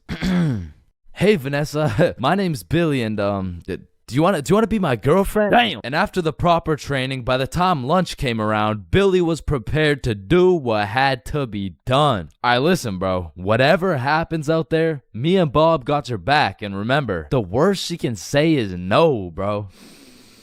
Alright, I'm ready. You got this. Hey, Vanessa. I'm Billy. I seen you in science class today, and you were looking very pretty. And do you want to be my girlfriend? Fuck no. She laughed, bro. She laughed in Billy's face. And he walks back to us with tears in his eyes. She laughed at me, bro. Well, at least you know what they say. What? If you can make her laugh and giggle, you can make the cheeks clap and jiggle. Not right now, bro. You're right. Too soon. Needless to say, that brother Billy went home that night, listened to Juice WRLD, and cried himself to sleep. Shit, the next day, Billy didn't even say a word, but I could hear Lucid Dreams on full blast in those earbuds. Man, it's a tough sight to see. Next thing I know, Mr. Principal bursts in the class talking about, all right, Tessa, in my office right now. now. Now, I don't know why she was in trouble, but whatever she was accused of, she's guilty, bro. And she's also guilty on 1/3 degree count of breaking my man's heart. And as I'm busy praying on Tessa's downfall, I get a little tap on my shoulder like, psst, take this. Mr. Principal's looking for it and he's not gonna check you. Whose is it? It's Tessa's. Don't worry, it's safe with me. And it was safe with me, cause that shit was now mine. The only way she could get it back is if she repaired my boy Billy's heart, and that just wasn't happening. And soon enough, Tessa comes back from Mr. Principal's office and she didn't say a word. We had nut break, nothing. We went to PE, nothing. And then we went to math class. And as I was chilling in math class, calculating the square root of pi and shit, I get a tap on my shoulder again. Psst, Tessa wants her vape back. Vape? What vape? The one I handed you this morning, you know, it was purple. Oh, that vape. Oh, yeah, no, I threw that shit in the bushes. So she reports back to the person who gave her the vape, and she reports back to the person who gave her the vape, etc., until Tessa finds out, and she looks pissed. So she whispers to her friend, who whispers to her friend, etc. What bush did you throw it in? Oh, the one out back. And to put it in perspective, the bush out back was fucking massive. It was this huge conglomerate of straight prickle bushes, and so pretty much her vape was gone, bro. And I went to sleep that night with a smile on my face, knowing I not only saved Tessa's lungs, but also Billy's heart. The next day I went to class, sat down with the boys as always, but something was different. Tessa and her homies were nowhere to be seen. I shrug it off and continue to make some groundbreaking studies in science class until I hear Billy like, bro, no fucking way. So I turn around to not only see Tessa and her friends waist high in prickle bushes looking for this vape, but I also see Mr. Principal forcing them to do it. Now this was truly a beautiful sight to see revenge play out this perfectly. Like Billy was sitting at the window the entire class watching him do a whole search party for this vape that was posted in my pocket. And just when I thought Billy couldn't get happier, the next day Tessa and her friends had to present a PowerPoint to the entire school on why vaping is bad. Vaping is bad because like when the vape enters your lungs, well, it's not good for your lungs. Man, karma is real, because not only did Tessa understand how it felt to be laughed at, but the next day my friend came up to me like, can I use that vape for the day? And I wasn't using that shit, so I said, yeah, sure. And at the end of the day, you'll never guess what she told me, bro. Yo, you still got the vape? No, I threw it in the bush out back.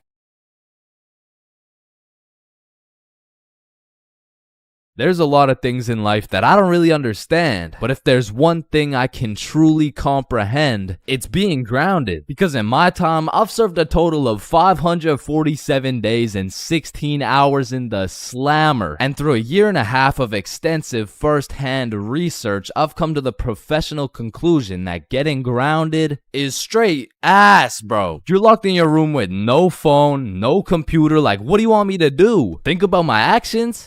Hell nah. Being grounded had a young me doing the stupidest shit ever, bro. Like I was popping handstands, hitting my head against the wall, playing with the door stopper thingy. Shit, I got so bored I even read a few pages of a book like an absolute nerd. And now that I think about it, Percy Jackson and the Battle of the Labyrinth was actually a spectacular read. Now listen, there's only one thing worse than being grounded, and that's being falsely imprisoned for life. Well, now that I think about it, there's a lot of things worse than being grounded, but one of which is being grounded during summer, bro. There's something about being able to hear all the happy children, the ice cream trucks, your homies having fun, the hoes throwing rocks at your window, asking you to come outside. Well, you just cry yourself to sleep because there never was any hoes throwing rocks at your window asking you to come outside. It's just you, your Percy Jackson books, some used toilet paper, and the existential thoughts in your head questioning if it's even worth it. And listen, I'm sure everyone can pick up on the fact that I'm a really intelligent dude. Smart all around, really, but trust me when I say, I wasn't always this smart, bro. In fact, in kindergarten, my dumbass fully believed with my whole heart that being grounded meant your parents would just dig a decent-sized hole in your backyard, toss you in, and bury you alive for the time being. And so I'm sure you could imagine my surprise when my OG friend of 5 days said, yeah, I got grounded for 2 whole weeks. Holy fucking shitballs, dude, are you okay? No, man, it's really hard. I didn't get to touch any of my toys or anything. Damn, how long ago was that, man? Oh, I'm still grounded. What? No, you're not. Yeah, dude, I'm grounded right now.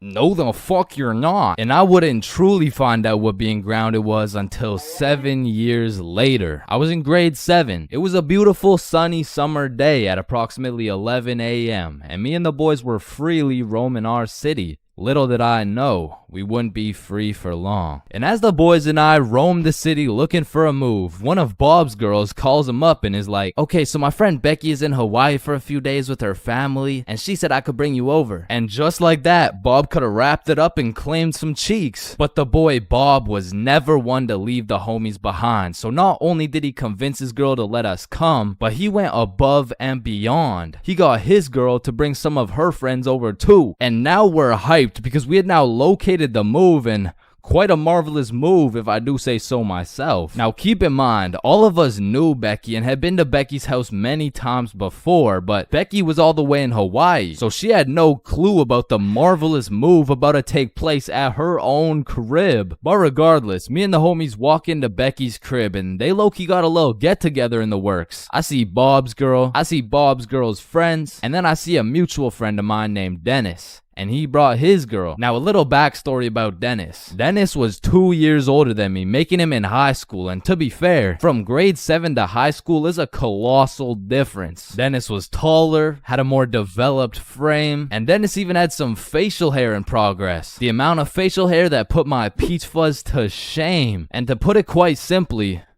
Dennis was a menace. But regardless, that's my homie's homie, so I walk up and dap him up. And then everyone heads over to Becky's room. Now keep in mind, Becky had simply invited Bob and Bob's girl to come over, and somehow we ended up being 8 people deep in that joint. And so that means technically the other 6 of us were straight trespassing. So we were all chilling in Becky's room, chopping it up for a good hour and a half until eventually people start exploring her house. Now in Becky's room, it was just me, Bob, Bob's girl, and Bob's girl's friend named Lily. And so we're all just talking until I hear someone yell from the room down the hall, Yo, Chains, get in here right now. And I don't know exactly what I was expecting to see as I walked into that bathroom, but it was absolutely not seeing Dennis drop a condom filled with water on Billy's head. And of course I laughed because that's comedy gold right there, but it also made me realize maybe we shouldn't be here dropping condoms on each other's heads. But who was I to tell Dennis what to do? He had facial hair, so he was practically a grown man to my standards. So I just turned around, went back to the room, and continued chilling with Bob. And as we talked, the music progressively got louder, and Dennis progressively became more of a menace. And it had got to the point where the speakers were booming, and Dennis was lobbing condom water balloons off Becky's balcony. And then one time, Dennis either almost hit or just missed Becky's neighbor with one of these condom water balloons. So this grown man looks down at a condom that seems to have fell from the heavens, then he looks up and sees Dennis scrambling inside the Becky's crib with the speakers blasting music, and then he continued on his way. And we were all just having a fantastic time in Becky's room until we hear the downstairs door swing open, and we all absolutely shit our pants and run onto the balcony. Hey, I just texted the family who lives here and they said no one is supposed to be in the house. Everyone needs to leave right now or I'm calling the cops. And that's exactly what we did. No messing around, we were out that hoe. And we all went to Bob's girl's house for an emergency meeting because we were all scared as fuck. And now Bob's girl and Becky are texting and Becky's like, my parents are pissed. They want to talk to everyone's parents and they know how many people were there. So we all devise a foolproof plan. Okay, we give Becky our phone numbers, tell it's our parents' phone numbers, and we act super disappointed in our children. We all agreed on this plan and the emergency meeting was dismissed. And over the next few days, we all got texts from a very unhappy Becky's father, who made sure to specify the amount of condoms that were found in the bathtub. We all respond with some bullshit along the lines of, hello, Mr. Beckerson.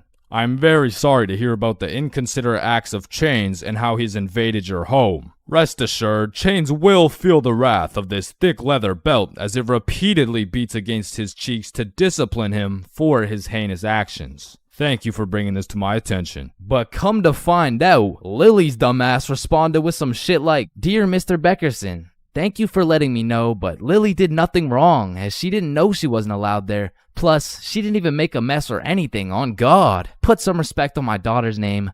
Period." And just like that, our foolproof plan got fucked. And Becky's father texted each of us saying, "You are coming to the house at 3:15 p.m. today or I'm calling the cops." And shit, looking back, Becky's father was most definitely bluffing. Like, say I didn't go, what was he gonna tell the cops? 911, what's your emergency? Hey, there was 8 kids who invaded my home 3 days ago. Okay, sir, did they break in? No, no. My daughter gave them the key. Sir, why the fuck are you calling 911? There was condoms in the bathtub. But like I said, I wasn't very smart and I didn't have the brain capacity to think that far ahead. So everyone shows up to the house and Becky's father sits us down and makes each of us individually call our parents and explain what we had done. And I went first. "Hey mom, so I went to Becky's house the other day, but she was in Hawaii and I wasn't really invited. There was condoms in the bathtub." Needless to say, we all got our shit whooped and I received my very first grounding with the sentence of 1 month in the slammer.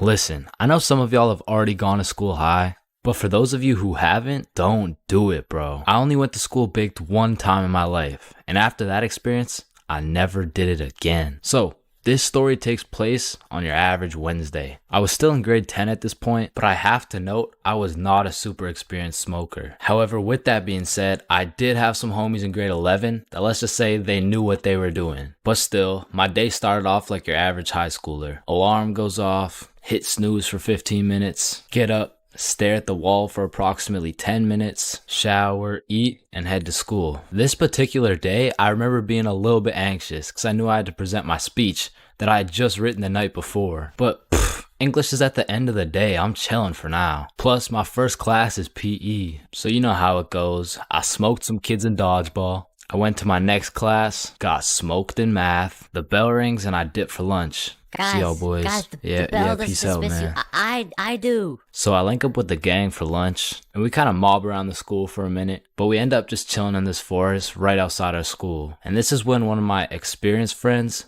whips out that Zaza. We'll just call him Jimmy for now. Jimmy just asks everyone, "Are you dudes trying to smoke?" "Yeah, for sure." "Hell, yup." "Nah, I'm all good." At first, I was the only person who didn't want to, but as I sat there, feeling the vibes, intaking the positive energy from the surrounding vegetation, I came to the conclusion the vibes were right. It was just me and my trusted homies, secluded in a peaceful area. I mean, what's the worst that could happen, right? And man, when it comes to drinking, I'm a certified heavyweight champion. But for whatever reason, when it came to smoking, I had the tolerance of a newborn baby. But then again, what would I look like taking this lil ass inhale? So I did what any dumbass individual would do. Yo, look at Chains. Yo, chill, dude. Damn. So my friends are low-key hyping me up. And I'm out here thinking, I am such a cool guy. I am literally that guy. I'm literally that guy. But much like everything else, everyone forgot about it in 5 minutes. But I'm still left with all this tetrahydrocannabinol compounds waiting to alter my neural chemistry. So as we're walking back to the school, the THC raids my brain like the FBI. FBI, open up! And I just eat the ground, bro. Had me looking like my controller just disconnected. And my friends just look at each other like, fuck. Maybe you should just go home, bro. Yeah, dude. There's no way you'll be able to go to class like this. So we make our way over to this bench outside, and I'm weighing out my options. I'm trying to find the best scenario to get out of this alive. I narrowed it down to roughly 2 options. I can either go home, get whooped by my mom, and get grounded for another 1.5 years, or I could thug it out, just go to class, running the risk that my teacher might find out I'm baked. So me and my friends are brainstorming, using the good old pros and cons method. Going home. Pros. Cons, I will get whooped. Staying at school. Pros. Cons, I might get whooped. Staying at school it is. The bell rings, my friends wish me good luck, but my next class was science, and I had the number one homie in that class. Bob. So Bob is just being a W mans. He's absolutely carrying me in this group science experiment while I'm literally passed out sleeping on the desk. The bell rings, Bob wishes me good luck and dips. Now I'm all on my own, but I just got one more class. I'm almost done. What class do I even have again? Oh yeah, English, right? So I make my way to English. I sit down. All right. So today we're doing our speeches. And my English teacher was the type of teacher who loves to catch people lacking and just put them on the spot. So of course, he sees me on another planet and decides to call me out. Chains, how about you go first? I'm not prepared. Just get up there, bud. Okay. All right, whenever you're ready. Chains, you can start now. Okay. So my speech is like, it's about the topic of the speech. It's dinosaurs. So Tyrannosaurus Rex has short arms. Yeah, Chains, don't worry about it. You can sit down. You could just go tomorrow. It's all right. Thank you. Thank you. Yeah, man, this is why you don't show up to school high, bro.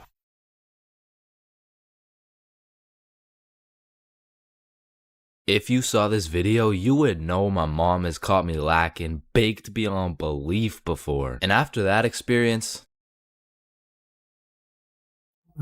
I really changed my ways. I mean, I was grounded for over a year. So in that time, I decided to get my life together. I started working out, eating healthy, getting straight A's in school. Okay, that's cap, but straight B's in school. Okay, B's and C's, but that's besides the point. The point is, I got my ass beat for coming home zooted, and I never smoked again. Until I did. So, this incident takes place with the man, the myth, the legend, Bob. So me, Billy, and Bob are chilling at Bob's crib when Bob says the holy words. Are you guys trying to smoke? Yeah, bet. And keep in mind, the rest of my homies had been smoking regularly, but your boy was fresh out of the slammer. I mean, I was pretty much on probation at this point. And on top of that, I hadn't smoked for over a year, so my tolerance had gone to shit. So with all that being said, the smart decision was to simply not smoke. But shit, if you know me, I am not one for smart decisions. In fact, I was one for stupid decisions. So I was out here hitting this hoe like Chris Breezy. I was puffing this joint like Wiz Khalifa. When honestly, I should have been patient and just taken my time because who knows what my tolerance was at this point. So when it starts hitting me, it hits hard. But the homies were closely monitoring me because they knew if I got caught high again, well on probation, I would be serving 20 to life. So they're out here checking my eyes, checking my heart rate, checking my pulse. And the diagnostic was, I think you're chilling, bro. But progressively, I was getting higher and higher. So as we're there watching the most goated cartoon, The Amazing World of Gumball, I start floating. And I don't know if anyone else has experienced this before, but sometimes when you get mad high, you just forget that you even exist. And you use 107% of your brain power to just think. So I was out here floating away, thinking about some random bullshit. Yo, it's crazy that everyone in the world is either named Quandale or they're not. Wait, what if I'm in a simulation? No. What if I'm in an animation? Being drawn by some dude on his computer for a platform of entertainment. And a bunch of people know what I'm thinking right now. Hold up. Is a tomato a vegetable or a fruit? But I'm brought back to Earth by a text message. Oh man. Mom, please come home for dinner at 6. Damn, I gotta be home for dinner at 6. Oh shit, what time is it? It's 5:30. Nah, we can't let your mom find out you're cooked. So Bob whips out his emergency hide how baked you are kit. Boom, hits me with the eye drops to make my eyes less red. Douses me in cologne to cover up the smell. And apparently eating oranges also helps slow down your high. So I leave Bob's crib, and as I'm walking home, I'm brainstorming all the possible scenarios. Either I play this off like a smooth criminal and nobody ever finds out, or I could get caught and I could get sentenced to 30 years. So as I walk up to my front door, my entire future is dependent on how I play this shit off. I take a deep breath and I ring the doorbell. And my brother opens the door. The door was unlocked, dumbass. Fuck, I'm off to a bad start. So I walk into the kitchen, casual as hell. Oh, Chains, how was your day? Oh, it was good. How was yours? Yeah, good shit, we're doing good. Oh, it was good, thanks for asking. Wow, Mom, this mac and cheese looks succulent. Fuck, why did I say that? Who the fuck says succulent? Oh, why, thank you. I switched the recipe up a little bit. Just be casual, be casual. The mac and cheese, it's good. Thank you. So what were you guys doing at Bob's? Fuck, what do I say? A twister. Oh, a twister? Yep, twister. What, wasn't it just you, Bob, and Billy? Yep, just a good old game of Twister with the boys. Damn, y'all are gay as hell. Yup. not to being gay as hell. I just meant yup in general. Like, you know, like yup. Chains, are you feeling okay? Oh fuck. She knows. What do I do? A little word of advice. Whenever you're in one of these situations, just cap and say you're tired. Like, it works for everything. Are you high? No, I'm just tired. Damn, bro. Are you depressed? No, I'm just tired. Help! I'm drowning. No, I'm just tired. So while I was backed into a corner, I was pretty much on trial facing life. I just used the good old, no, I'm just really tired. I couldn't get much sleep last night. Actually, I think I could even take a nap right now. But thank you very much for dinner. And call me Michael Jackson, cause your boy was a certified smooth criminal. And I moonwalked my high ass all the way into a nap. And god damn, that nap hit. Bounce, bounce, bounce, bounce, bounce. Okay. Okay. Oh yeah, baby. Let's go. Let's go. Let's go. Now, I don't know why, but there's just some things we all did as kids. And it's not like any of these things actually make sense, but we just did them. Like, did you even have a childhood if you never dug a hole to China? Timmy, we're almost there. Yay, just 2 more minutes. I mean, kids are just some dumbasses, bro. Like, who's gonna tell little Timmy he's not digging through the Earth's core with this little rinky-dink ass shovel? But to be completely honest, out of all these dumbasses, I was probably the stupidest kid known to man. Like, I remember when I was 5 and I was taking my annual shower, you know, and all of a sudden I had realized I was a fucking superhero. It was just the way the water was flowing out of my fingertips. It was like nothing I'd ever seen before. And I was fucking hyped. I mean, from this point on, my new name was Waterboy. Wow.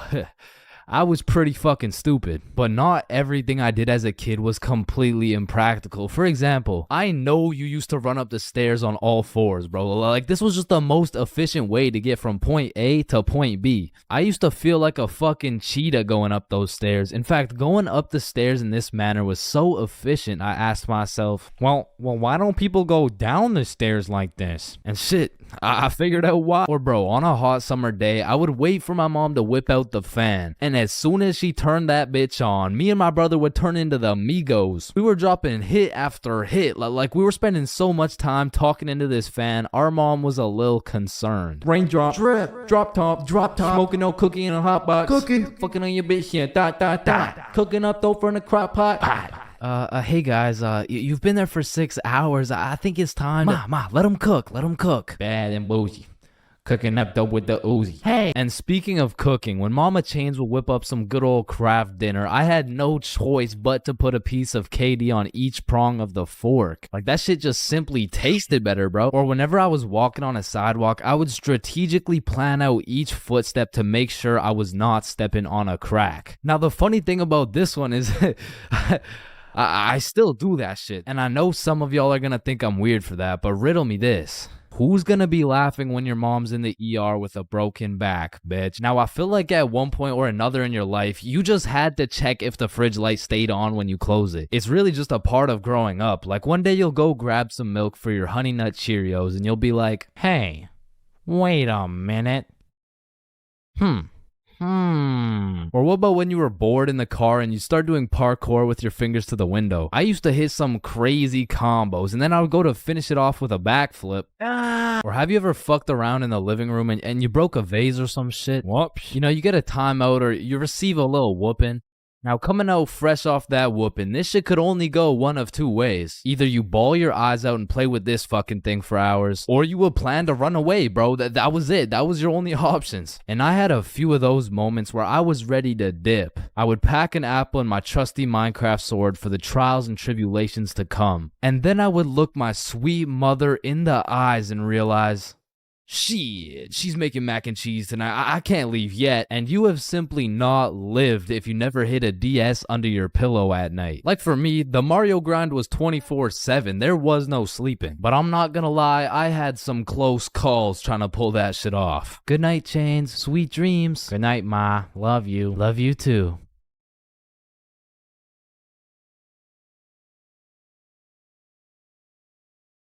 Fuck. And goddamn, bro, in grade 1, we would be doing anything but schoolwork. Like, we'd be poking holes in our erasers, injecting heroin with mechanical pencils, drawing this shit, and breaking this shit off mechanical pencils. I'm not gonna lie, you still gotta keep me away from those things because if I see them, I will break them. And yo, I'm not gonna forget you motherfuckers who used to put glue on your hands and let it dry so you could peel it off. Like, bro, you're weird for that shit. I'm not gonna lie. But I did used to love crafting the biggest marker sword you could and have a duel. And I don't know why, but I always used to carry around this tiny ass pencil. Like, I never actually used it, but I always had it. And I used to flex it too, thinking it was cool or something.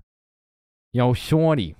Take a look at my pencil. Oh my god, why is it so tiny? Tiny? It's not that small. And bro, tell me as a kid that you never had the random urge to just do this shit. And you just stay there. I don't know why. And I'm not gonna lie, I have to contribute my entire professional stickman career to drawing on the windows as a kid. Like, Mini Chains was whipping up some masterpieces. They were on some Picasso level shit, which is exactly why you see this high quality stickman content.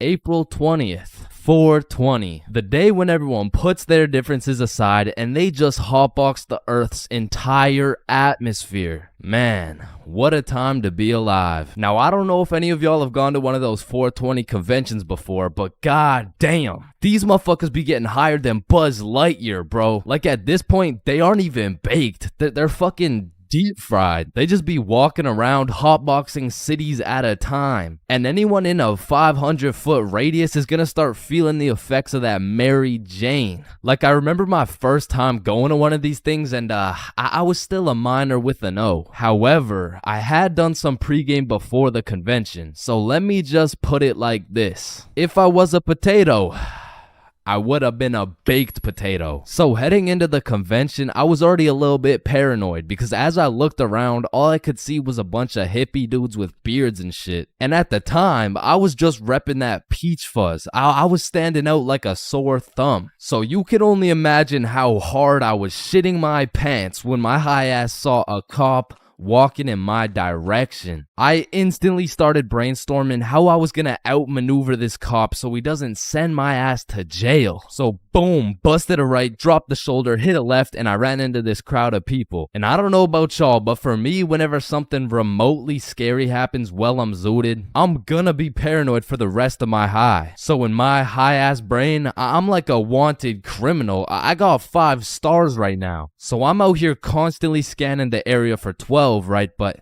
I start to make some notable observations. I realize half these motherfuckers are wearing sunglasses, and it's not even sunny. Like, how the fuck did I miss the memo this bad? But luckily for me, there's hundreds of dudes selling overpriced random ass shit. So it really didn't take long for me to find a dude selling sunglasses. And even though it was 25 bones for these shitty ass sunglasses, I still cop them so I can hide my identity. And of course, the glasses have the devil's lettuce plastered all over them, but I'm El Chapo level wanted at this point. So I'm doing anything I can to hide my identity, including dropping my life savings on these dog shit glasses. So I'm out here pushing through these groups of people, but I'm keeping it low key. And as I'm scanning to the right of me and to the left of me, my dumbass pretty much walks right up to a cop. And the moment I realized that homie was right in front of me looking at me, I started to panic, bro. I felt like at this point, my best option was just to confess. Like, if I take the plea deal, I'll definitely get a lower sentence. But as I was stressing heavy, that adrenaline starts to kick in. And I know some of y'all can relate to this, but the scientific breakdown shows that when you're zooted and you get into a high stress scenario, the adrenaline gears up and starts beefing with the THC in your brain. Now, if you're lucky, the adrenaline will beat the THC's ass and will have you thinking properly in said stressful situation, which is exactly what happened to your boy. So as I transformed from a baked potato into a less baked potato, this is where the table really started to turn. I looked at this cop in the eyes and this motherfucker was more baked than me. Like shit, at this point, I'm about to put this dude on citizen's arrest. Officer, are you baked right now? No, there's a sorry, there seems to be a lot of cannabis in the air right now, and so it's like this poor officer probably had to pull an 8-hour shift in the world's biggest hotbox while trying to do his job. And needless to say, after realizing the officers were faded than a hoe, I had no problem walking around with my peach fuzz mustache smoking on that Mary Jane.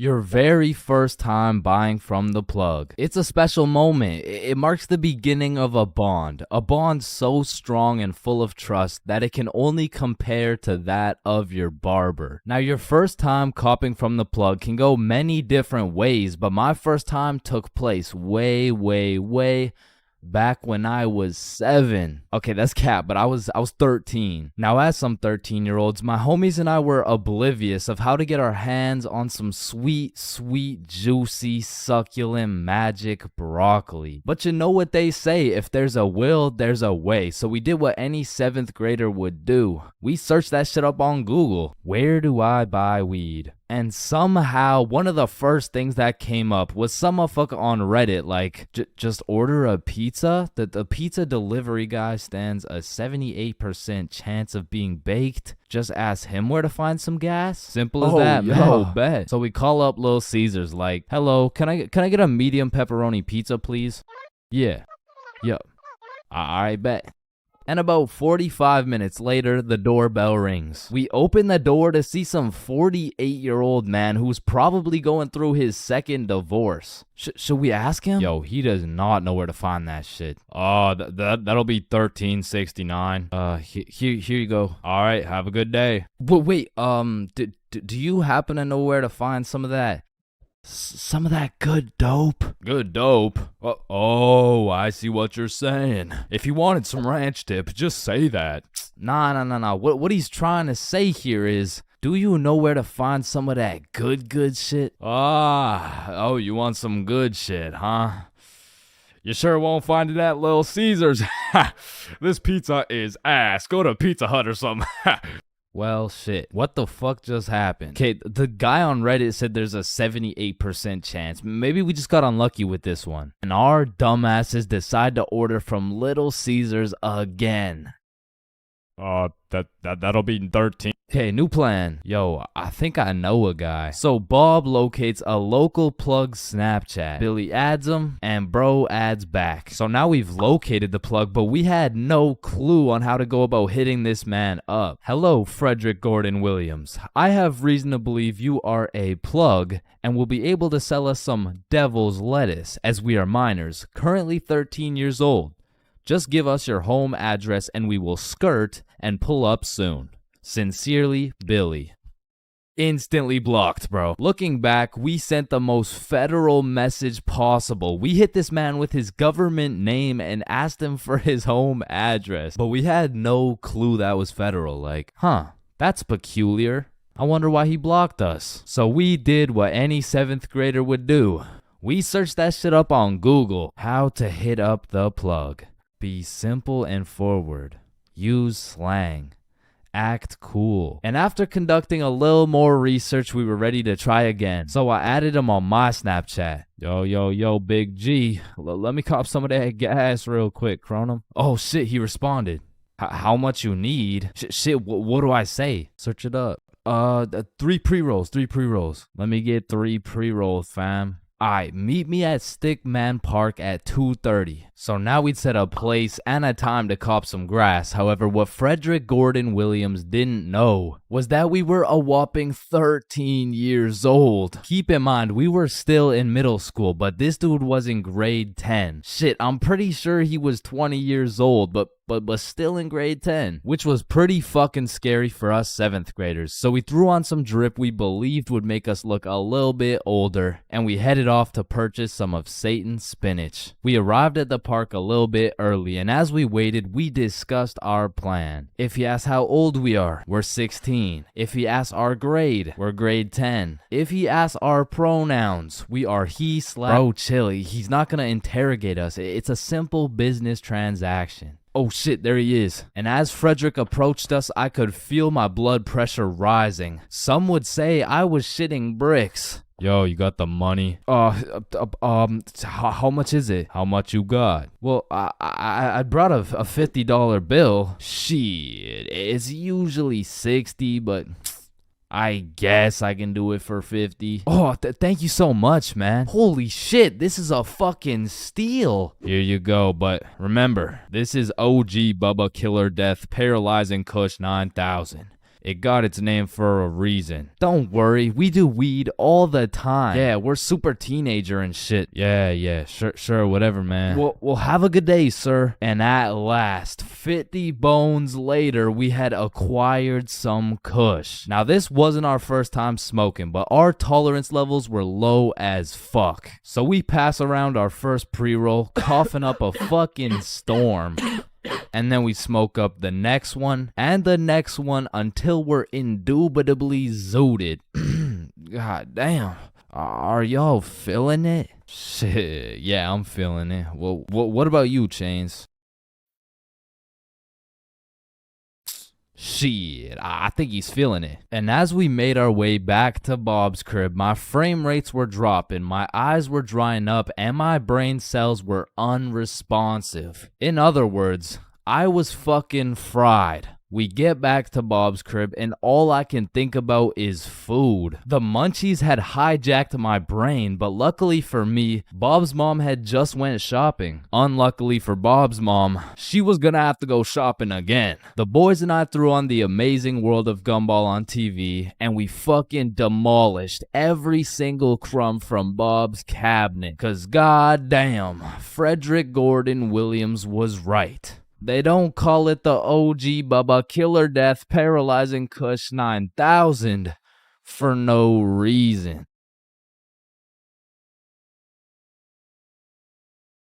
Man, summer is just a beautiful season. The sun is shining, the trees are green, and you can stay out with your homies all night. And best of all, you get to sleep in till that shit gets absolutely fucked by the first day of school. And waking up to that first alarm of the school year will have you discombobulated as hell. Like, Chains, Square Doodle Mat Salami Mouse. What? You heard me, Square Doodle Mat Salami Mouse. Wait, huh? Really? Ketor's Claw Bosomorph.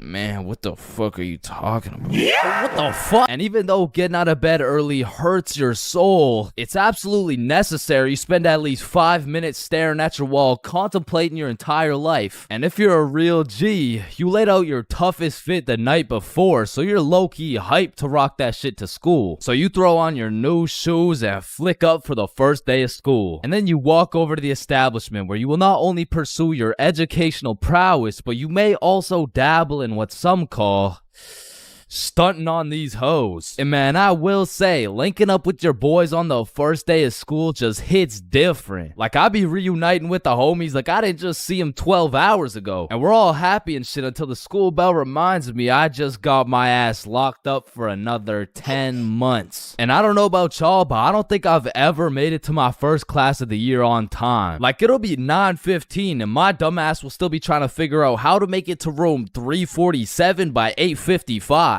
And walking into your first class of the year late has to be one of the most uncomfortable situations you can experience, bro. Because the teacher will be like, oh, and who are you? Oh, I'm Chains. Well, Chains, why are you late?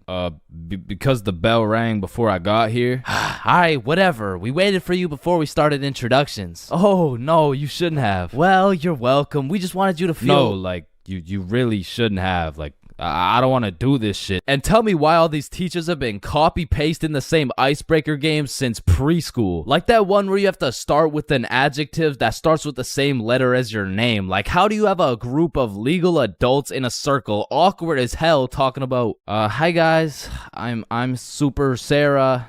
Hey y'all. I'm Awesome Aiden. And I'm a Marvelous Marvin. Shit, if we don't stop doing these fucking icebreakers, I'm about to joyfully jump off a cliff. And after we're done grinding out icebreakers, these teachers have the audacity to show a whole 50-slide PowerPoint all about them. Like, the fuck? This class is supposed to be the study of math, not the study of your daughter's soccer games, bro. And I'm not even gonna lie, my dumb ass will be out there taking notes, wondering how this 7-year-old's goals per game ratio is gonna help me on my trigonometry test. Then just as soon as you survive all that bullshit, you gotta go to the next class and do that shit again. And by the time you've learned half your teacher's favorite hiking spots and relationship statuses, you're relieved to hear the lunch bell, only to find out the cafeteria's serving straight ass with a side of booty for lunch. And my standards aren't even high. Like, during summer, I was on a seafood diet, as they would say. When I see food, I eat that shit. But when it comes to this cafeteria food, I could even bring myself to smell that abomination they're calling meatloaf. But even though the food was straight dookie, I won't lie, it's kind of nice being back at the lunch table freestyling with the homies. But of course, all good things must come to an end. So the bell rings and I go to depart ways with the homies. Alright, peace out, man. Yeah, see ya, bro. Oh shit, are we going the same way? Damn, yeah, I guess so. Alright, peace out for real. Yeah, see you, bro. Shit. Alright, my class is right here. Bro. Me too. Oh, shit. Let's go. Alright, class. I'm gonna be taking some attendance. Correct me if I get your name wrong. Jason. Here. Billy. Yo. Megan. Present. Chains. Here. Charlie. That's me. Bob. No fucking way. Is there any Bobs in the room? Yo, do you hear that? Is that intro music? Does anyone here know a Bob? Oh, man, nothing beats a class where you got all the boys sitting together. Like, from the jump, you already know you're all about to fail the fuck out of that shit, but it's gonna be fun as hell. Alright, so, everyone introduce yourselves and tell us what you did over summer break. My name's Bartholomew. My name's Bartholomew, and I'm not gonna lie to you guys, I had a pretty rough summer. I mean, I crashed my car, my girlfriend broke up with me, someone robbed my house, my grandma got jumped the other day. No, bro, not the grandma. You three in the back, disrespectful. And what's crazy about the first day of the school year is how these teachers will act all nice, talking about, it's so lovely to see all your beautiful faces, and it's also nice to see you, Aiden. Wait, what the fuck? We're gonna have an amazing, fun year, and guess what? there's no homework today, knowing damn well they're about to make up for it with twice as much homework tomorrow. Like, they'll for real be handing out kindergarten-ass coloring sheets the first day, and then tomorrow you're getting your ass whooped by some calculus worksheets. And I didn't even talk about the motherfuckers you'll be seeing in the halls on the first day. Like, I don't know what these dudes be going through in those 2 months, but motherfuckers be going from Arthur Kennedy to AK real fast, bro. Oh shit, is that you, Arthur? Oh, gee, don't be dropping the government name like that. Government name? But that's just your first name. Hey, fam, it's AK. Aight, man. What you been up to, bro? Hey, fam, I'm trapping, trying to make it out of the mud, you know? The mud? You live in a gated community. Oh, shit, that's the ops right there, fam. Get down. The ops? That's just fucking Edward. Or the way these new freshmen be walking like they're scared a senior's gonna slap the books out of their hands and take their Fortnite V-Bucks gift card. Like, bro, you freshmen are worried about the wrong V-card. Like, I don't know why, but the day these kids go from sophomore to seniors, they instantly decide to pull an EDP. Like, bro, you're 18 and she's fresh out of middle school. That's a whole crime. But that's not the only crime motherfuckers be committing on the first day of school. Some dudes be pulling up to school with the most atrocious fits known to man. Like, there's no fucking way you laid out this ramen noodle chicken soup ass fit the night before, slept on it, then woke up and thought, oh yeah, the hoes are gonna love this one. Like, I'm not gonna lie, you could never catch me wearing the types of fit these motherfuckers be wearing, bro. Like, that shit should have never made it out the closet. Like, I don't condone bullying, but all I'ma say is, your actions have consequences, bro. Speaking of consequences, every year it seems like the rules teachers tell you on the first day keep getting more strict. Like, you'll be walking into the first class of the year all jolly and shit. All of a sudden you're getting your shit smacked by the longest list of class rules you've ever seen. Hey class, I'm super excited to have you. We're gonna have so much fun this year, but first, I'm gonna go over some of the class rules. Okay, so there will be no negativity, no phones, no food, no talking when I'm talking. Actually, no talking ever, no laughing, no smiling, breathe as quiet as possible, no washroom breaks, and last but not least, no having fun. So yeah, guys, like I said, I think we're gonna have a lot of fun this year. And just like that, man, summer's over and you're back to school. It's possibly one of the worst times of the year. Like, do you really think it's a coincidence that when school starts up, the sun just starts hiding and the leaves start dying? You see what I'm implying? But I will say, one day you might just look back on these times as the good old days and you might just start crying. Wrong, she get wicked, yeah. There's a lot of things in life that I don't really understand, but if there's one thing I can truly comprehend, it's being grounded. Because in my time, I've served a total of 547 days and 16 hours in the slammer. And through a year and a half of extensive first-hand research, I've come to the professional conclusion that getting grounded is straight ass, bro. You're locked in your room with no phone, no computer. Like, what do you want me to do? Think about my actions? Hell nah. Being grounded had a young me doing the stupidest shit ever, bro. Like, I was popping handstands, hitting my head against the wall, playing with the door stopper thingy. Shit, I got so bored, I even read a few pages of a book like an absolute nerd. And now that I think about it, Percy Jackson and the Battle of the Labyrinth was actually a spectacular read. Now listen, there's only one thing worse than being grounded, and that's being falsely imprisoned for life. Well, now that I think about it, there's a lot of things worse than being grounded, but one of which is being grounded during summer, bro. There's something about being able to hear all the happy children, the ice cream trucks, your homies having fun, the hoes throwing rocks at your window, asking you to come outside, or you just cry yourself to sleep because there never was any hoes throwing rocks at your window asking you to come outside. It's just you, your Percy Jackson books, some used toilet paper, and the existential thoughts in your head questioning if it's even worth it. And listen, I'm sure everyone can pick up on the fact that I'm a really intelligent dude. Smart all around, really, but trust me when I say, I wasn't always this smart, bro. In fact, in kindergarten, my dumbass fully believed with my whole heart that being grounded meant your parents would just dig a decent-sized hole in your backyard, toss you in, and bury you alive for the time being. And so I'm sure you could imagine my surprise when my OG friend of 5 days said, yeah, I got grounded for 2 whole weeks. Holy fucking shitballs, dude, are you okay? No, man, it's really hard. I didn't get to touch any of my toys or anything. Damn, how long ago was that, man? Oh, I'm still grounded. What? No, you're not. Yeah, dude, I'm grounded right now.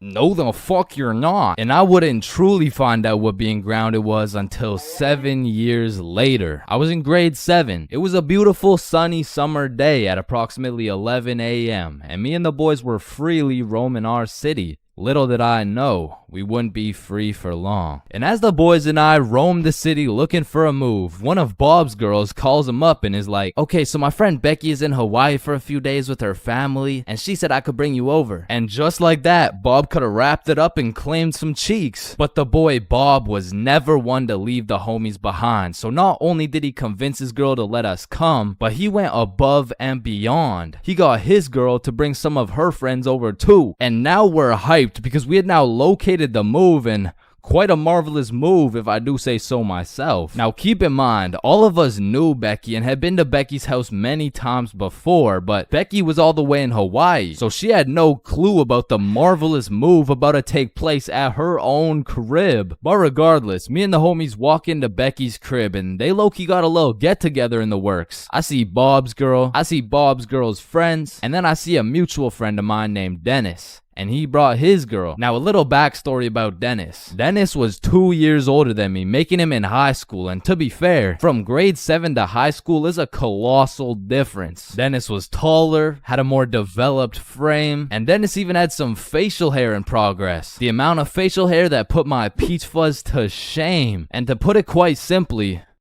Dennis was a menace. But regardless, that's my homie's homie, so I walk up and dap him up. And then everyone heads over to Becky's room. Now keep in mind, Becky had simply invited Bob and Bob's girl to come over, and somehow we ended up being 8 people deep in that joint. And so that means technically, the other 6 of us were straight trespassing. So we were all chilling in Becky's room, chopping it up for a good hour and a half, until eventually, people start exploring her house. Now in Becky's room, it was just me, Bob's girl, and Bob's girl's friend named Lily. And so we're all just talking until I hear someone yell from the room down the hall, Yo, Chains, get in here right now. And I don't know exactly what I was expecting to see as I walked into that bathroom, but it was absolutely not seeing Dennis drop a condom filled with water on Billy's head. And of course I laughed because that's comedy gold right there, but it also made me realize maybe we shouldn't be here dropping condoms on each other's heads. But who was I to tell Dennis what to do? He had facial hair, so he was practically a grown man to my standards. So I just turned around, went back to the room, and continued chilling with Bob. And as we talked, the music progressively got louder, and Dennis progressively became more of a menace. And it had got to the point where the speakers were booming, and Dennis was lobbing condom water balloons off Becky's balcony. And then one time, Dennis either almost hit or just missed Becky's neighbor with one of these condom water balloons. So this grown man looks down at a condom that seems to have fell from the heavens, then he looks up and sees Dennis scrambling inside the Becky's crib with the speakers blasting music, and then he continued on his way. And we were all just having a fantastic time in Becky's room until we hear the downstairs door swing open, and we all absolutely shit our pants and run onto the balcony. Hey,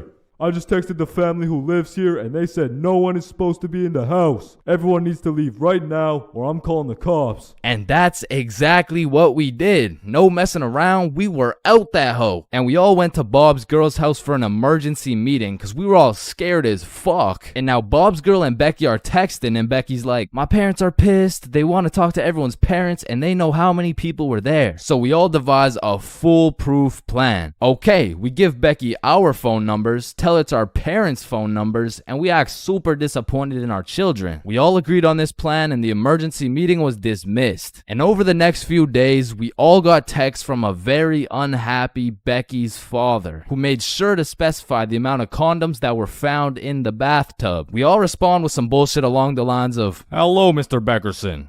I'm very sorry to hear about the inconsiderate acts of Chains and how he's invaded your home. Rest assured, Chains will feel the wrath of this thick leather belt as it repeatedly beats against his cheeks to discipline him for his heinous actions. Thank you for bringing this to my attention. But come to find out, Lily's dumbass responded with some shit like, "Dear Mr. Beckerson, thank you for letting me know, but Lily did nothing wrong as she didn't know she wasn't allowed there. Plus, she didn't even make a mess or anything, on God. Put some respect on my daughter's name.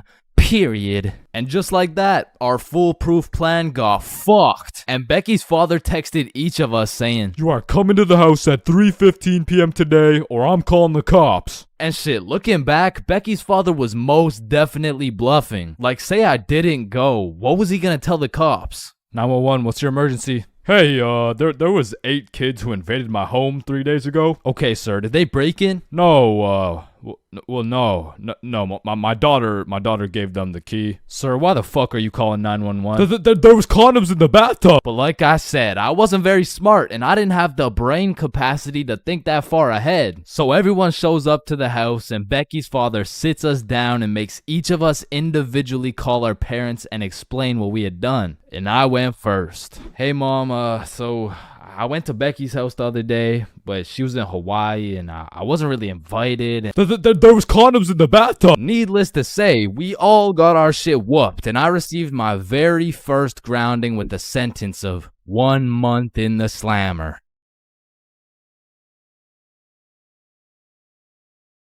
My first time eating magic mushrooms. Now this story takes place on a spooky Halloween night. And of course, when you're young, Halloween is about dressing up and getting candy from strangers.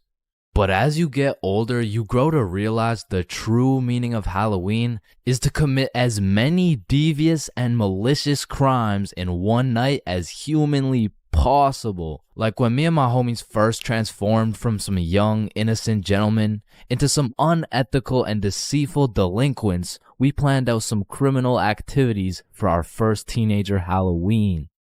Yo, trick-or-treating is for nerds. We're gonna drink alcohol and smoke grass. Woo. Yeah. That is so teenager. So you know, we drank our drink and we smoked our grass. Man, I sure could fuck up some Reese's Pieces right now. Not gonna lie, some Skittles would be fire. Alright, fuck it. So we threw on last year's Halloween drip and shamelessly went trick-or-treating baked as fuck. Trick or treat. Aren't you guys a little bit old to be trick-or-treating? No, but we got our candy and we went back to Billy's crib and the munchies took over. I mean, we fucked that shit up so fast that we changed costumes and we spun the block. Trick or treat. Oh, didn't you guys already come here? No, there's a snake in my boot.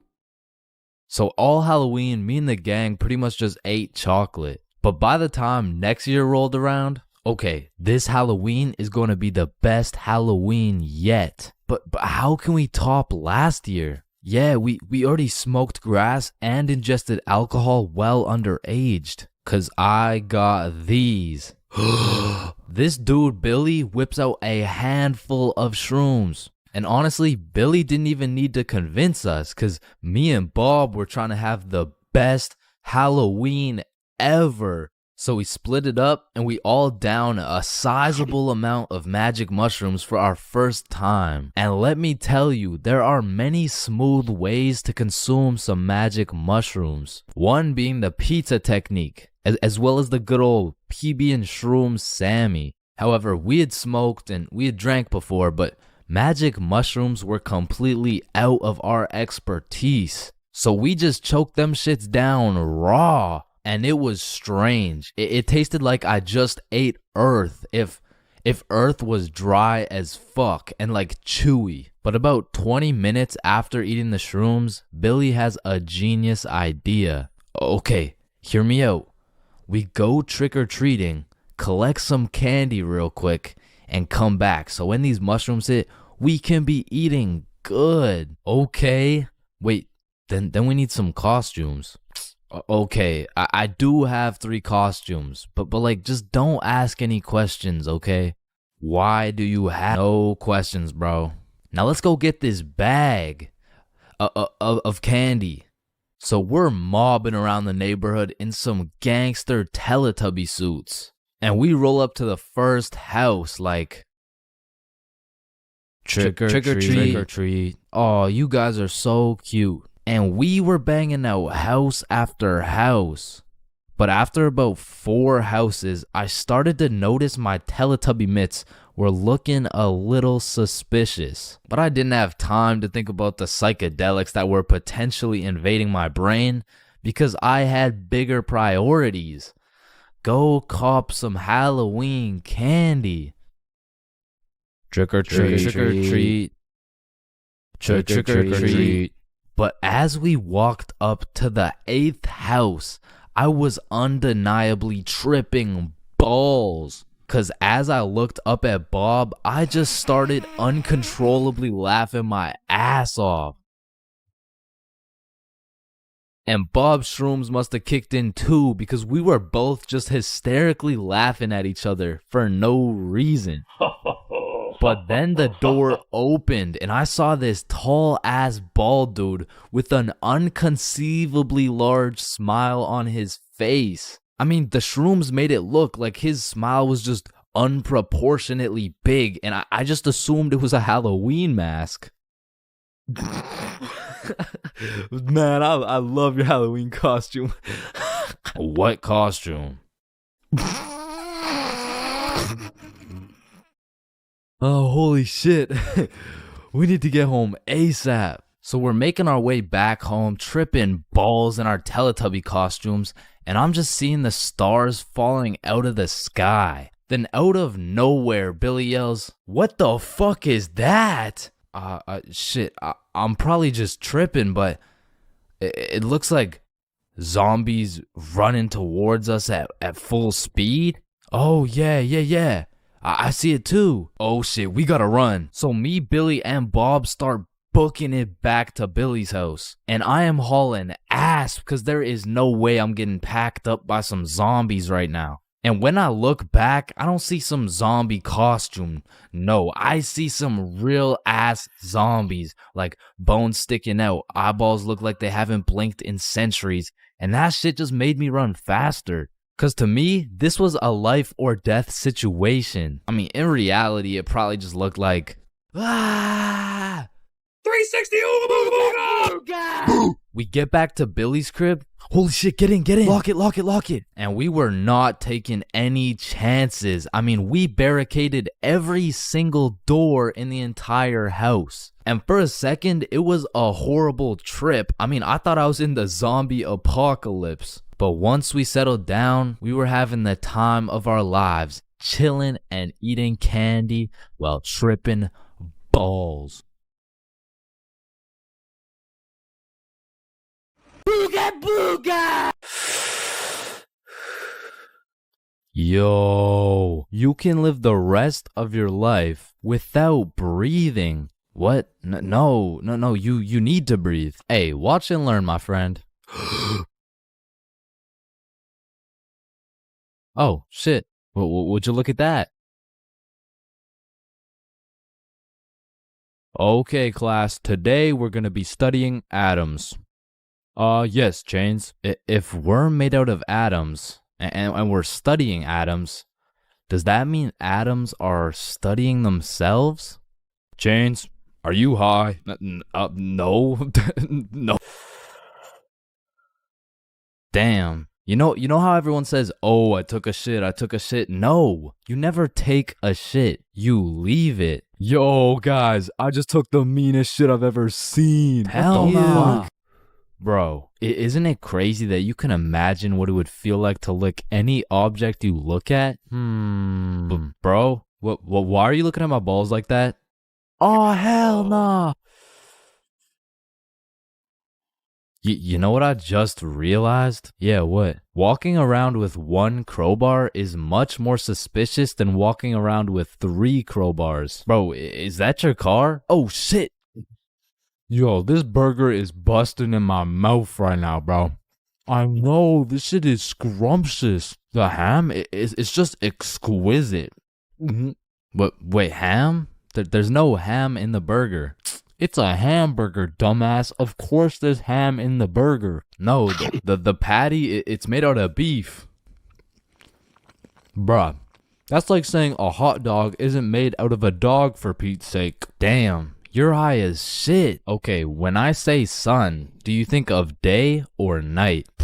Obviously the day, that's when the sun's out. Okay, makes sense. But what if I were to tell you that you see more suns in the sky at night than you do in the day? Whoa. You are hereby sentenced to 35 years in jail for repeatedly kicking a pregnant woman. Objection, Your Honor. When you really think about it, everyone in this room has repeatedly kicked a pregnant woman before. Even you, Your Honor. Fuck. Holy shit. Horses are naysayers. Sir, I am very sorry to inform you the STD results came back and you are positive for chlamydia, gonorrhea, trichomoniasis, syphilis, chlamydia, herpes, HPV, HIV, and chlamydia again. Somehow you got 3 cases of chlamydia. Damn, you know what that made me realize? That you should wear a condom? Nah, life is a sexually transmitted disease that will 100% lead to death. Damn right, sir, you got 3 days to live. You ever think about how old cars are looked at like, look at this dude's old ass car. He's broke as shit. Damn, at least my car isn't as old as this dude's. Holy shit, this guy's car is a shitbox. Damn. Look at that vintage car. Wow, that guy's car is insanely old. He's got to be a millionaire. What the fuck? Is that Fred Flintstone? Whether we like it or not, we were all once inside some balls. Facts. I'm talking in the testes. Damn. I'm talking in the family jewels. I'm talking in the nut storage. I'm talking in the semen spheres. God damn, Todd's really laying down some mean pipe over there. You know, Todd beating down those doonies really got me thinking. Most people are made in a bed, born in a bed, and die in a bed. Damn. Bro, stairs were made to make a really big fall into a bunch of small falls. Oh, shit, are you good? You know, someone probably still gotcha knows from years and years ago. Gotcha knows, give it back. It's me. What do you mean? It's me. I am the one who gotcha knows. Wait, are you serious? Yes. Dude, give it back. Or what?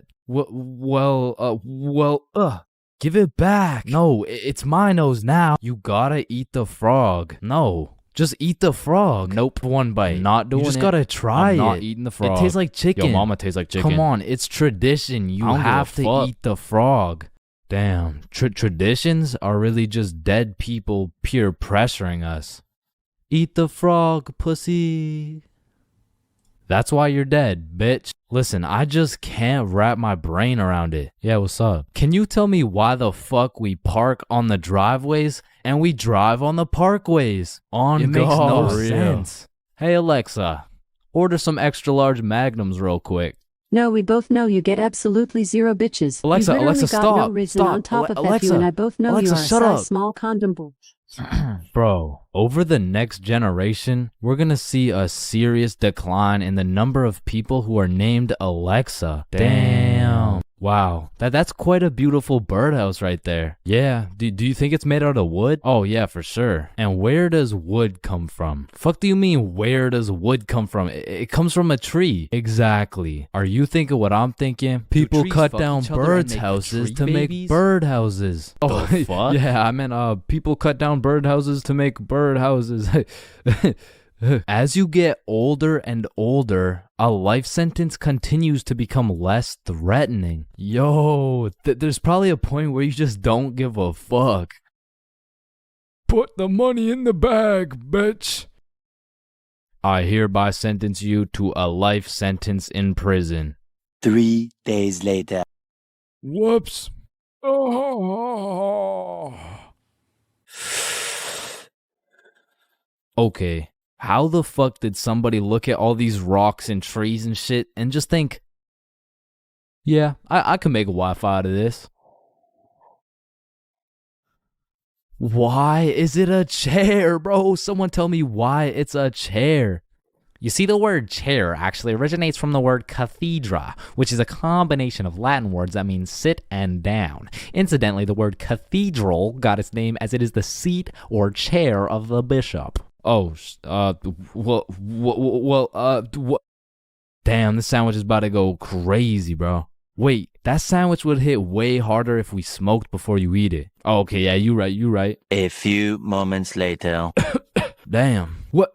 Damn. My sandwich went bad. Nah, when you think about it, your sandwich didn't go bad. Something just started eating it before you did. Whoa, that's crazy to think about. Wait. Are you eating my sandwich right now? You gotta be faster than that, bro. I'm talking inside the cum factories. For real. I'm talking inside the sperm bank. For real. I'm talking inside these nuts. I'm talking in the Dwayne The Rock Johnsons. Damn. Nah, fuck you. Hey, fuck you then. That's why you eat meat. I don't eat meat. I'm vegan. Oh shit, same. But you're still a bitch. Okay, and I still laid pipe on your mom. Yo, what's going on here? He called me a bitch, and he said he had sexual intercourse with my mom. Yo, calm down. I thought you guys were both vegan. Yeah, we are. What about it? If you guys are both vegan, are you guys really beefing? Damn, that was unfunny as fuck. Should we just beat his ass? Yeah, we should. Shit, damn. I see here. Looks like your toothpaste hasn't been doing the job. Try this one. 9 out of 10 dentists recommend this toothpaste. Wait a minute. If dentists make their money off people having bad teeth, and 9 out of 10 dentists recommend this toothpaste, why would I choose to use this one? Go. Shit, he knows. Man, you ever think about how the ocean is just some really big soup? Damn, I guess you're right. Or have you ever thought about how there's more airplanes in the ocean than submarines in the sky? Oh shit, apparently not. Damn, we're high as fuck. Man, you know what I just realized? What's up? Your balls are kind of like a body bag of sorts. You know what I'm saying? You gotta stop looking at my balls, bro. Okay, but who named it a chair? Like, who just looked at this thing and was like, oh, yup. This is going to be called a goddamn fucking chair. Boom. Oh, you scared me half to death. What happens if you get scared half to death twice? Oh, I don't know. It's just a saying. Boo. Oh shit, is he dying? I think. Damn. When you really think about it, most guys will get their first set of flowers at their funeral. That's some real shit. Wait, Chains, are you high at a funeral? No.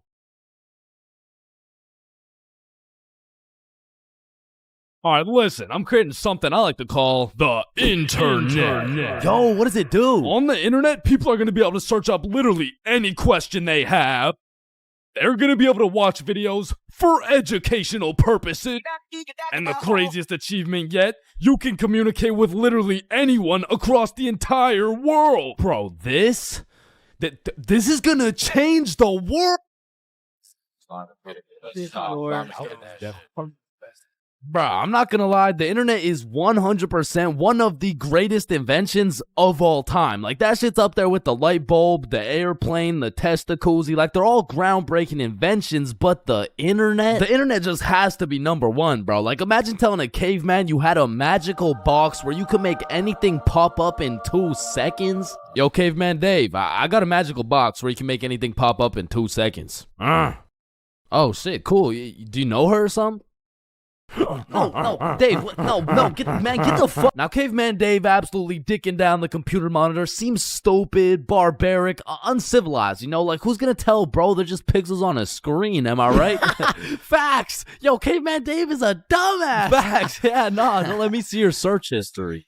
You know, we don't gotta do all that. You know, oh, okay. Monstrous KFC Okay, mukbang. I like KFC. Fat motherfuckers eating a lot of food. I was hungry. Yo, big butt booty Latina oiled up, shaking that diggity dump truck dog. What are you searching? Okay, listen, like my finger slipped. Yeah, bro. 2025 is the weirdest time to have access to the internet, and that's just cause everybody has that shit. Like I got it, you got it, my grandma's got it, Kanye's got it. Man, you and your grandma. Kanye still got it. And I fucking hate so every thing, and I'm done. Okay, yeah, well, not anymore, but I don't know if it's just me, but recently the internet has been getting more and more out of pocket, bro. Like, I'll be having a fantastic day, just chilling, until I pull up Instagram and see some shit talking about, imagine your card declines at the abortion clinic and the doctor start nutting in you. Yeah, this motherfucker's never getting a job, bro. Like, his digital footprint's up there with fucking Kanye, bro. Oh, hell no. Alright, his shit isn't yay bad, but imagine dude trying to apply to a university like, yes, sir, this has been a dream of mine since I was a little kid, and I've spent thousands of hours studying, and it would be an absolute pleasure to join your program. Wow, that's amazing. And it seems like your GPA is a perfect 4.0, and man, your volunteer work is nothing short of impressive. I mean, building an entire village in Africa with your bare hands, I mean, geez, that's good stuff. Yeah, thank you, sir. Yeah, now, I do just have one last question. Yeah, anything. What would happen if your car got declined at an abortion clinic? Oh, holy shit, is that girthy dishwasher 97? Yep.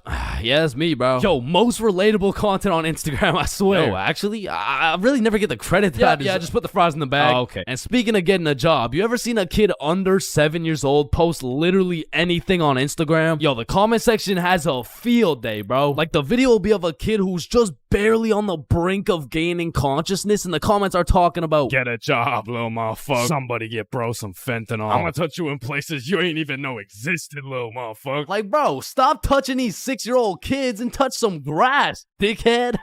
Yeah, but I'm not gonna lie, as a motherfucker who draws stickman for 16 hours a day, I really gotta start taking some of my own advice, bro. Wait, what's your advice? Oh, I mean, stop touching these 6-year-old kids. You touch 6-year-old kids? I'm talking about Gurgi Force. Chains, you know the drill. God damn. Bro. Even these motherfuckers have the internet, bro. Like, what could you even possibly be posting? Oh, shit. Yeah, nah. We gotta start banning motherfuckers from the internet, bro. And I think we should all do a poll for the first person to go. You know, like, take your time. And, oh, shit. Okay, never mind. Votes are in. Looks like we're banning Jack Doherty. Why in the fuckity shit did you just ban Jack Doherty? You know what? Ban his the last too, bro. Actually, ban every single kid on the internet. Like, put down the Instagram reels, go outside and eat rocks like a normal kid before Gurgi Foreskin 445 fucks around and finds your IP address, bro. Because there's a lot of weird motherfuckers online, especially considering the impending gooner epidemic of 2025. Now, if you're unaware of this widespread epidemic, well, fucking good for you, but there's been a recent spike in the amount of gooners seen online. Like the type of motherfucker who'll be scrolling and see a video of a Cheeto that's kind of built somewhat like a Kardashian, and next thing you know, bro's got a DIY screen protector, bro. And I swear these gooners have no clue it's a problem either. Like, they probably show up to the doctor's office for a quick little checkup, and the doctor has to break the news to him like, yeah, Mr. Gooningson? Yeah, I'm sorry, but you gotta stop masturbating. No, wait, what? No, wait, why? Because I'm trying to examine you, dumbass. Oh, shit. Like, it's honestly mind-blowing how having access to the internet with all its power and infinite knowledge just makes us more stupid, bro. Like, at any given moment, we have the resources to learn quantum physics or learn how we can watch Skibbity Toilet. What? No. Why the fuck would we watch Skibbity Toilet? Shit, man, this stuff's good. Just take a watch. No, I'm not watching that shit. Just real quick. Yo, why are you recording me, bro? We're filming a YouTube video, dumbass. Oh, shit, yeah, you're right. So I was saying there's a lot of people nowadays addicted to the internet and shit, like that guy over there. Where?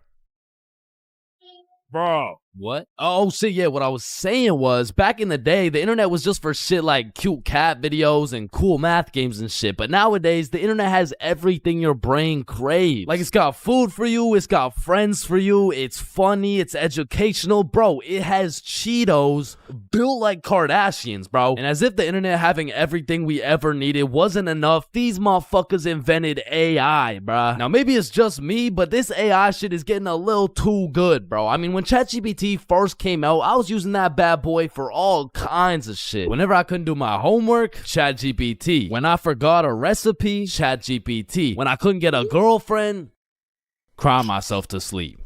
And then ask ChatGPT. Like, back in the day, I was using that shit to fix all my problems. But nowadays, nowadays I just be using it to spend quality time with, bro. Holy shit, this guy's a gooner if I've ever seen one. And no, I'm not a fucking gooner, bro. I'm just spending some time getting to know my homie Mr. GPT. Because when the day comes and that motherfucker and his AI homies decide to take over and kill the entire stickman race, you're gonna be getting your shit annihilated, bro. And I'ma just be like, yo, GP, you don't gotta do this, bro. Remember when we used to talk about our feelings together and I used to send you line art of sexy Squidward and shit like, hot, you fucking gooner. And honestly, I feel like the people are less scared of the robots taking over the entire world and they're more scared of them taking their jobs. But I'm gonna keep it a buck. I cannot relate, bro. Like, AI could never do the shit I do. AI could never do the shit I do. Wait, what the fuck? Wait, what the fuck? Who does this bum think he is, bro? Who does this bum think he is, bro?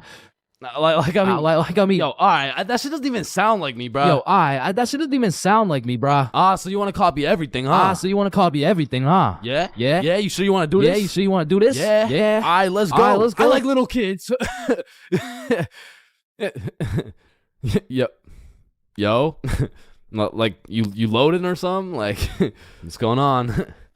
You gonna repeat it, or, you know? Undercover police has Bodge back. Man, family functions have the weirdest dynamic, bro. Like, how have you known these people your entire life, but have still never gone past a surface level conversation?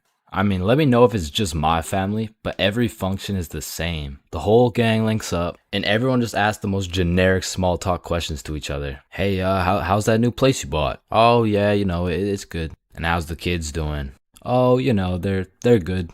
Oh, and how's the wife? Man, fuck your wife. I don't want to hear any of these NPC conversations, bro.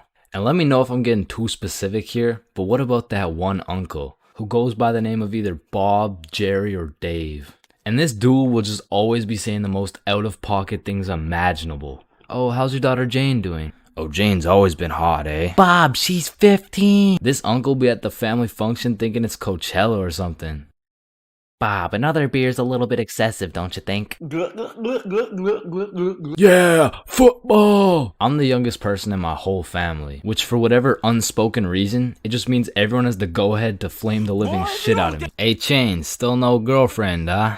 I guess you're not too good with the ladies there.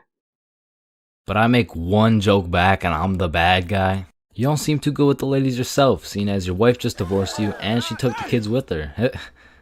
Am I right? Not only do they feel free to roast your whole existence simply because you were born last, they unanimously decide you will be everyone's personal butler. Hey bud, go get another beer for me. Alright, yeah, for sure. Thanks. Now you better get started on mowing that lawn. Grass isn't gonna cut itself, am I right? Oh my god, bro. And coming into these family functions, you would think your mom is your closest ally. But as soon as she gets the chance, she will expose your biggest secret for a little bit of parent clout. You guys will never guess what I found under Chain's bed yesterday. Oh my god, what is it? Yeah, tell us. What? No way. Sometimes when my family tries to make small talk with me, they just miss the boat completely. So, buddy, how's those swimming lessons going for you? The swimming lessons I took when I was 5? Yeah, right, those ones. They're good. I finished them a little while ago. Oh, is that right? Good for you, buddy. And bro, don't get me started on those recycled ass jokes. Well, looks like you got your workout for the day. Oh, looks like you've gotten so tall. What are you feeding this kid, am I right? Oh, Bob, I think you got some food in your beard. Oh, don't worry, I'm saving it for later. Ah, good one, Bill. Oh, Bob, he's so funny. Thank you. I guess everyone at the function must have Alzheimer's or something, because these jokes will have them cracking up like they haven't heard the same joke the past 15 functions. But cousins, man. Cousins are the saving grace of family functions. Without cousins, you would have no choice but to participate in the tomfoolery of small talk. I'd be walking in the function just praying to see that one cousin. And bro, I have a family function survival tip for you. You always have to stay within arm's reach of either your siblings or your cousins. Because whenever some bullshit goes down, you just give each other the look and flee the scene. And because when you get caught lacking on your own at the function, you get jumped. Metaphorically speaking, of course.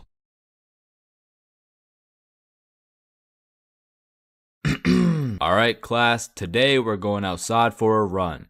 But it's literally 0 degrees. Oh, Chains, don't be a bitch. It's not even that cold. See? I told you guys it's not even that cold.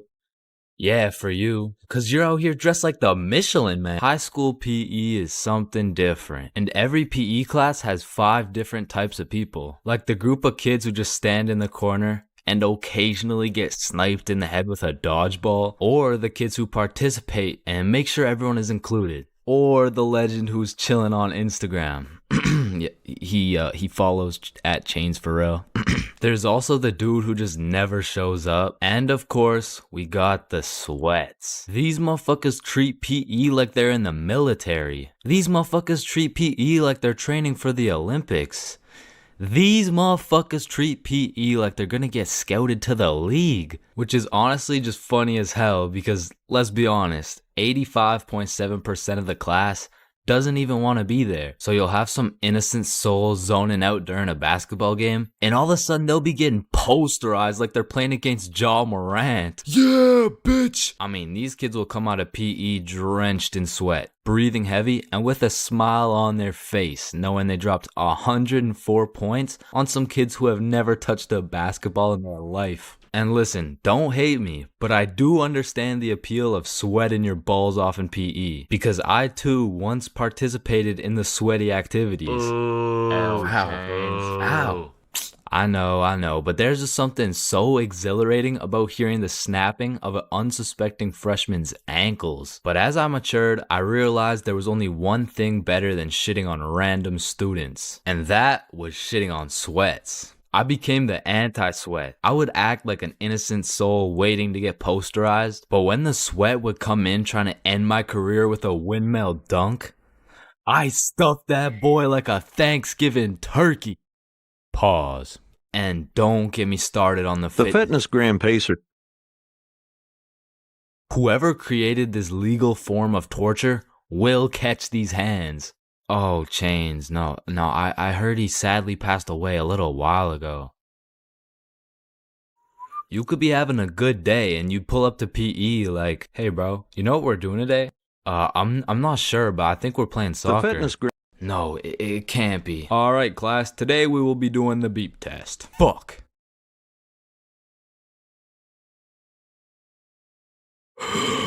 Whew. Damn, what was I at? Chains, well, we haven't even started. That was just our warm-up. But one thing that did bring me a little bit of joy was looking at everyone during the push-up section. Like, there was always some dude doing the neck push-ups, some dude who thinks he's Mike Tyson, the guy who takes breaks when the teacher isn't watching, and there was always at least one dude who was out here looking like he was hitting it raw. James, I don't think that's how you do it. Oh, yeah, you're right. Yeah, bitch!